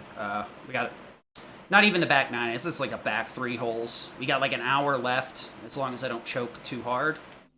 I still can't believe the I think there's time to be saved here, but I could be completely wrong. Obviously, like my other run, my other ps5 run's been a 444, so that saved about a minute because of chapter 15 skip, or I'd say 90 seconds. In this case, it would have saved 90 seconds over what I did now because I choked the hell out of the Valk mini game, so I lost it. Definitely another 10 to 20 seconds on that. The hell? Why'd that take so long to cutscene? What it loses in, Where are you, Mr. what it saves is a little bit immeasurable in terms of movement. It also saves in consistency of skipping that minigame, so you don't have to worry about the bullet dodging. So that no matter what you do, you can just run straight forward with reckless abandon, and you don't have to worry about getting slapped down, pretty much. If you beat the sim, then So we'll get this going.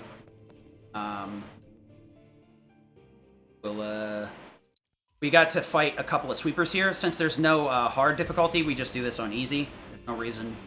There's nothing that says that the default difficulty has to be normal on stuff like this. SD takes out both of the sweepers here, so we save a little chunk of time. I mean, if you'd have to like make a pretty good argument to tell me that this has to be done on normal instead of instead of easy. It just makes it harder for no particular reason. If it has a hard selection, sure, I'll do it on hard. But because it doesn't, then why do we have to do it on normal? it's being held. A hard speed run on a normal speed run. We need to find it. So you want to? I guess really either way you look at it, it's arguing your own point. There is no hard, so for you don't have to do it on the hardest difficulty, or you're playing it on hard, so you should be doing it on the second hardest difficulty, whatever. But doesn't really matter. I think most of us just do that on easy anyway. It's pretty generally accepted. It would be faster if we could just walk upstairs instead of escalators, because for some reason you get slowed down on escalators. You'd think we were going up the wrong way, but I guess. Very weird. You could take the elevators too, but I think those take long times. Do you think that's where Professor Hojo We're just gonna try and cut over here and get into this as soon as possible. A little bit of So this run was good for a little bit there, and kind of cratered out in 15. I'm assuming I must have done my split for Chapter 14 after menuing instead of before. Maybe. Oh, So that's why I lost so much time in 15. That and minigame, I guess. God. I could have sworn this was skipless, but maybe not. Maybe I got mad at some point and just did the skip mid-run.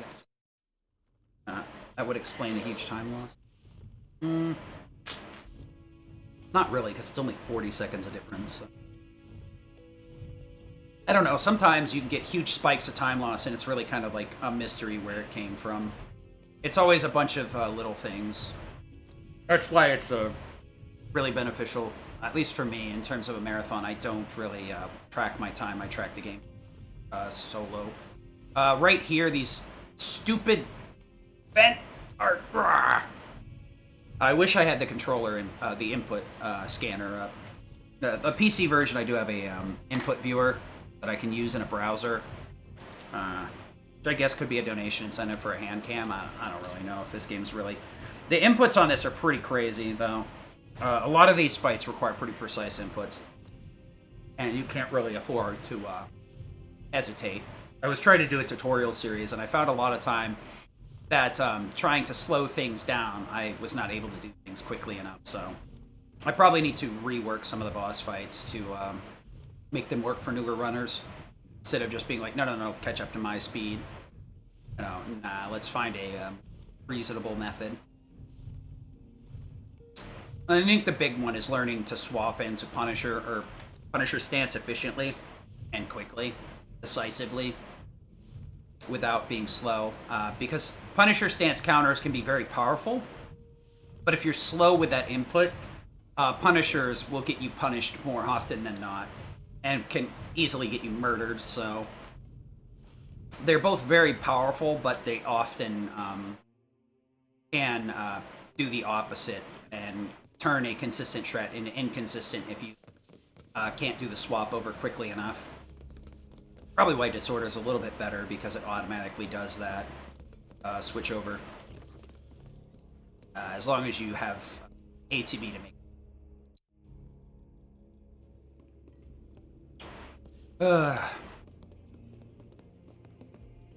It run for once. What is this? I really wish I was still ahead 2 minutes, but it happens. I do probably have some time saves in the end game here. I really need to recover. Let's see here. This fight's going to be a little bit spicy. Hopefully we don't get raked. Rake is really bad. His starting move is either Mako Expulsion or Rake. So I need to hold hard left here. We're actually going to Berserk the main body here. And then we're going to do a full combo back here. Switch out stances. SD. That fire could have been really bad. I'm kind of worried that I hit that limit ahead of time, but I know for a fact I'm on Ascension because I did it.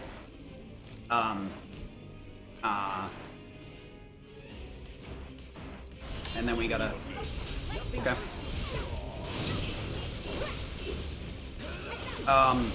The fire that hit me before pushed me into the limit quickly, so it kind of threw me off.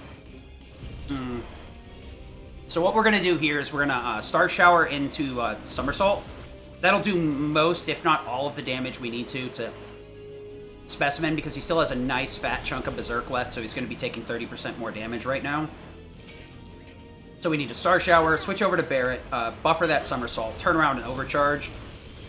And we're also going to be switching Cloud over to Mithril Blade and putting God or Dumrung back on Barret here shortly. What happened? Oh, I thought I saw Tifa die there for a second. I was worried. So we need to make sure Cloud gets Cure Good. Let me go into Mithril. No. Godder onto Barret. Yes. Then we want to put Thundera on Cloud. And that will take care of everything. What am I doing? I'm not quite sure what happened here. That's very interesting. I didn't intend to Blade Burst, but I guess we did anyway. We're gonna catastrophe that garbage. Where's Cloud? Well, Cloud's dead. Okay, this armored shock trooper is gonna be a big problem, I see. Okay, that's, we're gonna need to arise. Recharge. Under. Okay. God, that was awful.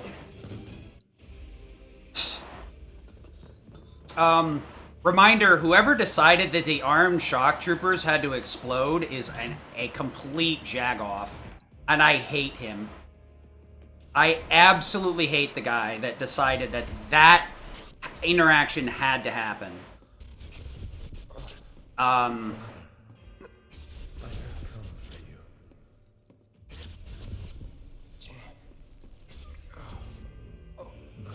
Nothing better than making an enemy fully invincible so it can explode and watch the AI just stand there and die to it.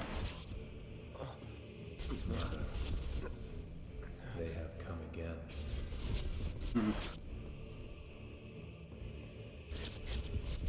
So that's probably more time lost, but I split early just to keep myself from getting infuriated. Those enemies are horrendous. I could have arrow magnified twice, I guess. My mom and I I'm not quite... I guess there's a couple of different ways to deal with that fight. What I was trying to avoid was the really jank thing where you stagger them and you have to wait for the stagger to wear off, but they're ready to, like, eject. It's super weird. I really hate that fight because there's, like, a lot of weird stuff about the Magitech troopers. It's just, like... Or whatever, whatever they are, armored troopers. The Magitech troopers are the really awful ones because they have magic resistance, but those are in the Yuffie campaign, not in the main story. Those are just armored troopers, and they're just really obnoxious. That elevator. Was it this way? Yes. His odor still lingers. the little ones in the pods. Where did they go? Oh, I can't wait for Genova to ruin this run so I can end the day. So the end game gets kind of tight, honestly. Oh, it's gonna be nice. Sure. Not sure why I wanted to go that route, but alright. Well, actually, I think that was a little bit faster than Blade Bursting.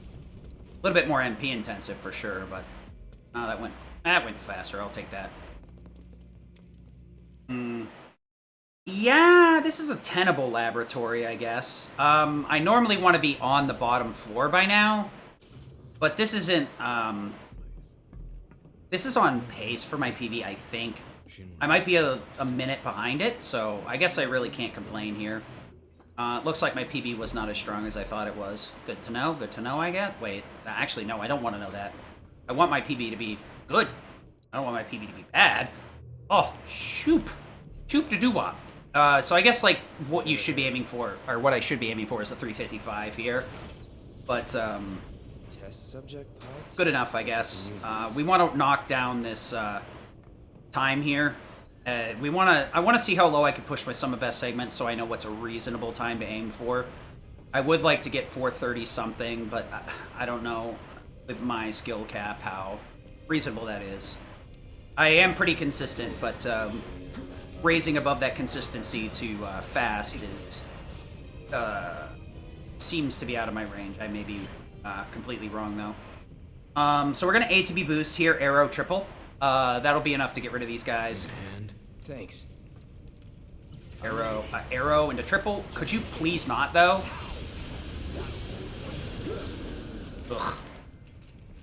Ugh. What I should have been doing was holding L1 to buffer the input. I keep making the mistake where I'm trying to mash both at the same time, like a unga bunga. My brain sometimes does the silly stuff instead of the smart things. What is it? Hopefully we'll have a decent laboratory here. Not sure the quality of my previous one. I guess I can find out. You sure? Yes. Oh, I actually... Wait, what? What is elevator to 16? What am I? Bugs? That can't be right. Let's do the trick. Sure. No, that can't be. We're just gonna have to skip that. I have no idea what I was thinking with that one. Alright, so I got to, Error Magnify, Catastrophe that one.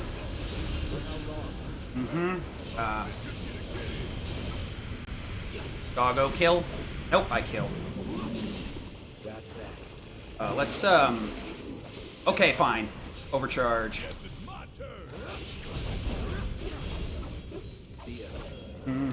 What? Oh my lord, that's so obnoxious. Okay, we're gonna Thundera twice here into a Blade Burst. Blade Burst is a bit slower, but I'm trying to be a little bit more reserved on my MP cost here. I do have MP Absorb attached to Thunder, but that is also proportional to the HP value. If I, you know, I throw out Thunders recklessly, they will not get the full MP recovery. I need to be kind of careful here, because I do need Cloud's MP to some extent in Genova. I don't need any MP for Rufus anymore, but you never know.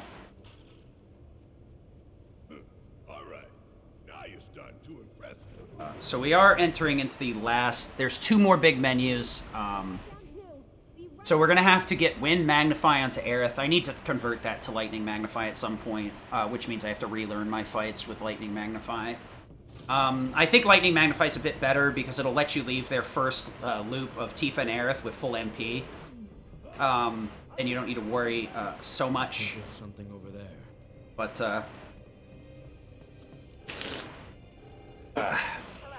Yeah. you can very much... so we gotta wait for Hojo, shut him up, switch parties. So we will do a menu swap here shortly. This menu is very, very, very massive. It's not even close. This is a very complex menu. I need to switch her over to Wind Magnify. Then I need to swap, toggle out weapons. Putting Cloud onto Iron Blade, putting Wrecking Ball onto Barret to introduce a couple more materia so I can finish this final endgame setup, and then put Goddard Dummerung onto Tifa. And then I need to go back into the materia menu, toggle MP up around a bit, so that I can get it on the right character, get refocus on Tifa and a few other things, and set up, make sure warding is in place, time warding, magnify ice, or magnify wind, ice elemental to be swapped out for cleansing, magnify. There's just a lot of things I have to... This is a final menu that lays the groundwork for the rest of the game, so if I screw this menu up, it can cost me a ton of time. We'll make our way to the central terminal. Sit tight until you hear from us. Pretty significant groundwork, honestly. I don't give a shit about any of that. Skip this. So we're gonna actually Wind Magnify here, and then work our way through. Wind Magnify. ATB. Thundera. Okay, nice crit. So I will probably grab one of the crates at some point. We're gonna heal up here. Cloud's good, yep. So Wind Magnify was to get multi-hits on the flying drones. Usually pushes through that fight a little bit quicker than what I was doing before. So first off, we have to do the main shoop-de-whoop, swip out with the characters here. Tifa, we access the central terminal. Okay. I think I know where most of this goes. See you in a bit. We want to go to Iron, no. Wrong. Wrecking Ball, no. Goddard to Tifa, yes. Absorb for refocus. Warding. Time. Binding for fire. Binding for this one. For this. Subversion for cleansing. HP fire. Wind Magnet, Cloud needs to toggle over to Lightning, and I believe that is it. I also need to put EKG back on Barret. G, no. And then we want to give her Thundera, not Magnify, and Magnify Errora, Cloud into Self-Destruct. and put him onto Thundera. Barrett needs to stay on Catastrophe, actually. I don't want to put him on Point Blank just yet. So that's the biggest menu in the game, because of how complex that is. And you can always run away. Arrow. The limit and beyond. Watch out for high winds. She does get some HP back there from the wind killing. Want to save load here as soon as possible. That way we can skip this slow walk. Get moving full speed as soon as possible. It's probably the last save load in the game. And it's also, you do have a chance there to fix your menu if you screwed up with that save load. But it's probably the last time you're going to go into the menu for a save or load. At least the last time you should be. Arrow. Pop, pop, pop, pop, pop, pop, pop, pop, pop. Arrow mags. You'll be blown away. We'll make it quick. Gotta dig deep for this one.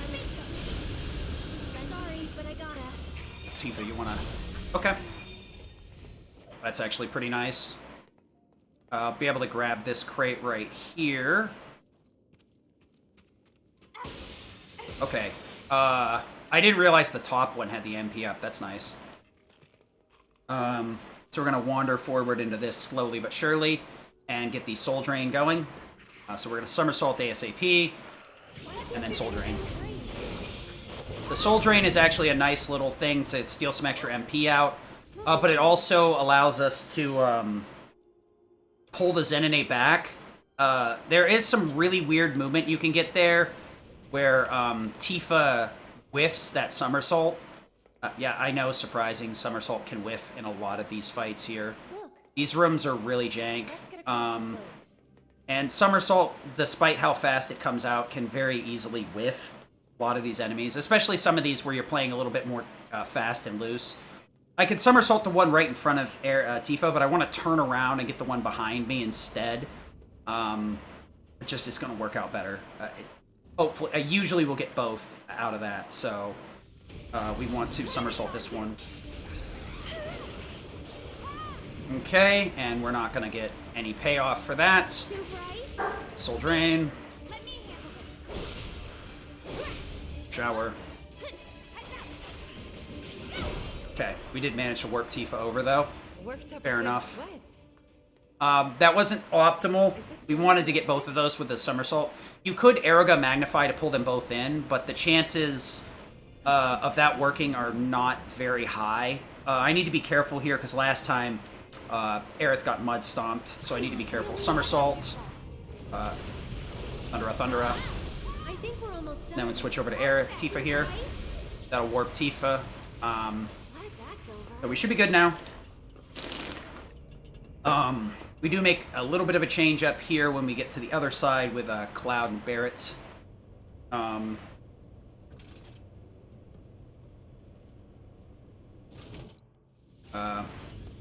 So we could grab the crate here. I'll decide whether I want to get that on the way back through with these two.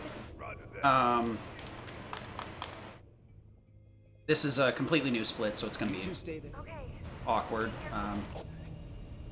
So I should have swapped Cloud's stuff out. I just need to switch out for Magic Up, Magic Up. Pretty heavily entrenched in Iron Blade bullshittery. Magic Up, Magic Up. Need to be careful and make sure you grab the Magic Ups, because they're in a forest of purple materia. You can very easily accidentally grab the wrong stuff. End up with a Skill Master or a MP up on you, and then next thing you know, you're like, wait, why am I not doing enough damage? Because the game hates you, and so do I. But, these endgame stuff are... It's either overly optimize your equipment for stuff, or try and go fancy feast. Honestly, this fight's actually pretty good right now. Barrett out of here. Out of here. You want to get Barrett as close to the center of the room as possible, because he slow walks pretty heavily. That's a pretty good fight. We're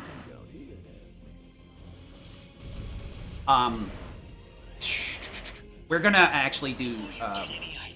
we'll grab the crate before the sledge worms, because we'll need the extra MP. We're gonna eat, no matter what we do, we're gonna need the MP after the Sledgeworms, and usually before. So I want to top off before we get into that fight, just in case I have to spend any MP in this next fight with the Oath unit. We're gonna go for a counter into Thundera, into SD. That should work out pretty decent for us. We want a Thundera, ATB boost, into Kaboom. Okay, and that's not what we were looking for, but good enough. Barrett got pushed right towards where I wanted him to be. There we go. One step at a time. So we can heal up in the next room. I can switch over to Mithril Blade, but I found it doesn't actually make a difference. Mithril Blade can kill, while Iron Blade won't kill. Iron Blade can kill, but way less frequently than Mithril Blade, so this room right here sucks no matter what I do. Depends on how bad my ATB is, honestly. This is actually great ATB. ATB boost. We're gonna wait on... Okay, fine. Thundera. We took that really slow, but really safe. That fight can spiral super hard, so it's better to play it safe than fast and loose. I could have very easily been knocked out of Thundera and had to do a lot more work on that fight. I will have a couple more self-destructs. I actually didn't need to be healing like that. Shit. I forgot. We also need to not do that. We want to go in here, give You Got a Dummerung. I didn't need to heal because I'm going to SD here anyway a few more times, and I didn't need to grab the crate because I was going to SD a few more times. So it's not necessary what I did there. You can actually avoid grabbing that crate, but I'm kind of a dummy and forget. So we're going to try and play this safe. We're going to guard up here. The self-destruct replenishes the MP, and I'll do that again on Swordpede, so I'll be up another 10 MP or so, 15. So I really didn't need to be wasting all that at the time grabbing those crates, but it's better to have Barrett at full MP anyway. It'll make Arsenal a little bit safer, because it'll up his damage since he's going to be on Steel Pincers.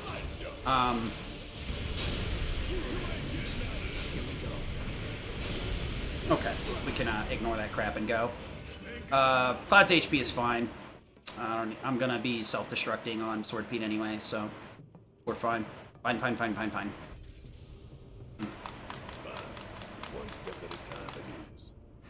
I have no idea where the split for this one should be. I'll probably just do it on the last, once I take the final elevator out. That's the door to the fourth wall. Ugh. To get in, we'll need to go all the way back to the central terminal. So we are running up against Genova here shortly. Genova's probably the next big gatekeep. I have practiced it a bit before this stream and yesterday, so hopefully I don't let Genova pound me too hard, but, you know, that's just how it is sometimes.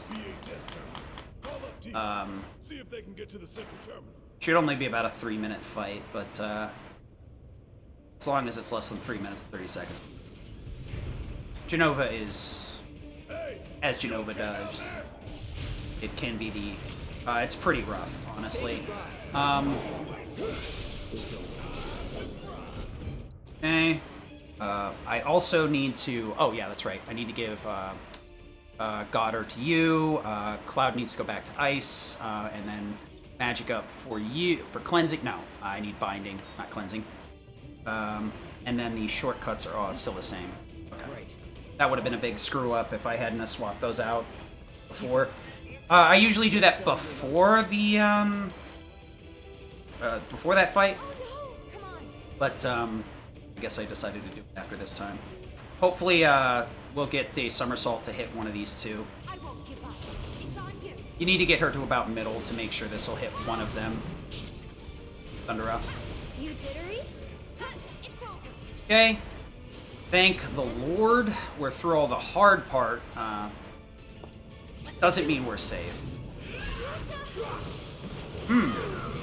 Well, I guess I really can't complain about that, getting kicked to the moon, even though, because those guys all died in one shot. It happens. Sorry for the wait. Now, let's get this Ra. Giving up. Go on. Just a bit. Too late. Mm-hmm. 169 MP. Nice, nice, nice. So.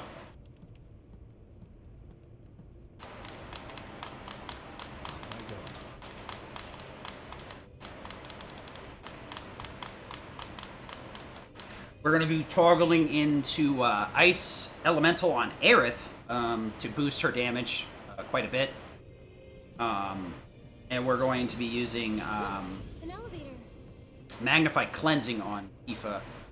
We could go with Healing Cleansing, or Healing Magnify, but if the fight goes correctly, Cleansing will be more useful.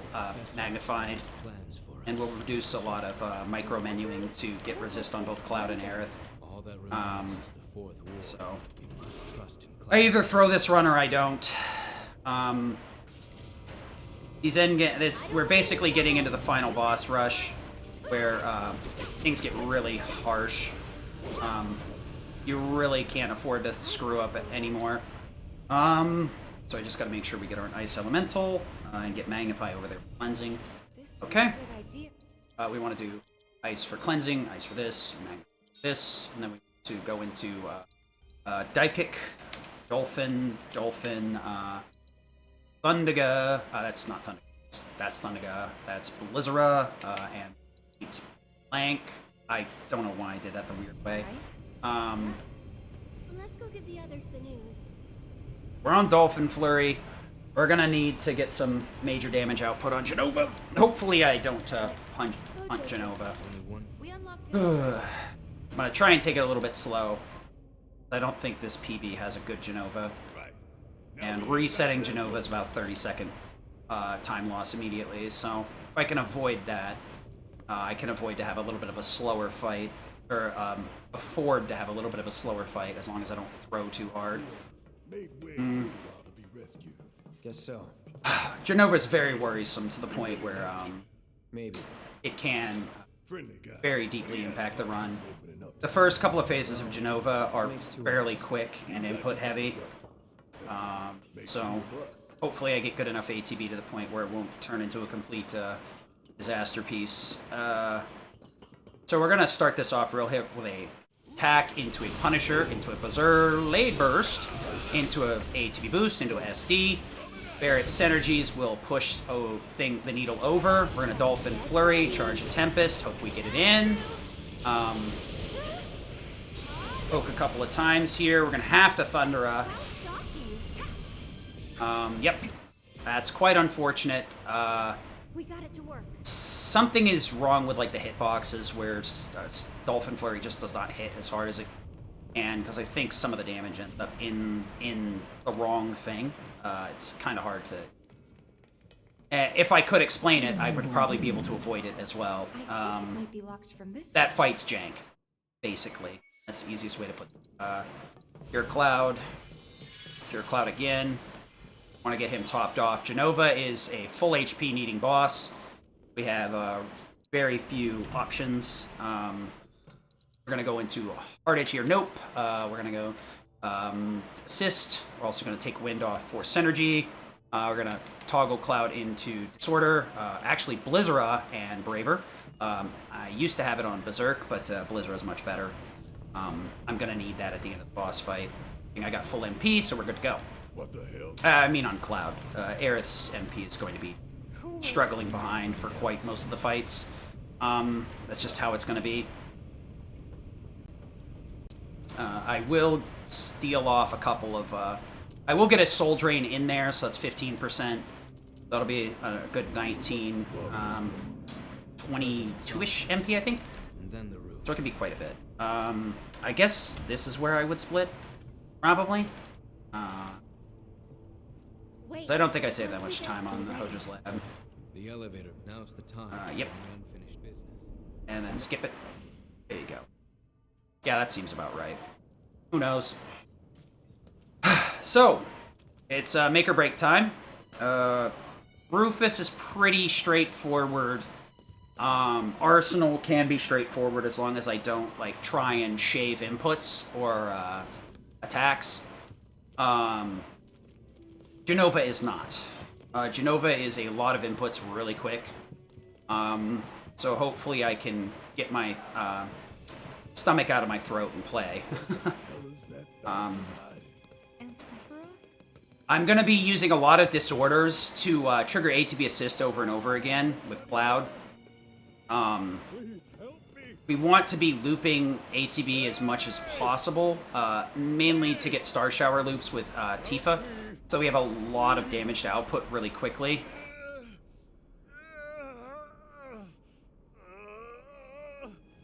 Help me. Well, well. Oh, well. Pull me up.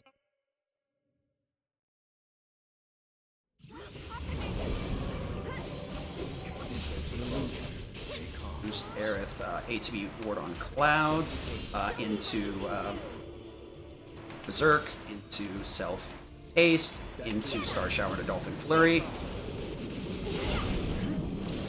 A Braver. Okay, good start.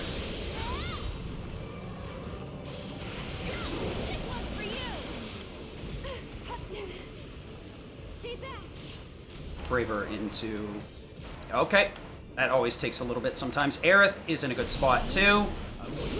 Tempest. Tifa gets Star Shower going. Disorder into Star Shower.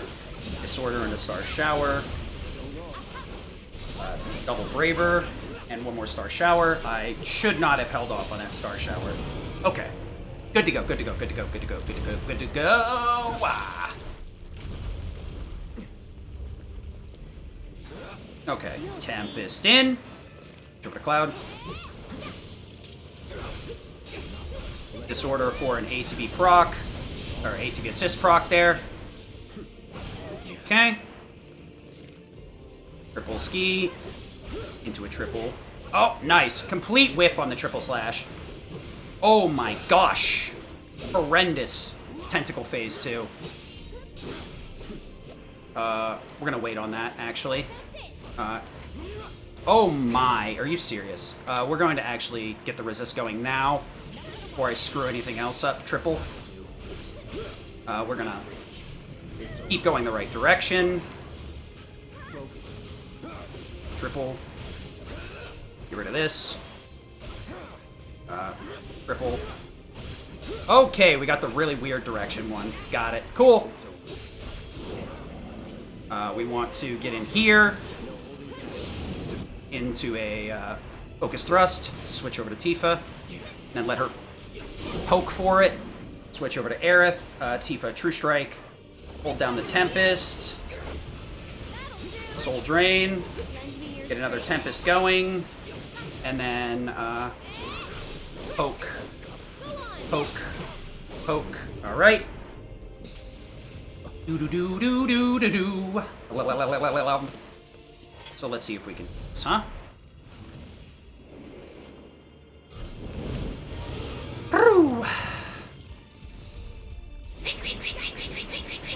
Star Shower. So we're going to Star Shower here again and start spamming Blizzara.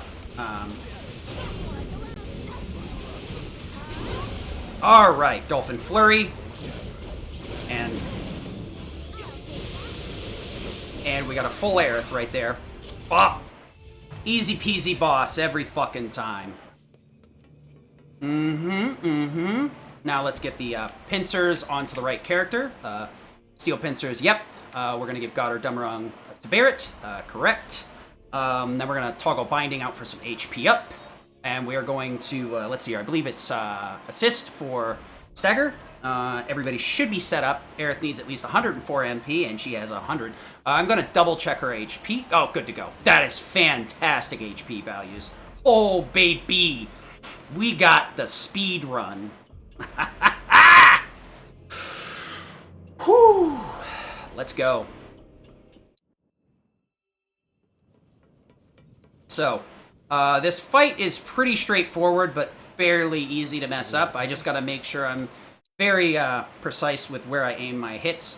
1, 2, and 3 into triple ski. Nope. Full combo into a ground poke.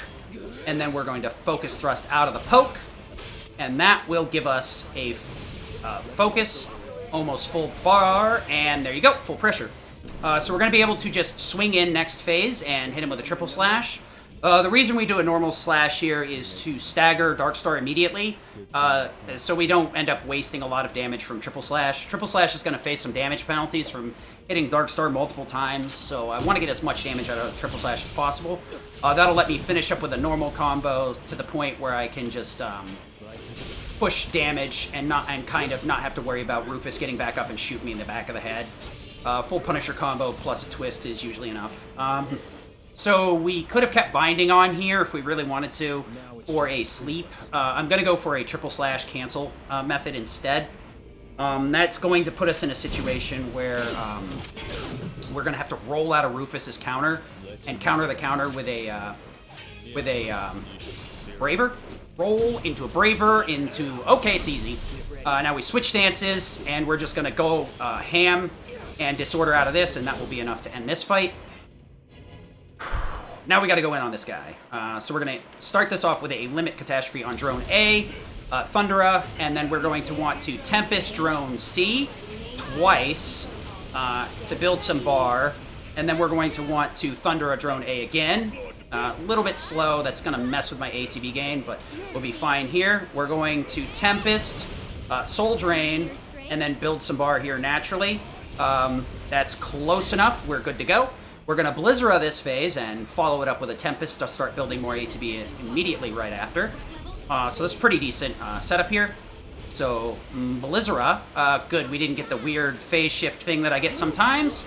Blizzara the rear wheel, poke once to get a Blizzara going, and then we'll Tempest again.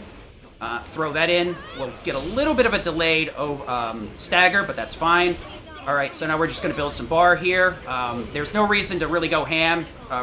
Arsenal's already pretty close to being dead for that phase. Any additional inputs is going to waste ATB and MP. We're going to Thundaga here right off the bat and start charging for another Tempest immediately. Thundera, the rear wheel, Blizzara, the front wheel. Really doesn't matter if you do it one way or the other, but it will end up being a lot in the long run. So we're going to just do a normal combo here. We're going to overrun with Barret. I pulled that out a little bit too soon, but that's fine. Normally I'd like to point blank, but I interrupted it. It's fine. It's fine, it's fine, it's fine. We're going to Thundera a couple times here. We're going to Thundera, Thundera. That sped it up a little bit. So I do like waiting until Barret's hand comes down here. That way I can cutscene skip right there. Yeah, Aerith's MP was ridiculously high, almost maxed, because I managed to swedge in that Soul Drain. I'm actually surprised that it ended up that way. That I haven't hit that Soul Drain yet in practice, if that tells you anything. We're going into Iron Blade, LMG, and Fury Ring. So we want Iron Blade. We're going to do some chicanery here. LMG, yep, and we want to put Cotter on Tifa. We need to grab the Magic Ups off of Aerith. And then we also are going to need to toggle her Skillmaster out for a Wind Materia, Wind for Steadfast. It's a little bit lower here. Barret's Lightning for Revival, Lightning to that. Cleansing for a Revival Materia. Time for Steadfast, and Refocus. The Refocus isn't needed, but I'm going to do it anyway for the stats. Blade Burst, Ascend to the Heavens, SD, I believe. Yes, and Braver. We want Curiga. Magnify that. Catastrophe can stay. Dolphin Flurry stays. Aeroga. That's not Aeroga, that's Aerora. And Blizzaga. Yeah, the Soul Drain was just a poke to hopefully push the phase quicker. You mean the Soul Drain in the third phase you're talking about, then, I'm assuming? You're probably right. I just haven't... I practiced it and practiced it and practiced it and was getting through the fight consistently. So I just stuck with the script, right? It worked, so I did it. Was it necessary? No. That's just how I work, though. What's the ATB here? Nice! Good enough ATB that I don't need to use ATB boost. I'm gonna take the slippity slide here. Oh boy, my circle button's acting up. This is not a good time for that. Well, I hope I don't miss an SD. Things said right before disaster. Yeah, I'm probably still... Aerith is my weakest character in terms of me being very greedy with the MP cost and MP management. So this fight here, we're going to want to SD on these first two phases. It meets very unique requirements to trigger the phase transition immediately as soon as we self-destruct. It's a requirement of ATB usage, damage output, and hits done with ATB moves. Very simply, we trick the game into phase transitioning early. It's very tight, though, and requires a super YOLO setup with self-destruct. So you've got to be very careful with this. This can ruin your day, to be honest. We'll switch over to Barret, overcharge here.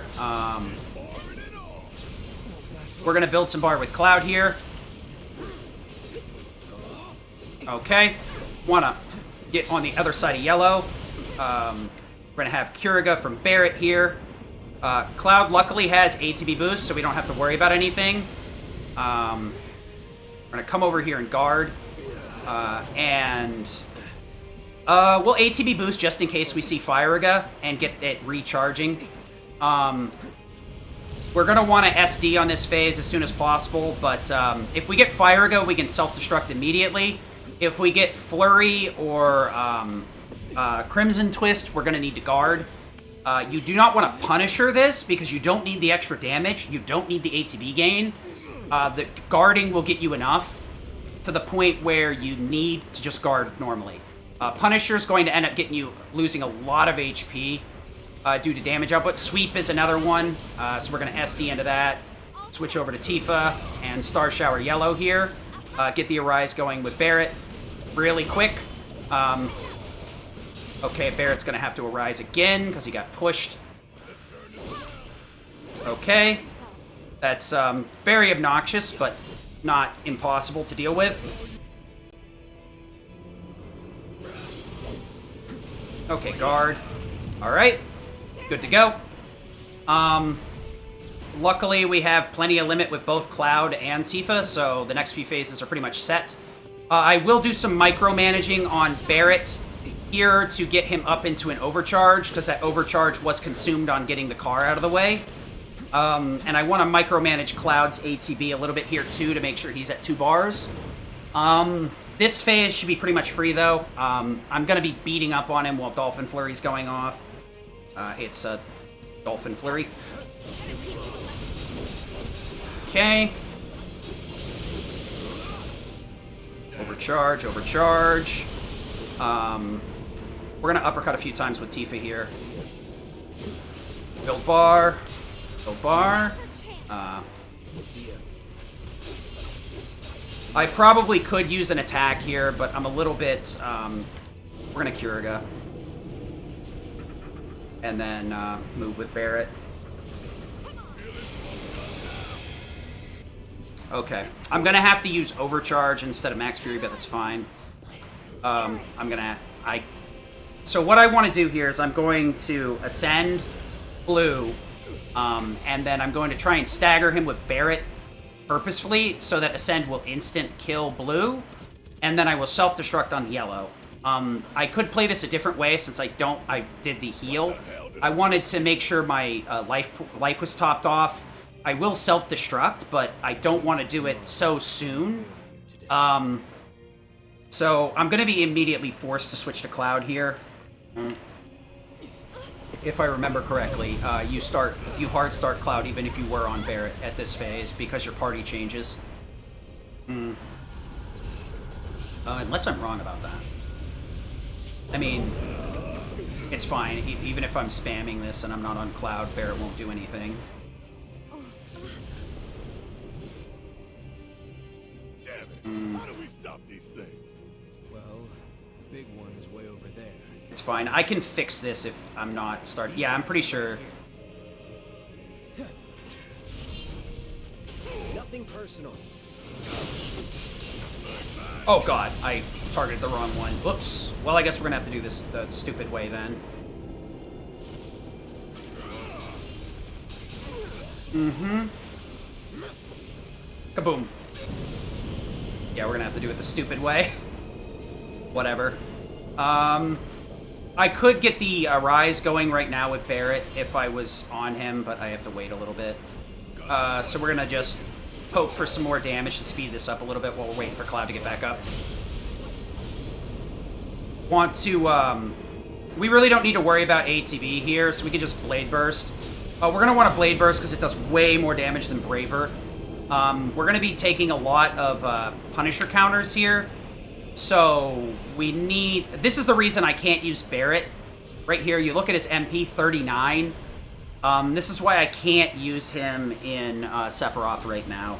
I'd have to give him an MP up and all wind, ice, and lightning materia. So I could preset him up, but the fact that he needs Magnify, Cure, and Revival puts him in a situation where... it's really unreasonable to get all that materia on him.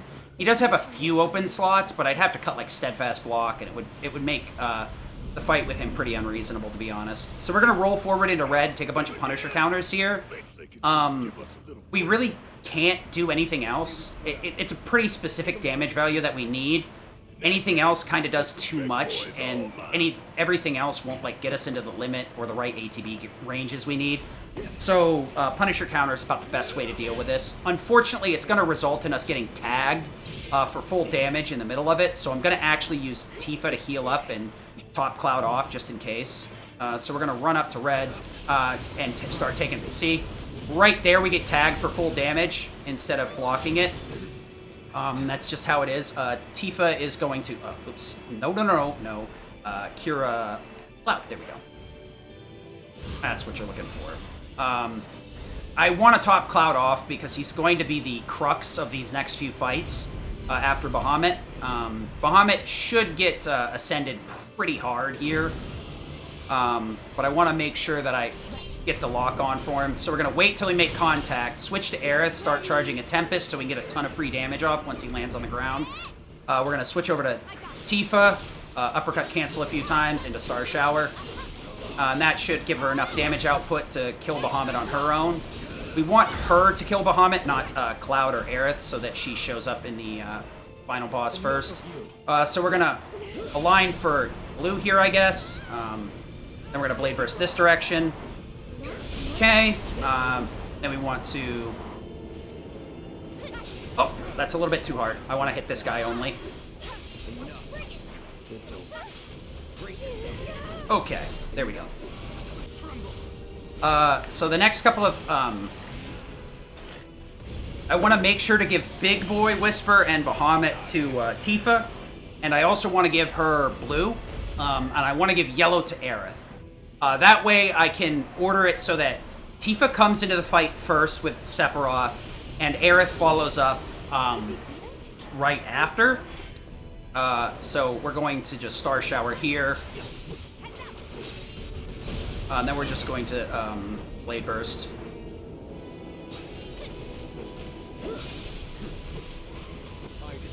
Okay, so the next one we're going to... you need to stagger them, not kill them. So Tifa and Aerith are needing to stagger. The only thing that counts for killing is Big Guy and Bahamut. The other ones are staggers. It's kind of weird and hard to explain, but that's the easiest way. Killing the big guys gives points. Staggering the little ones gives points. Performing actions gives points, but way less. But Aerith gets like double points, so it's kind of weird. Okay, ATB boost on Cloud. This will make sure I hit the damage cap here easily. You see hits for 35, nearly 35,000 there. So we're going to wait till we switch to Tifa Thunder. Sephiroth, hopefully I don't mess this up, so I am going to take a quick breather before I start his fight. But that's all she wrote for this fight. I just need a Thunder to give the kill to Tifa so that she guaranteed shows up second instead of third. So, boop. Spell, that's actually one of the benefits of Cure. You already start on the spell setting. Go into Hard Edge. Nope. And then we are going to take out HP up and Skill Master boost for assist. Cloud is the only one we need to switch into Disorder. Focus Thrust, Braver, and I believe Belizera. Alright. Combo, combo, combo. Into a Disorder. Let him fall back. Belizera, wait a second. Okay, I accidentally swung a little bit too soon. We're waiting for Telic Fury here. That's fine. We can still stagger out of this. And we're back on loop. You're done. Let's get this Swing out into a Braver. Back up. We can still do the same thing. We'll just wait for it. Aeolian Onslaught is not correct. Telic Fury is correct. Belizera that. 1, 2, 3. You need to not be too ready to swing. If you get a little bit too anxious, you'll swing too soon, and you'll screw up the Belizera staggering Sephiroth instantly. So you kind of need to be a little bit more measured in how you do that fight. You both need to be extremely quick and slow and plotting at the same time. This fight right here, we're going to Disorder into a Punisher stance, or a swap out rather. So we're going to Disorder, stance change, and that will trigger Mazmune waiting, which is not what I was looking for. Oh, well. That's cool that you got ATB there. I'm not quite sure how we're going to deal with this, but we'll figure it out.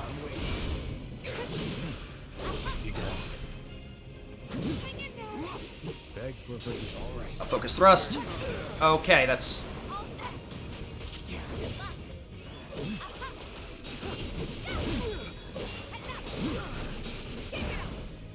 pretty sure that's run over, actually.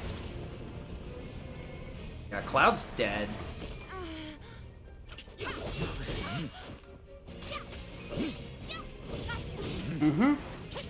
Refocus. Ruined the run, huh? Kept you waiting? Come on!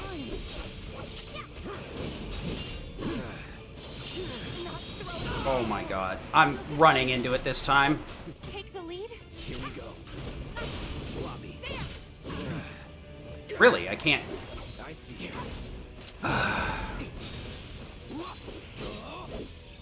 Okay, Tifa, I'm gonna... I'm waiting. You're gonna feel this one! Okay, I actually don't know what to do in this case. We gotta switch it up. I thought Cloud was the one with the limit. Okay, whatever. I should be able to just push the damage here. Okay, this is really ridiculous. So I got a limit on both of them, huh? I guess I can just Dolphin Flurry here. That was a hell of a way to throw a run, honestly. I don't even want to look at chat because I'm probably going to be getting shit on for putting refocus. I didn't expect to ever do that, to be honest. I'm not surprised that I managed to do it, but Let's go. refocus is awful and never equip it again. Yes, I see. Wind Infusion, Thundaga, Let's do this. Try me. Blizzara, Blizzara. This one's for you! Just die. Oh my god. Dude, just die. Go on! Good lord. Finish him off. What? One more shot! Just die! Oh my god.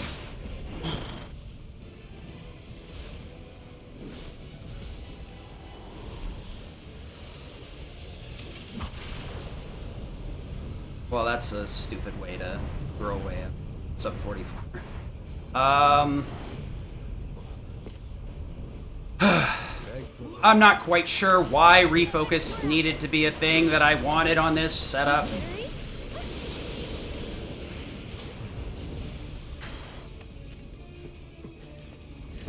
I can't believe I survived refocusing. Holy fuck me. Well, nice PB, idiot. Oh my god.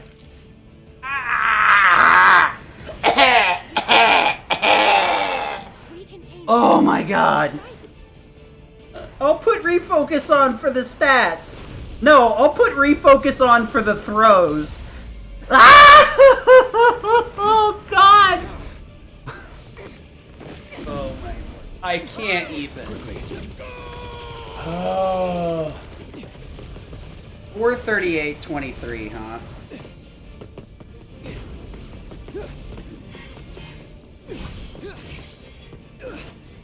How do you even do that? Is that on the tier of Ifriting Sephiroth? Is that what that is? Is that, would that be an let me actually, where's the wording? Let me delete that right now. Delete row. Save some time in the menu and reduce the risk. Oh, this is the suffering. Oh yeah, I gotta use that to refocus though. I got a real fantastic. Hang on. Careful. I want to go eat lead paint. Does not exist. Not for self-harm, because like I obviously need to dumb myself down, so I stop like doing stupid routing choices that lead to scenarios like this happening. One day Oh my god. will not end. Nor will I have you end. I already screwed up phase 1. Like, I was really on the fence as to whether I should have reset, and I think I should have reset. It would have been faster to re-menu and do phase 1 properly. I don't even know, honestly. Strength. Let us defy. Well, there you go. I can PB even when I choke the final boss, like, as hard as humanly possible without dying. Ugh. The only reason that, like, wasn't any worse than it was, because I could just fire off the limits recklessly to get the kill. I can't believe Ascension wasn't enough for phase 3, honestly. Probably because I used it to push, or I lost some of the damage on trying to stagger him with it. So yeah, that's my PB. That's a marathon commentary. It happens sometimes. It's just a factor that I added in for a previous route that I hadn't removed because it hadn't blown up in my face yet. Now it's blown up in my face, so it's not going to happen again. Sephiroth is pretty easy to tank down. Even normally what you would do is you would attack, switch stances, which would cause Mosmian in waiting, and then you would hit him with a limit. And the limit would get him staggered again, so you could Blizzara, stagger him real quick, and then phase 2 immediately, instead of whatever that nonsense was. And then you would have a limit available for phase 3 or phase 4, depending on where you want to use it. But instead, I had to struggle through phase 3 and got both the limits the hard way by getting my ass whipped and losing a ton of HP instead of staggers. So, yeah. If it hadn't been for HP ups, that would have been a complete dumpster fire. We'll do some more runs to lower this more, but that's about it for this one. There's definitely more. This can go lower. The previous world record is like a 436. It does use a skip that I'd say saves about 90 seconds compared to this run, because 60 to 75 seconds in movement, and then the mini game that it skips is a consistency booster. If you slightly mess it up, you can lose a lot of time and from getting chain shot by Valk. But yeah, that is PB, and I guess maybe world record. I did use a save load in there that that may be considered a glitch, but it's like a 15-second time save. So at worst, plus 15 seconds, so it's a 444 again, like 5, something like that. 44.08 or something. This can go lower for me. Sure. I can definitely get it down to 430. But that's how it is. Thank you for your time, and I hope this will fit in the marathon. Yeah, 4:36. So you're gonna get 34. When are you gonna